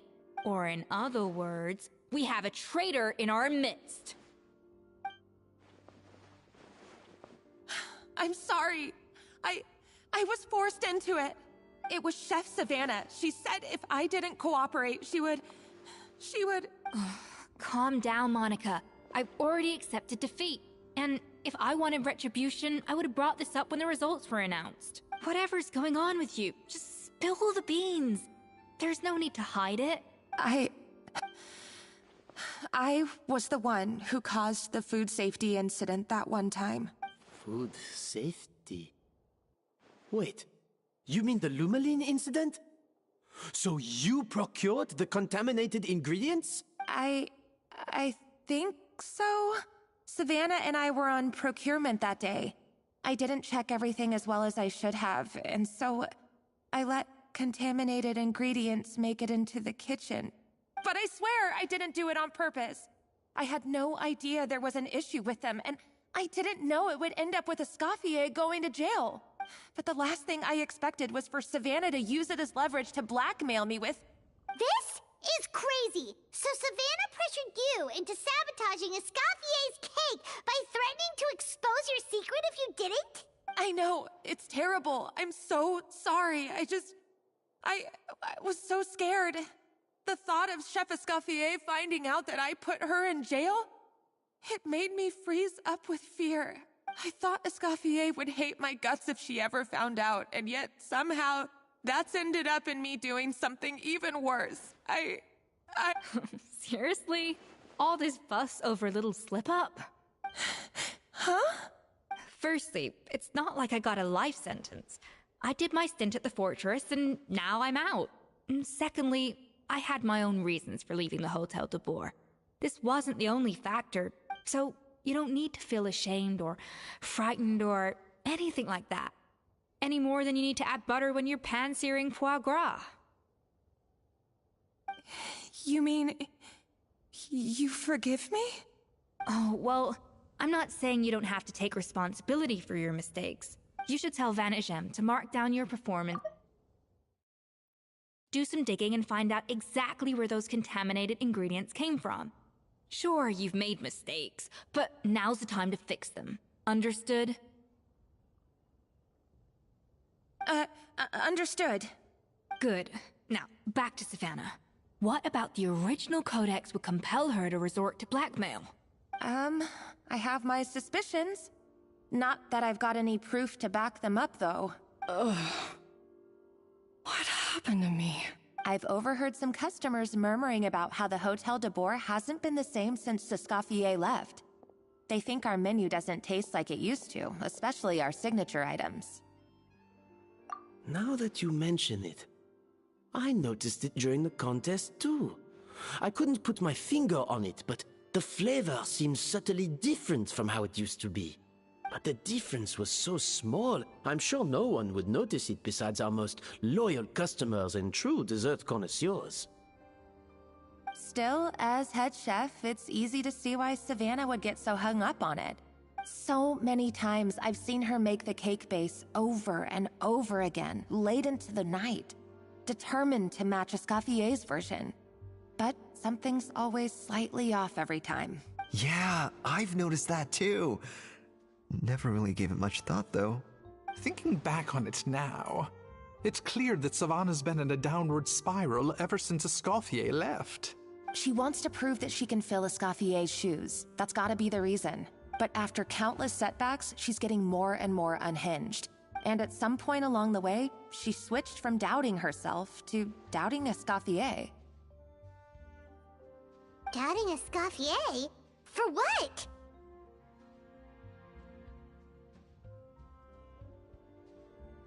Yeah, it would explain why she was bent on getting the original at any cost. She must have thought Escoffier purposely omitted key details from her recipes when she copied them out. Also, she could retain her place as the #1 chef in Fontaine, the only one privy to all the secrets of the trade. Oh, for goodness sake, what a stupid idea. Of course. Then she finally got the codex only to discover that the secret recipes she's been pining for don't exist at all. Seeing how utterly wrong she was must have been a real shock to the system. It probably brought up everything at once. It overwhelmed her, and she passed out. There's still one thing that doesn't make sense, though. If Savannah had the real recipe all along, how come it tasted different? She might not be on the same level as Escoffier, but surely after like 50 attempts, she'd get it right one of those times.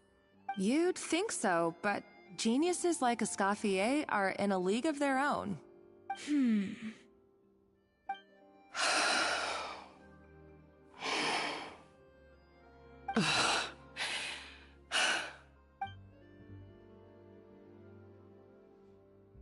New head chef, you say? What's her name? I don't think I've heard of her before.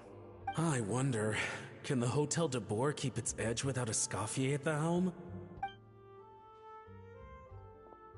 This tastes different from last time. Is it undercooked or something?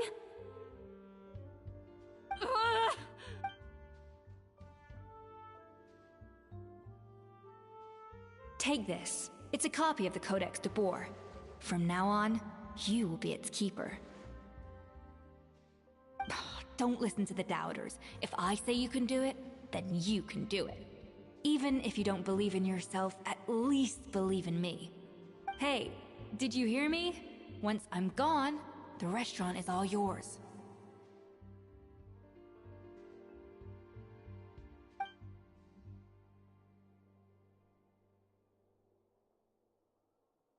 All this time, I've been blaming other people, but maybe I'm the problem.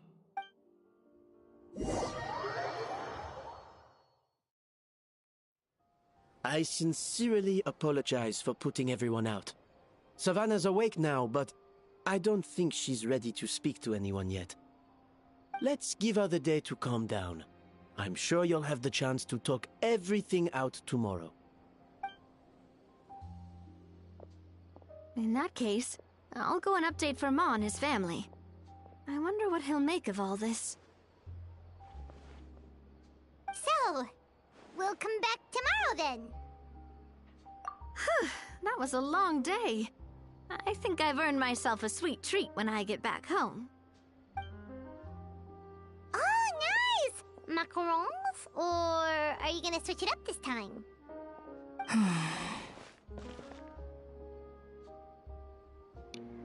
I just realized my mic's muted. Like, I came back, I must be muted.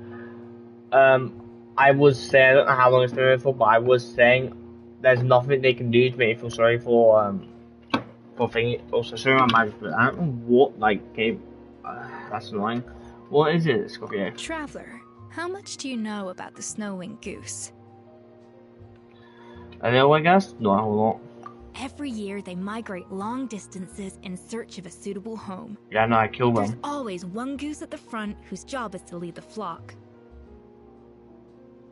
Fontaine poets often use the image of that goose to explore the ideas about leadership and genius. They usually imagine someone who's a cut above the rest, a model of perfection. Okay. But what those poets don't know is that during a migration, the lead goose is always changing. Once the lead goose shows signs of fatigue, Also, I knew like monocodes can be trust from the very beginning. I don't know how long my mic's been there for, so I'm just going over stuff I've already said. With all the responsibilities and pressures that come with it, it's something that everyone takes turns at. But we humans completely miss that fact when we project our own ideas about social hierarchies onto them.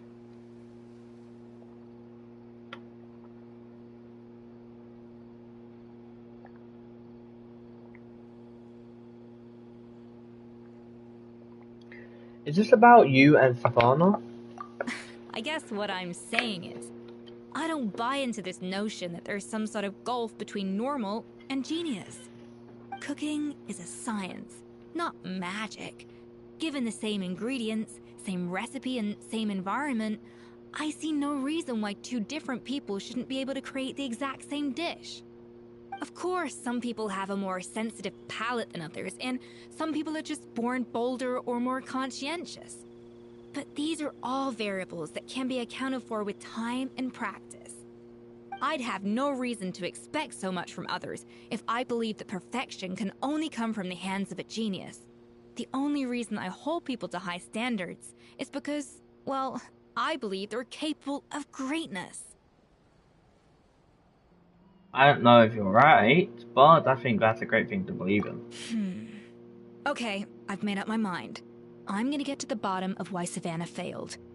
And come tomorrow, I'll give her the scolding of her life, pointing out all the mistakes she's made along the way. Then she'll finally see the error of her ways.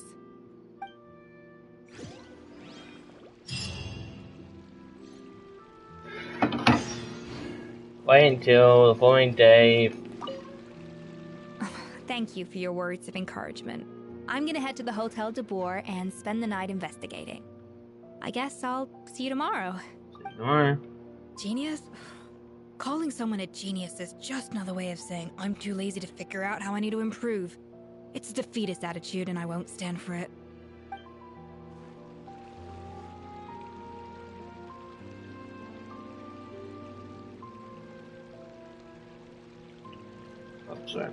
One sec.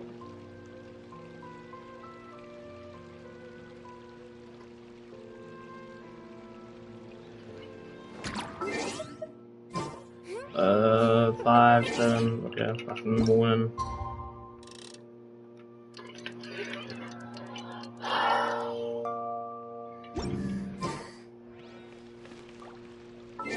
Oh, it was right in the morning, okay, sorry.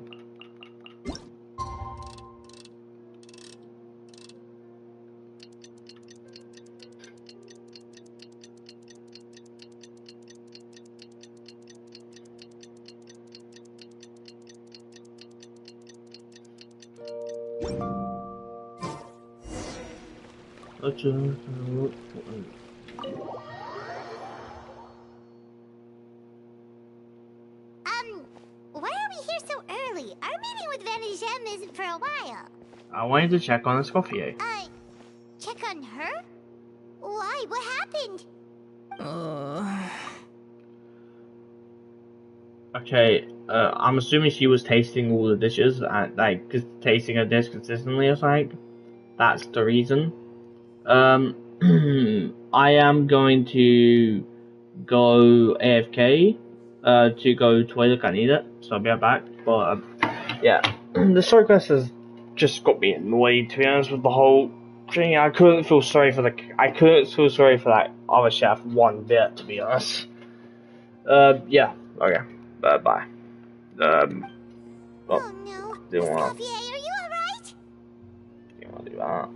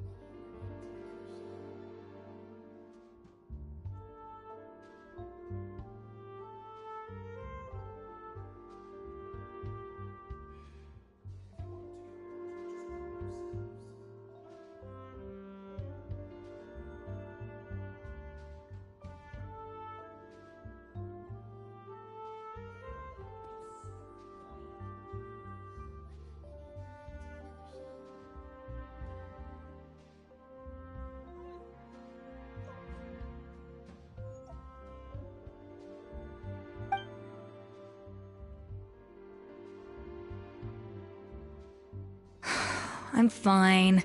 Just need to get some more coffee in me. Huh?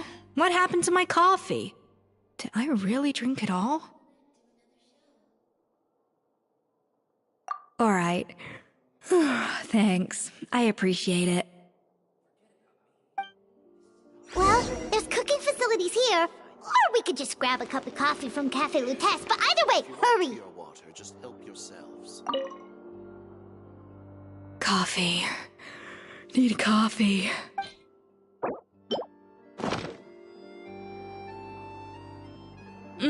Strong, bitter coffee beans, transformed through expert brewing and balanced perfectly with rich, creamy steam milk. Wonderful. I feel much better now. Thank you so much, Traveler in Paimon.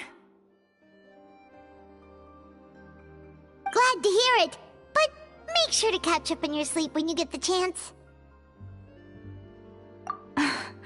I think I figured out where the problem lies. Honestly, it's ridiculous. I don't know whether to laugh or cry. Wait, what investigation? What are you guys talking about? I'll save it for when everyone else gets here. It's so stupidly small, I can't believe it's caused so much drama.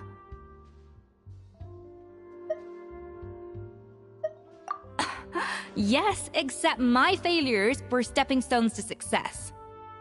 Escoffier! Have you seen Savannah? Huh? No, not since yesterday. Why? What's wrong? After seeing her home yesterday, we were all a little concerned about how she was doing. So, I dropped by her place early this morning to check on her. Only to find an empty house with the doors wide open. I left Alphonse and the others to keep watch at her home, while I checked the Hôtel de Bord. I'm worried something bad might have happened. If she's not here, then where could she be? Boss, Escoffier, bad news. Alphonse? You're supposed to be keeping watch at Savannah's house. We were, but then, just after you left, we found this stuff in her house. Oh, looks like a map with a bunch of random places circled. What does it mean? Wait a second. This feels familiar. I'm sure these places are all connected somehow. Of course, from the Codex. They're all places that Modeste explored on his adventures. Yeah, but I don't understand. The adventure logs in the Codex are too fragmented to be of any use. How come this map shows all the missing details? The Codex de Bord? Then, this place marked in red out at sea. Could that be the fabled birthplace of Gâteau de Bord? Seriously? So now she set her sights on finding the original recipe and beating Escoffier that way? Geez, Savannah. Anything to overcome a Gâteau plateau, huh?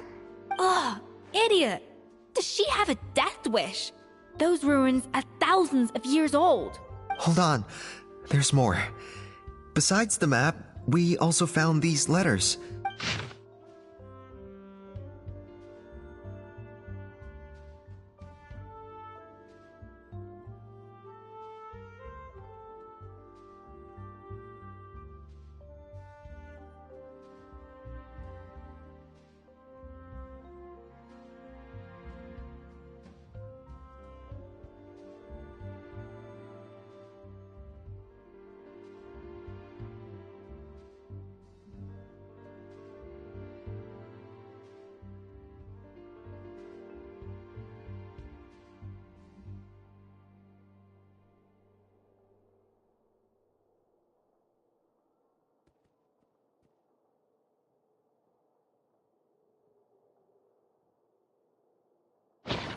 It was you.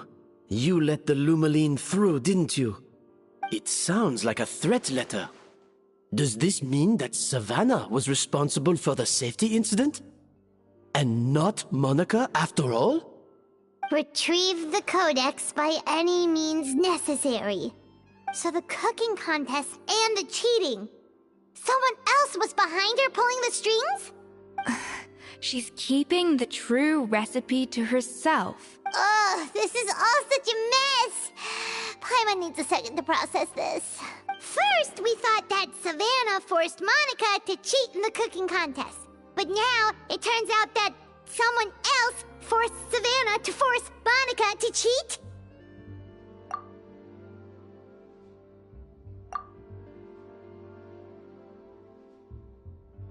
You're finally here. Of course. I should have put two and two together as soon as I read your threat letter. The food safety incident, the demand for a cooking contest, the instruction to blackmail Monica, even the suggestion that Escoffier was keeping secrets from me. It was all part of your grand plan, wasn't it, Monica?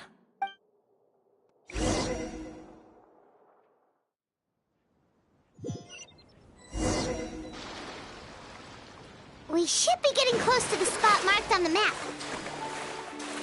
Of all the stupid things she's done, this really takes the cake. The moment we find her, I'm gonna curse the living daylights out of her.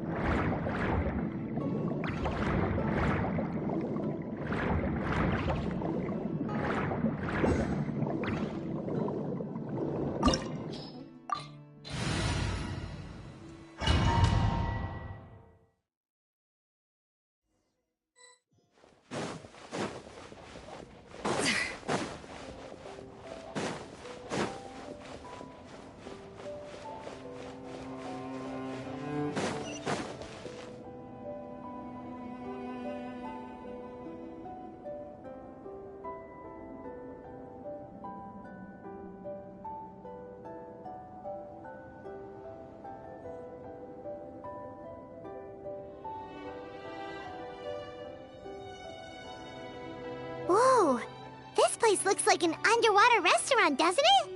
Suddenly, the idea of an adventure chef finding secret ingredients makes a whole lot more sense. I think Modest's codex mentioned this place.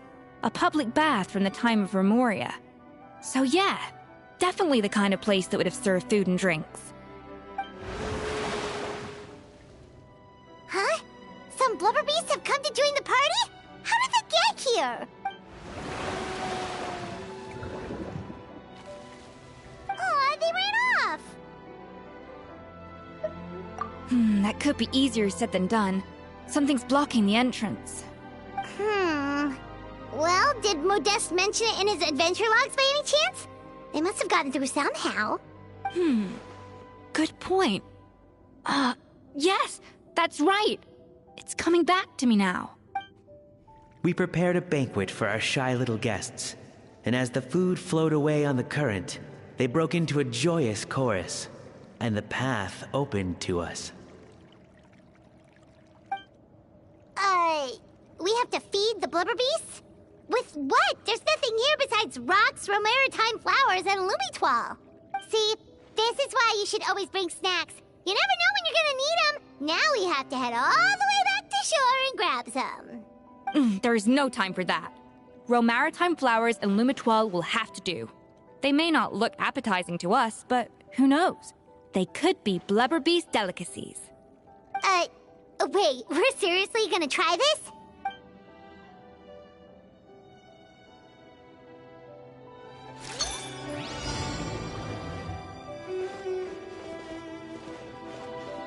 Even the best chef in the world can't flavor their food without prepping the flavoring, right?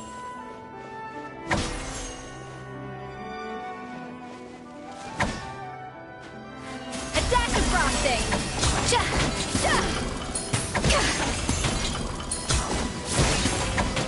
Ja! Ja!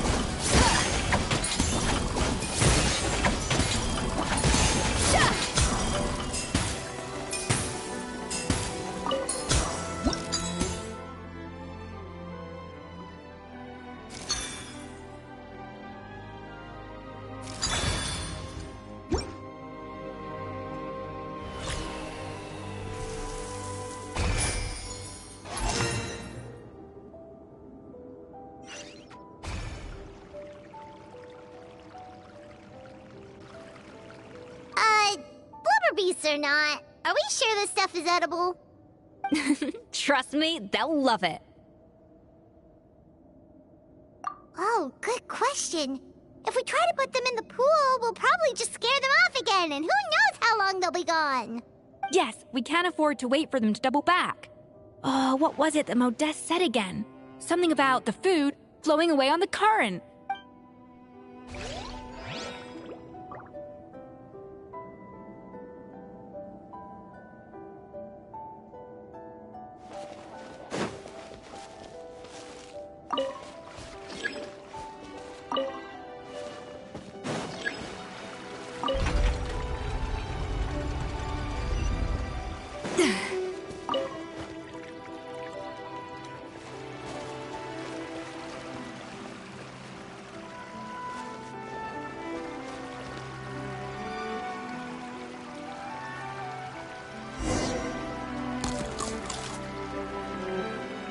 Wow, it's really singing! It must taste better than Mondstadt.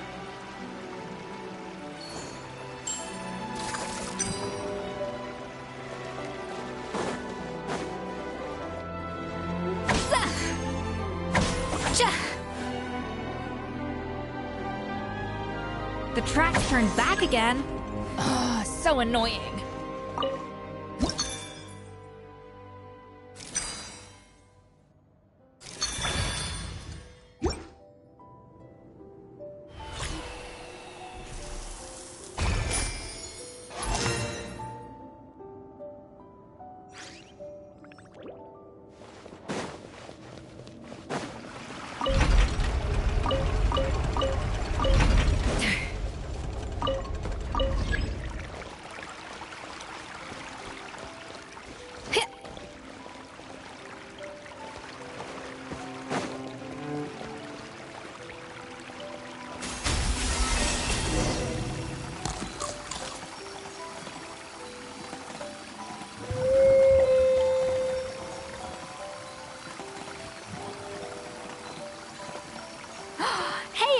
pen.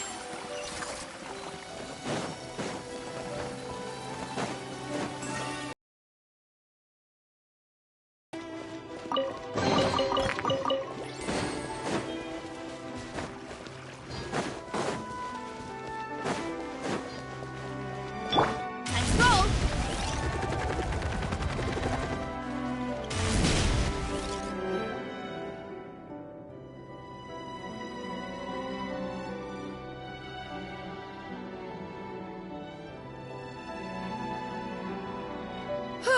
Hey, give me your water.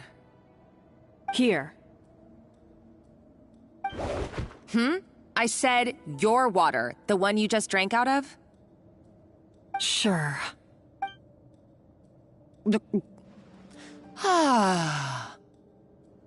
All those years slaving away under Escoffier, and then you. Today, it's finally paying off. Not only have I found the ruin that Savelli kept hidden, but I also get to boss you around like my little lapdog. Hey, go scout ahead for me. If we need to do any more blast tunneling, I want to know where to lay the explosives. Did you not hear me? Get going. Why don't you do it yourself? Oh, when did you learn to fight back? You're always so compliant when I give you instructions by letter. That's because you threatened to expose me for the Lumiline. Don't be so self-righteous. Admit it, you've always been jealous of Escoffier. That's why you lapped up everything I told you. You were terrified of her finding out about your part in the Lumiline incident, and you resented the way her reputation hung over you. So you jumped at the chance to convince yourself that she was the villain, that she deliberately hid her secret recipes from you just to hold you back. It was the only excuse you needed to justify getting back at her. First, idolization, then jealousy, suspicion, and self-deception. That's what this comes down to. It was the same story with Savelli and my ancestor. He offered Modeste his friendship only to murder him out of vanity. He promised to explore the world with him, only to later destroy all records of their adventures. It's a miracle I even found this place. You have no idea the countless hours I spent piecing it all together. So you see, you're no better than Savelli. If you can't beat him, betray him, right? I am no Savelli, nor will I ever be. Oh, put a lid on it. You really think you can absolve yourself of your vindictive and jealous behavior now? Just because you finally realized that Escoffier never kept any secrets from you? You didn't show any remorse when she left, or in the cooking contest. Why start now? You have no right to redemption. You're right. I don't deserve her forgiveness. But I am done being bullied into submission by you! Ooh, feisty. But you should watch your tone. Talking to me like that could get you in big trouble. I somehow doubt that. Since I poisoned both our water bottles. What? Ever since I learned the truth. I've been biding my time, waiting for this moment. You've played me like a fiddle for so long, and now this is payback! But you drank it too. It's what we both deserve. This is the price we must pay for betraying Escoffier. You'll die here with me, Monica! You.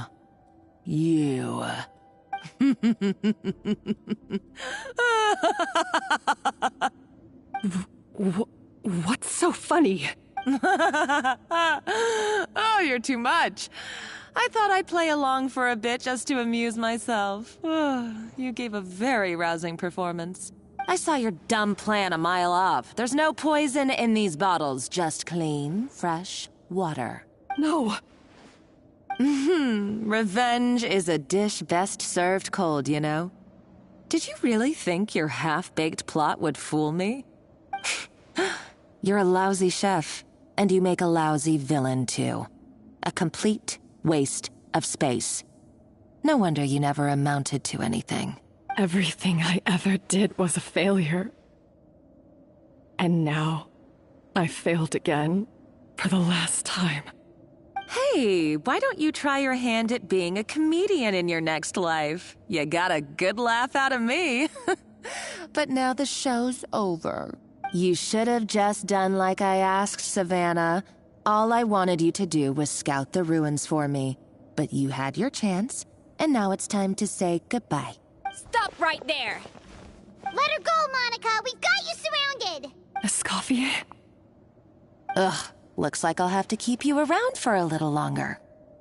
You can't! Stay back if you want her alive! Escoffier and the Traveler. I can't take you both on in combat, but if you so much as flinch, I can end Savannah's life in a heartbeat.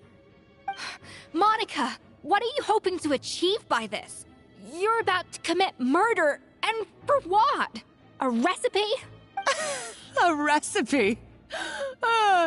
You chefs are all blinded by your myopic focus on kitchen affairs. Well, some of us actually have bigger fish to fry.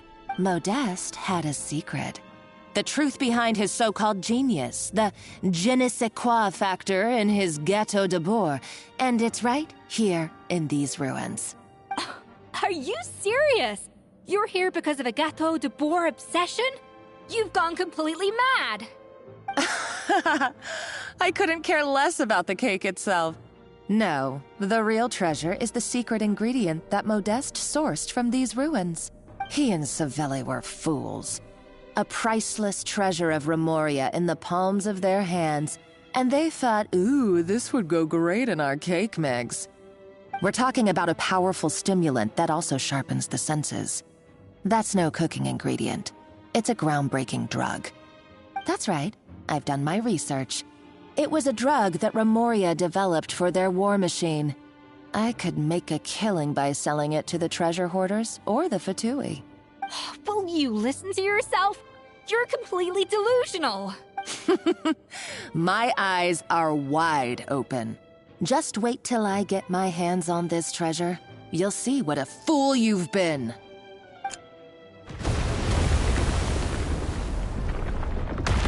Wait, what's that sound? Just when I thought she couldn't get any crazier. She's lucky the whole place didn't collapse. Uh-oh, Savannah's gone too! Monica must have taken her. Oh, what a coward. She's only taken her hostage because she knows that she's no match for you.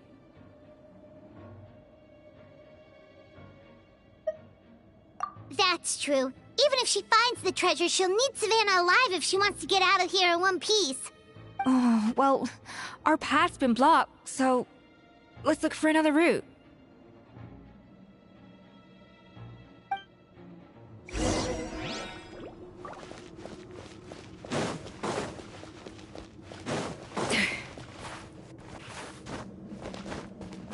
The water looks pretty deep here. Maybe it leads somewhere.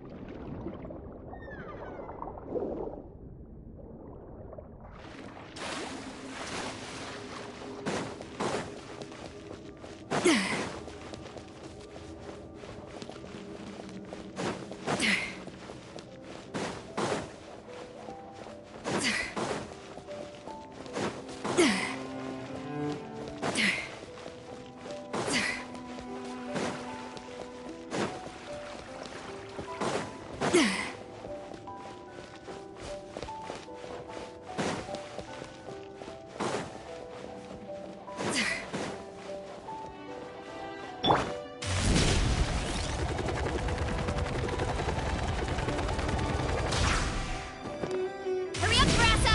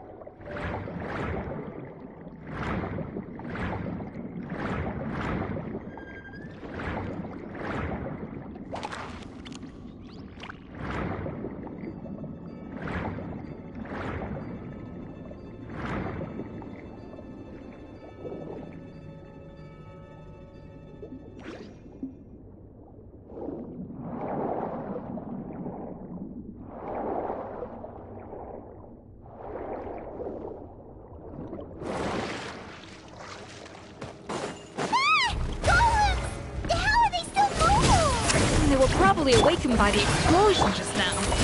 Alright, Night Skills 101. Time for some rough chopping.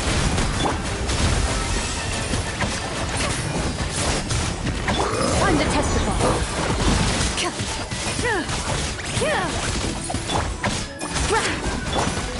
Headbutt! Hi!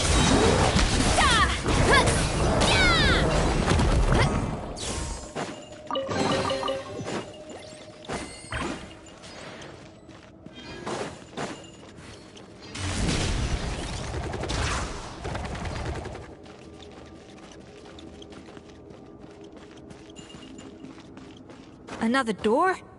Guess we need to prepare another feast for our guests.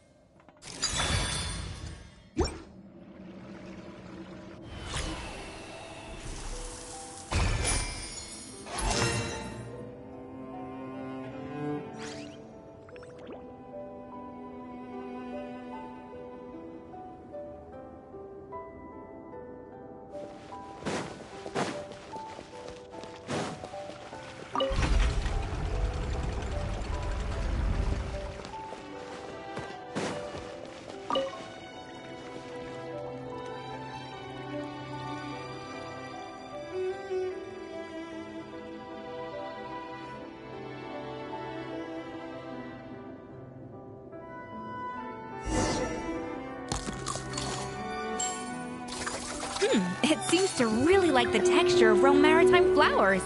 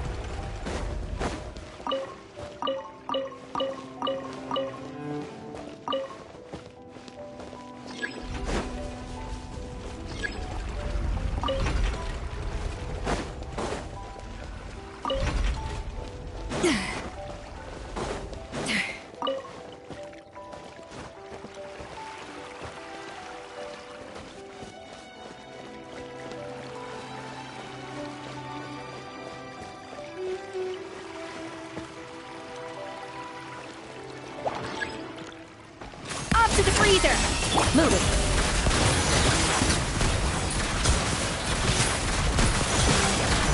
Evil looks. Shoot on sight! Justice o'clock!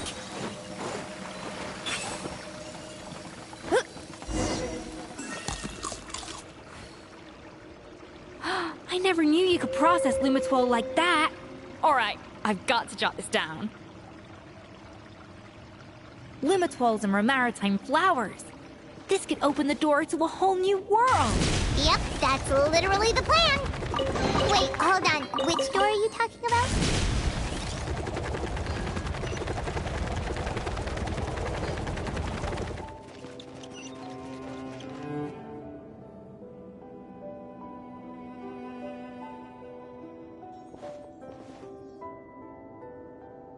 That's strange. These don't look Romorian to me. More like last century Fontaine. Adventurers from last century Fontaine, huh? Oh, Modeste and Savelli, do you think they camped here? By the looks of it, this was a one-person camp.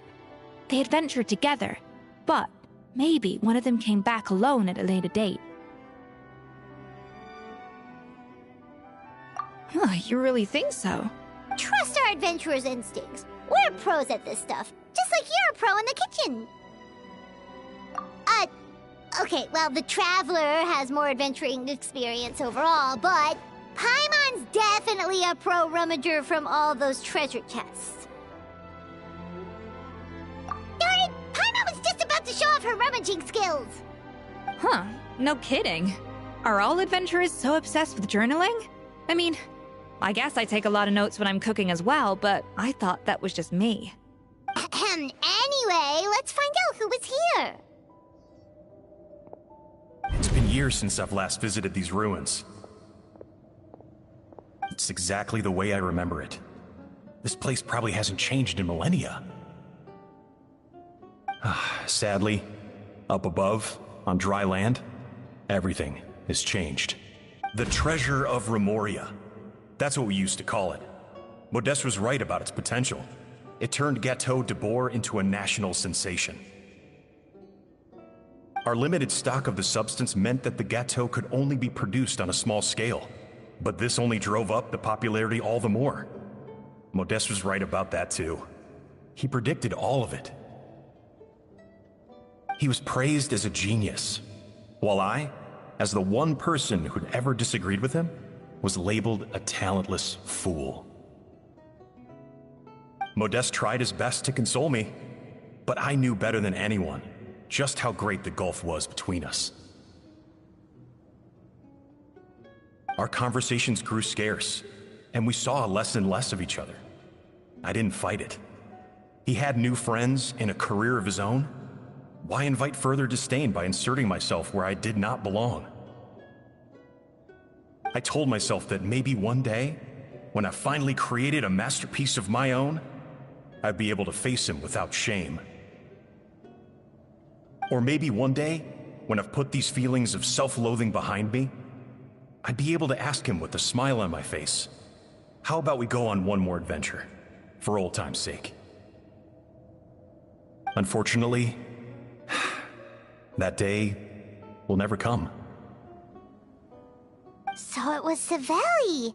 From the sounds of it, he came back after Modeste had already died. I always thought it was just a legend.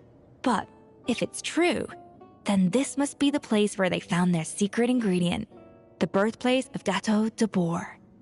In that case, what does that say about the death of Modeste? If it's all true, maybe Savelli really did have something to do with it. The taste of Gateau de Boer has changed. Modeste was convinced of this, even though everyone swore they couldn't tell. Being the perfectionist that he was, he refused to accept even the slightest flaw in his work. He stopped all sales of the product, locked himself away in the kitchen, and worked day and night, vowing to find out where he had gone wrong. But as he baked and taste tested over and over again, he found he only strayed further and further from the original taste. It was only when he was sipping on coffee one day and realized he could not taste the bitterness that the truth finally dawned on him. What had changed was not the gâteau, but his sense of taste. The treasure of Remoria stimulates the senses, taste included, and invigorates the spirit. In the short term, it offers people the ultimate gourmet experience, but in the long term, it dulls their senses entirely. In hindsight, it made perfect sense. After all, why would a culture that sought liberation from the constraints of their bodies care for the loss of their senses? But we realized it too late. We were just too late. Over the course of his many culinary experiments, Modeste exhausted the remaining supply of the treasure of Remoria. He consumed it all himself. The finest culinary talent of his generation now faced a future in which he would never be able to taste anything ever again. Finally, in despair, he took his own life. And because we had become estranged, I could not be there to stop him, to offer some words of comfort, or even to say goodbye. Yet despite everything, he sent me his final letter. The treasure of Remoria? Guess Monica was really onto something. It really was a kind of drug. So, Modeste chose to end his own life. Then, why all the rumors that Savelli murdered him? Also, neither the Codex nor any other contemporary records make any mention of the treasure of Remoria. It's almost as if someone deliberately erased it from history. Modeste told me everything in his final letter.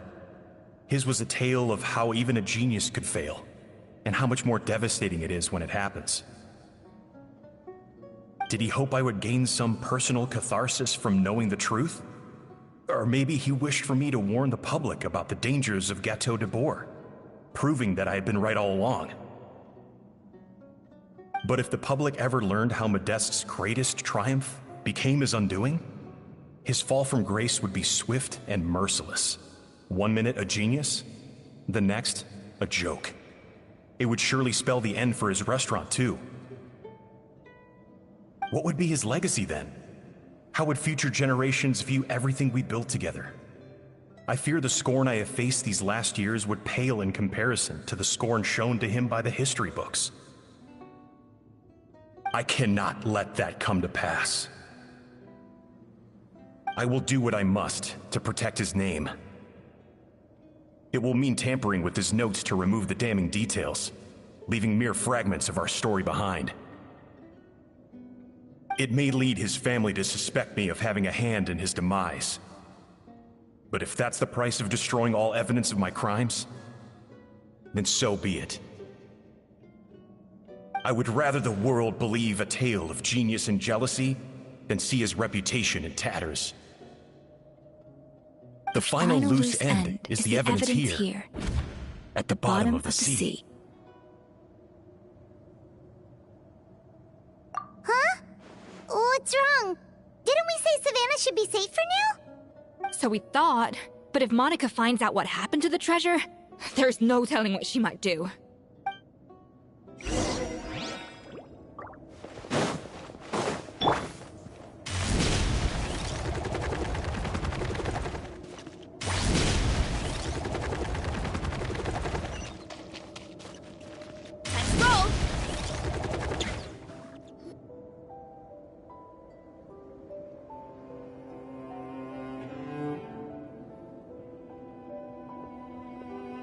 The treasure of Remoria. I have found you at last. Savelli, you tried your best to bury the truth, but you underestimated the children of Mondstadt. Some fragments of his diary escaped your clutches, and we have held on to them for generations. But I have to thank you too, Savannah. Without your help retrieving the codex, and with it the last piece of the puzzle, I may never have found this place. But now, finally, the secret to Remoria's military might is within my grasp. The treasure of Remoria is mine! Oh, it's empty. It's empty? Monica? Oh, we were seconds too late. Escoffier? What's the deal with that jar? Oh, Savelli's final act! He wanted to conceal the secret of the treasure forevermore and make sure it would never harm anyone again. So he came here after his friend's death and destroyed every last shred that remained. This can't be happening. All the years I spent piecing together the truth, all my painstaking planning, all that for an empty jar? Monica, don't do anything stupid. This ruin is more dangerous than you realize. Oh, shut your pie hole! Praise be to Lord Remus. You barbarian shall be slain.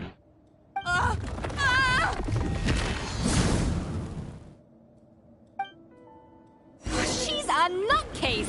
A liability to herself and everyone else! Well, now it's up to us to clean up the mess she's made. Take these golems out! Audacity! Into the shadows.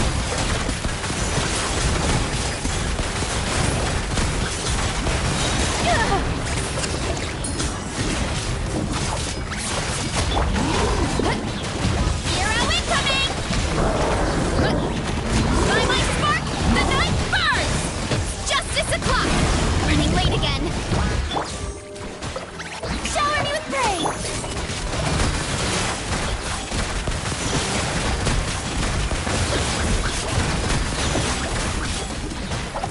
Hunt them down.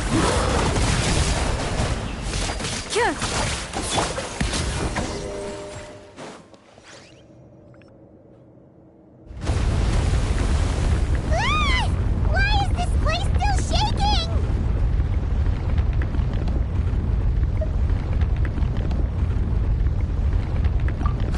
Either way, it's all her fault. Enough chit-chat. Let's get out of here, Traveler Escoffier, come on! Okay, I'm coming. Oh, no you don't. If I can't get what I want, neither will any of you. I've got nothing to show for my life's work so far. But if I can take another so-called genius down with me in my final moment, then it was all worth it. You're a psycho!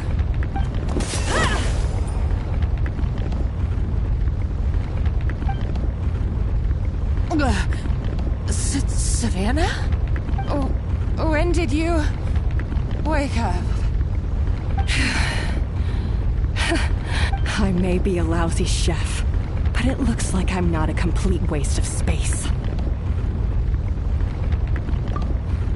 Traveler? Okay, let's go!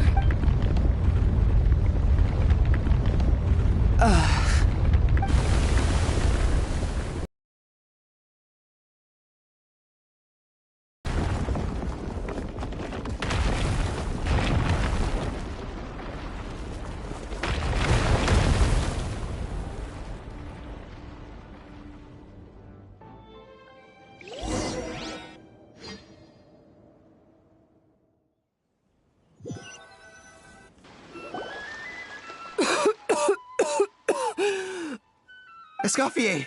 Savannah! Traveler! And Paimon! Venejem! What are you all doing here? What did you expect us to do? Stay at the restaurant and sit on our merry derrieres? While the Traveler and Escoffier were out here risking their lives? We had to do something.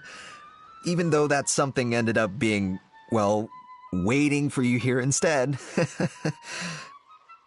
I don't deserve any of you. And I certainly don't deserve to be your head chef. It was my fault Escoffier had to leave. Then I couldn't live up to her standards. I acted like a tyrant in the kitchen. And now I almost got myself killed. Come back, Escoffier. Come and be our head chef again. I'll never be able to replace you. Okay, so Shit, Kyrell's the on day this I mood left, once again. it just went in one ear and That out pretty the whole other? thing. Huh? Sorry, that I kinda was sucks. kinda in my own head at the time. All I could think about was the Lumiline situation. It's What with for was it you 45 said minutes. Again. Forget it. It doesn't matter. Stupid alright. Anyway, I didn't leave this That's job because annoying. of you. And you're not nearly as awful a chef as you think. If you were that bad, why would all your staff show up here for you? Escoffier's right. Sure, you nitpick our work and get us to do things over a lot. But when it comes down to it, you're the one who's always doing whatever it takes to make sure the customers get served on time, every time. Things were pretty rough after Escoffier left, and Savannah's the only reason we've been able to make it through. Our customers know that Escoffier doesn't work for us anymore. But the fact is, they keep coming back. If that's not an endorsement of your work, I don't know what is. At the end of the day, we're all human, and we all make mistakes. All we can do is recognize where we get it wrong and do our best to improve. That's all that's humanly possible. No, I could do better. I get what you're saying, but what I did to Firmin and to Escoffier, it's unforgivable. Well, about that, there's someone else here to see you, Chef. It's been a while, Chef Savannah. Firmin? I'm so sorry. I put far too much pressure on you. And the way I stubbornly refused to go and see you after you fell ill. There's no excuse. But I'm too late, aren't I? The damage is done. I heard that you can't even hold a kitchen knife anymore. Actually, I think I'm going to be just fine. Huh? We thought Firmin's problem was purely psychological in nature. But after the threat letter came to light, it got Firmin thinking. And then he remembered the tea that Monica used to give him every night. And as it turns out, she was lacing it with Lumiline the whole time. No way! Doesn't that cause nerve damage? It can. High doses pose a risk of serious nervous and sensory complications. But if you calculate the dosage carefully, you can control the extent of its effects. A small dose might simply make a person more emotional, whether that mean more fragile or more hot-tempered. Oh. No wonder it seemed like you'd lost your edge. I asked my friends at the Fontaine Research Institute about it. They said that with the low dose I was taking, the risks are pretty small. They also fixed me up with some meds and said I should recover in no time. You're already sounding a lot more confident. Well, that's what happens when you give someone a little bit of hope to cling on to. There's more. We believe that Firmin was likely not Monica's only. She was also thingy, right? You mean she poisoned me too? Oh, so that's why Savannah's been so irritable this whole time. Okay, fair enough. Let's not be too quick to blame everything on the Lumiline. That stuff can only amplify what's already there. So tasty food will seem like the most delicious thing in the world, while food you don't particularly care for will become utterly revolting. So you better make sure you reflect on your behavior and apologize to every single person you've wronged. I will. I'm sorry. There's still one question that's really bugging me. Why is it that no matter what I do, my Gâteau de Bourg never tastes the same as yours? Is it just... I mean, is it because you're a genius and I'm not? It's because the heating element in your oven is broken, you silly goose. What? Is that it? I felt like something was off during the cooking contest. Once I got around to checking all the equipment, I noticed it right away. There was a half-degree discrepancy between the temperature setting and the actual temperature. All the ovens in the whole kitchen had the same problem, which confused me at the time, but by this point, it's pretty obvious that Monica must have tampered with them. I would have figured it out the day of the bake-off, since the issue affected both our teams. But of course, Monica sabotaged mine so that could never happen. No. I spent so long trying to find out where I was going wrong, and then you pinpoint the problem in just one night? It all comes back to one simple, undeniable truth. You're a genius, and I'm just plain old Savannah. Oh, cut it out! Stop the woe is me act for a second and just think. I came up with this recipe. You don't think that might have something to do with it? Do you know how long I spent perfecting my Gâteau de Bourg? 3 years! 3 whole years! I know this dish inside out, back to front and upside down. And you've been head chef now for what, 6 months? If that? A couple hundred failed attempts, and you're gonna throw in the kitchen towel and declare you'll never be successful because you're not a genius. You clearly have no idea how many kitchen failures I've had under my belt, or just how long it took me to finally get my recipe to a level I was satisfied with. Genius or not, everyone makes mistakes. Modeste did, Savelli did, everyone does. You're only a lousy chef if you don't face up to your mistakes, learn from them, and then keep chipping away until you crack the problem once and for all. Surely you haven't forgotten all that. You were no lousy chef back when I handed you the reins. I haven't forgotten. And I'll make sure I never do. That's our head chef. Haha! Sounds like we won't need another changing of the guard in the Hôtel de Bord kitchen anytime soon. Huzzah! Aw, what a perfect ending to a crazy journey. Look how happy everyone is. So you got your mojo back now? Yeah. Thanks to you, Escoffier. In fact, no. Thanks to all of you. You're welcome. Aw, friends again. So nice to see them finally settle their beef. Yeah, it's nice. Maybe not all that beef. Good. So now that's out of the way. It's time for payback. You cheated in our last bake-off, and I demand a rematch right now.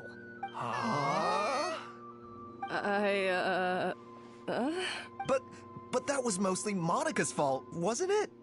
Right. And also, does it have to be right now? Savannah's only just got her mojo back, and you barely escaped from a death trap. No excuses. This is a cooking contest between 2 top chefs, and nothing will stand in its way. So grab your spatula and get ready, because this rematch is happening today. Right now, this instant. Hey, so, this whole time you were salty about losing? The second cooking contest commences now! This time, no more games, and no holding back!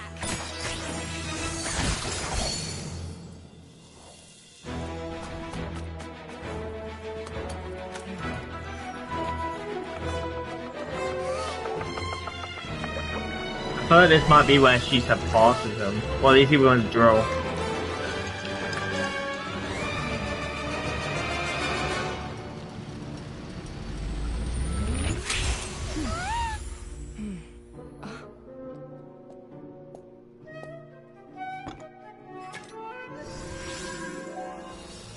That's not a blind one, man.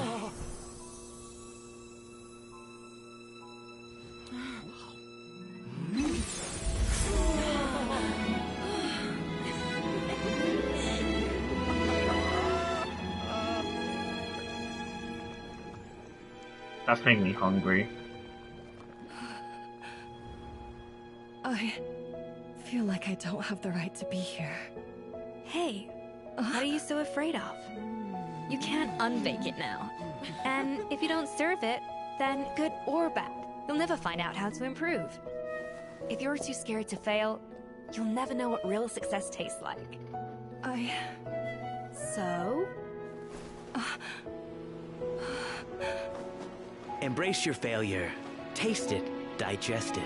That's the way to success. I don't know. Sounds like it's easier said than done. I'll do it.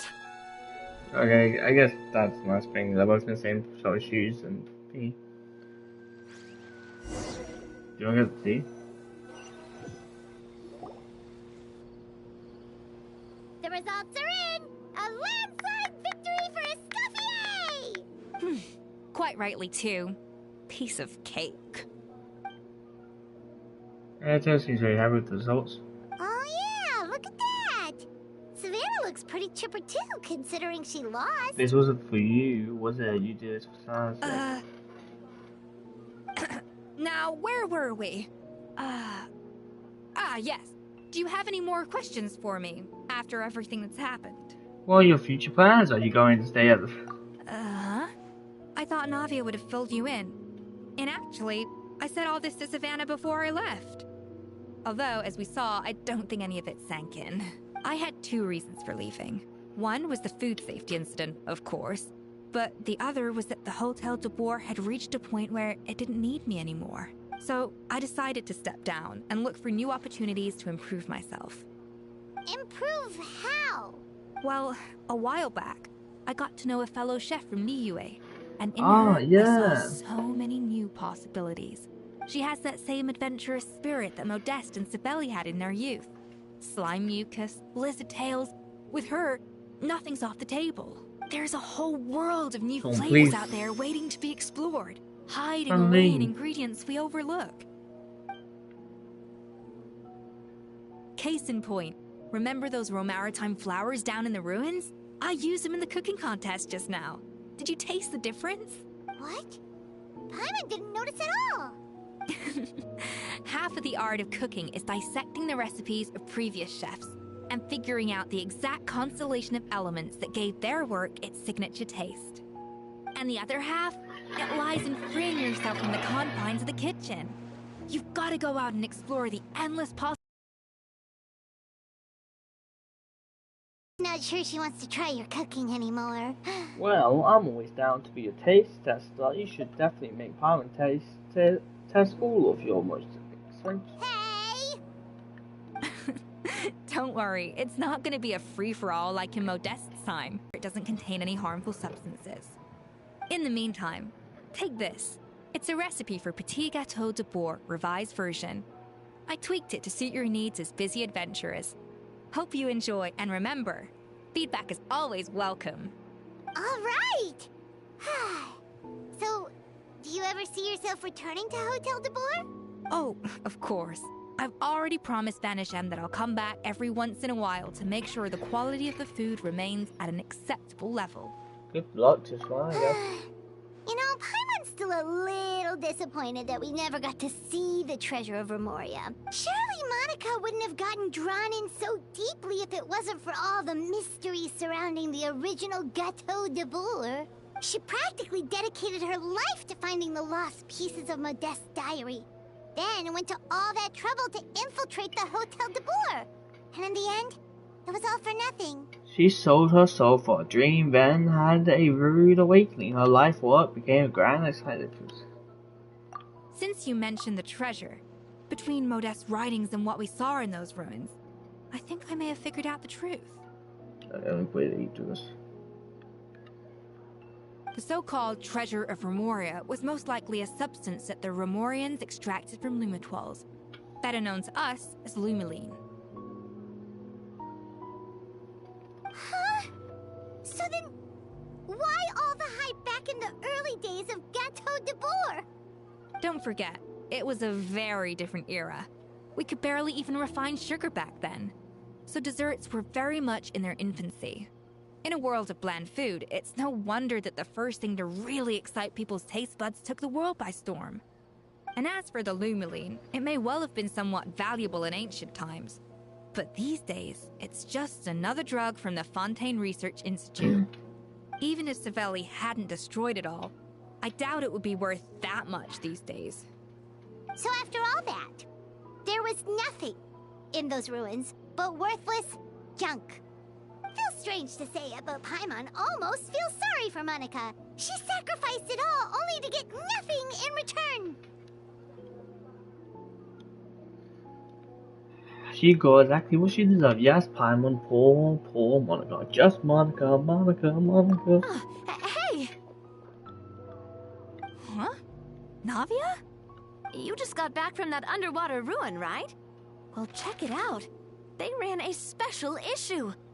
Did you see anything like this down there? Freshly unearthed from the ruins of Rumoria. A magnificent jar thought to be over 1,000 years old. Experts say it has immense artistic and historical value. It could be worth an absolute fortune. Wait! Isn't that the jar they used to hold the treasure?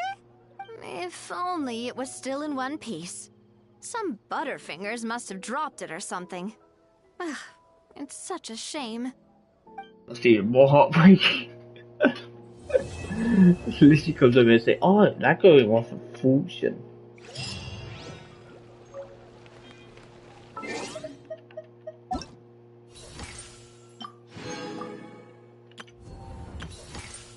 That's the quest done. So this quest done and this quest completed. That's what Monica loves though, to be honest. Just for that free wishes, I do want some more wishes that is done because I can.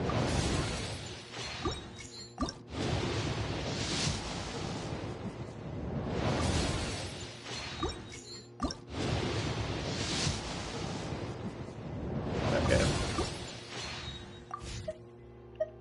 Like 4 in. Okay. Well, further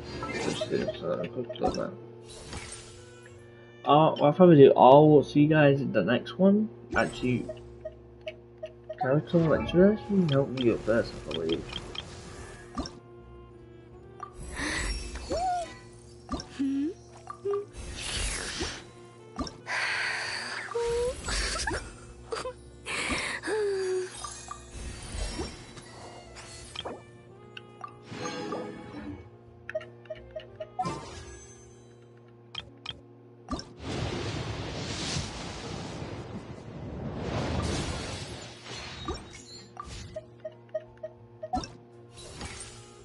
Without further ado, I'll see you guys next time. Make sure to subscribe to all great stuff because it does help me out a lot more than you know. And yeah, bye guys.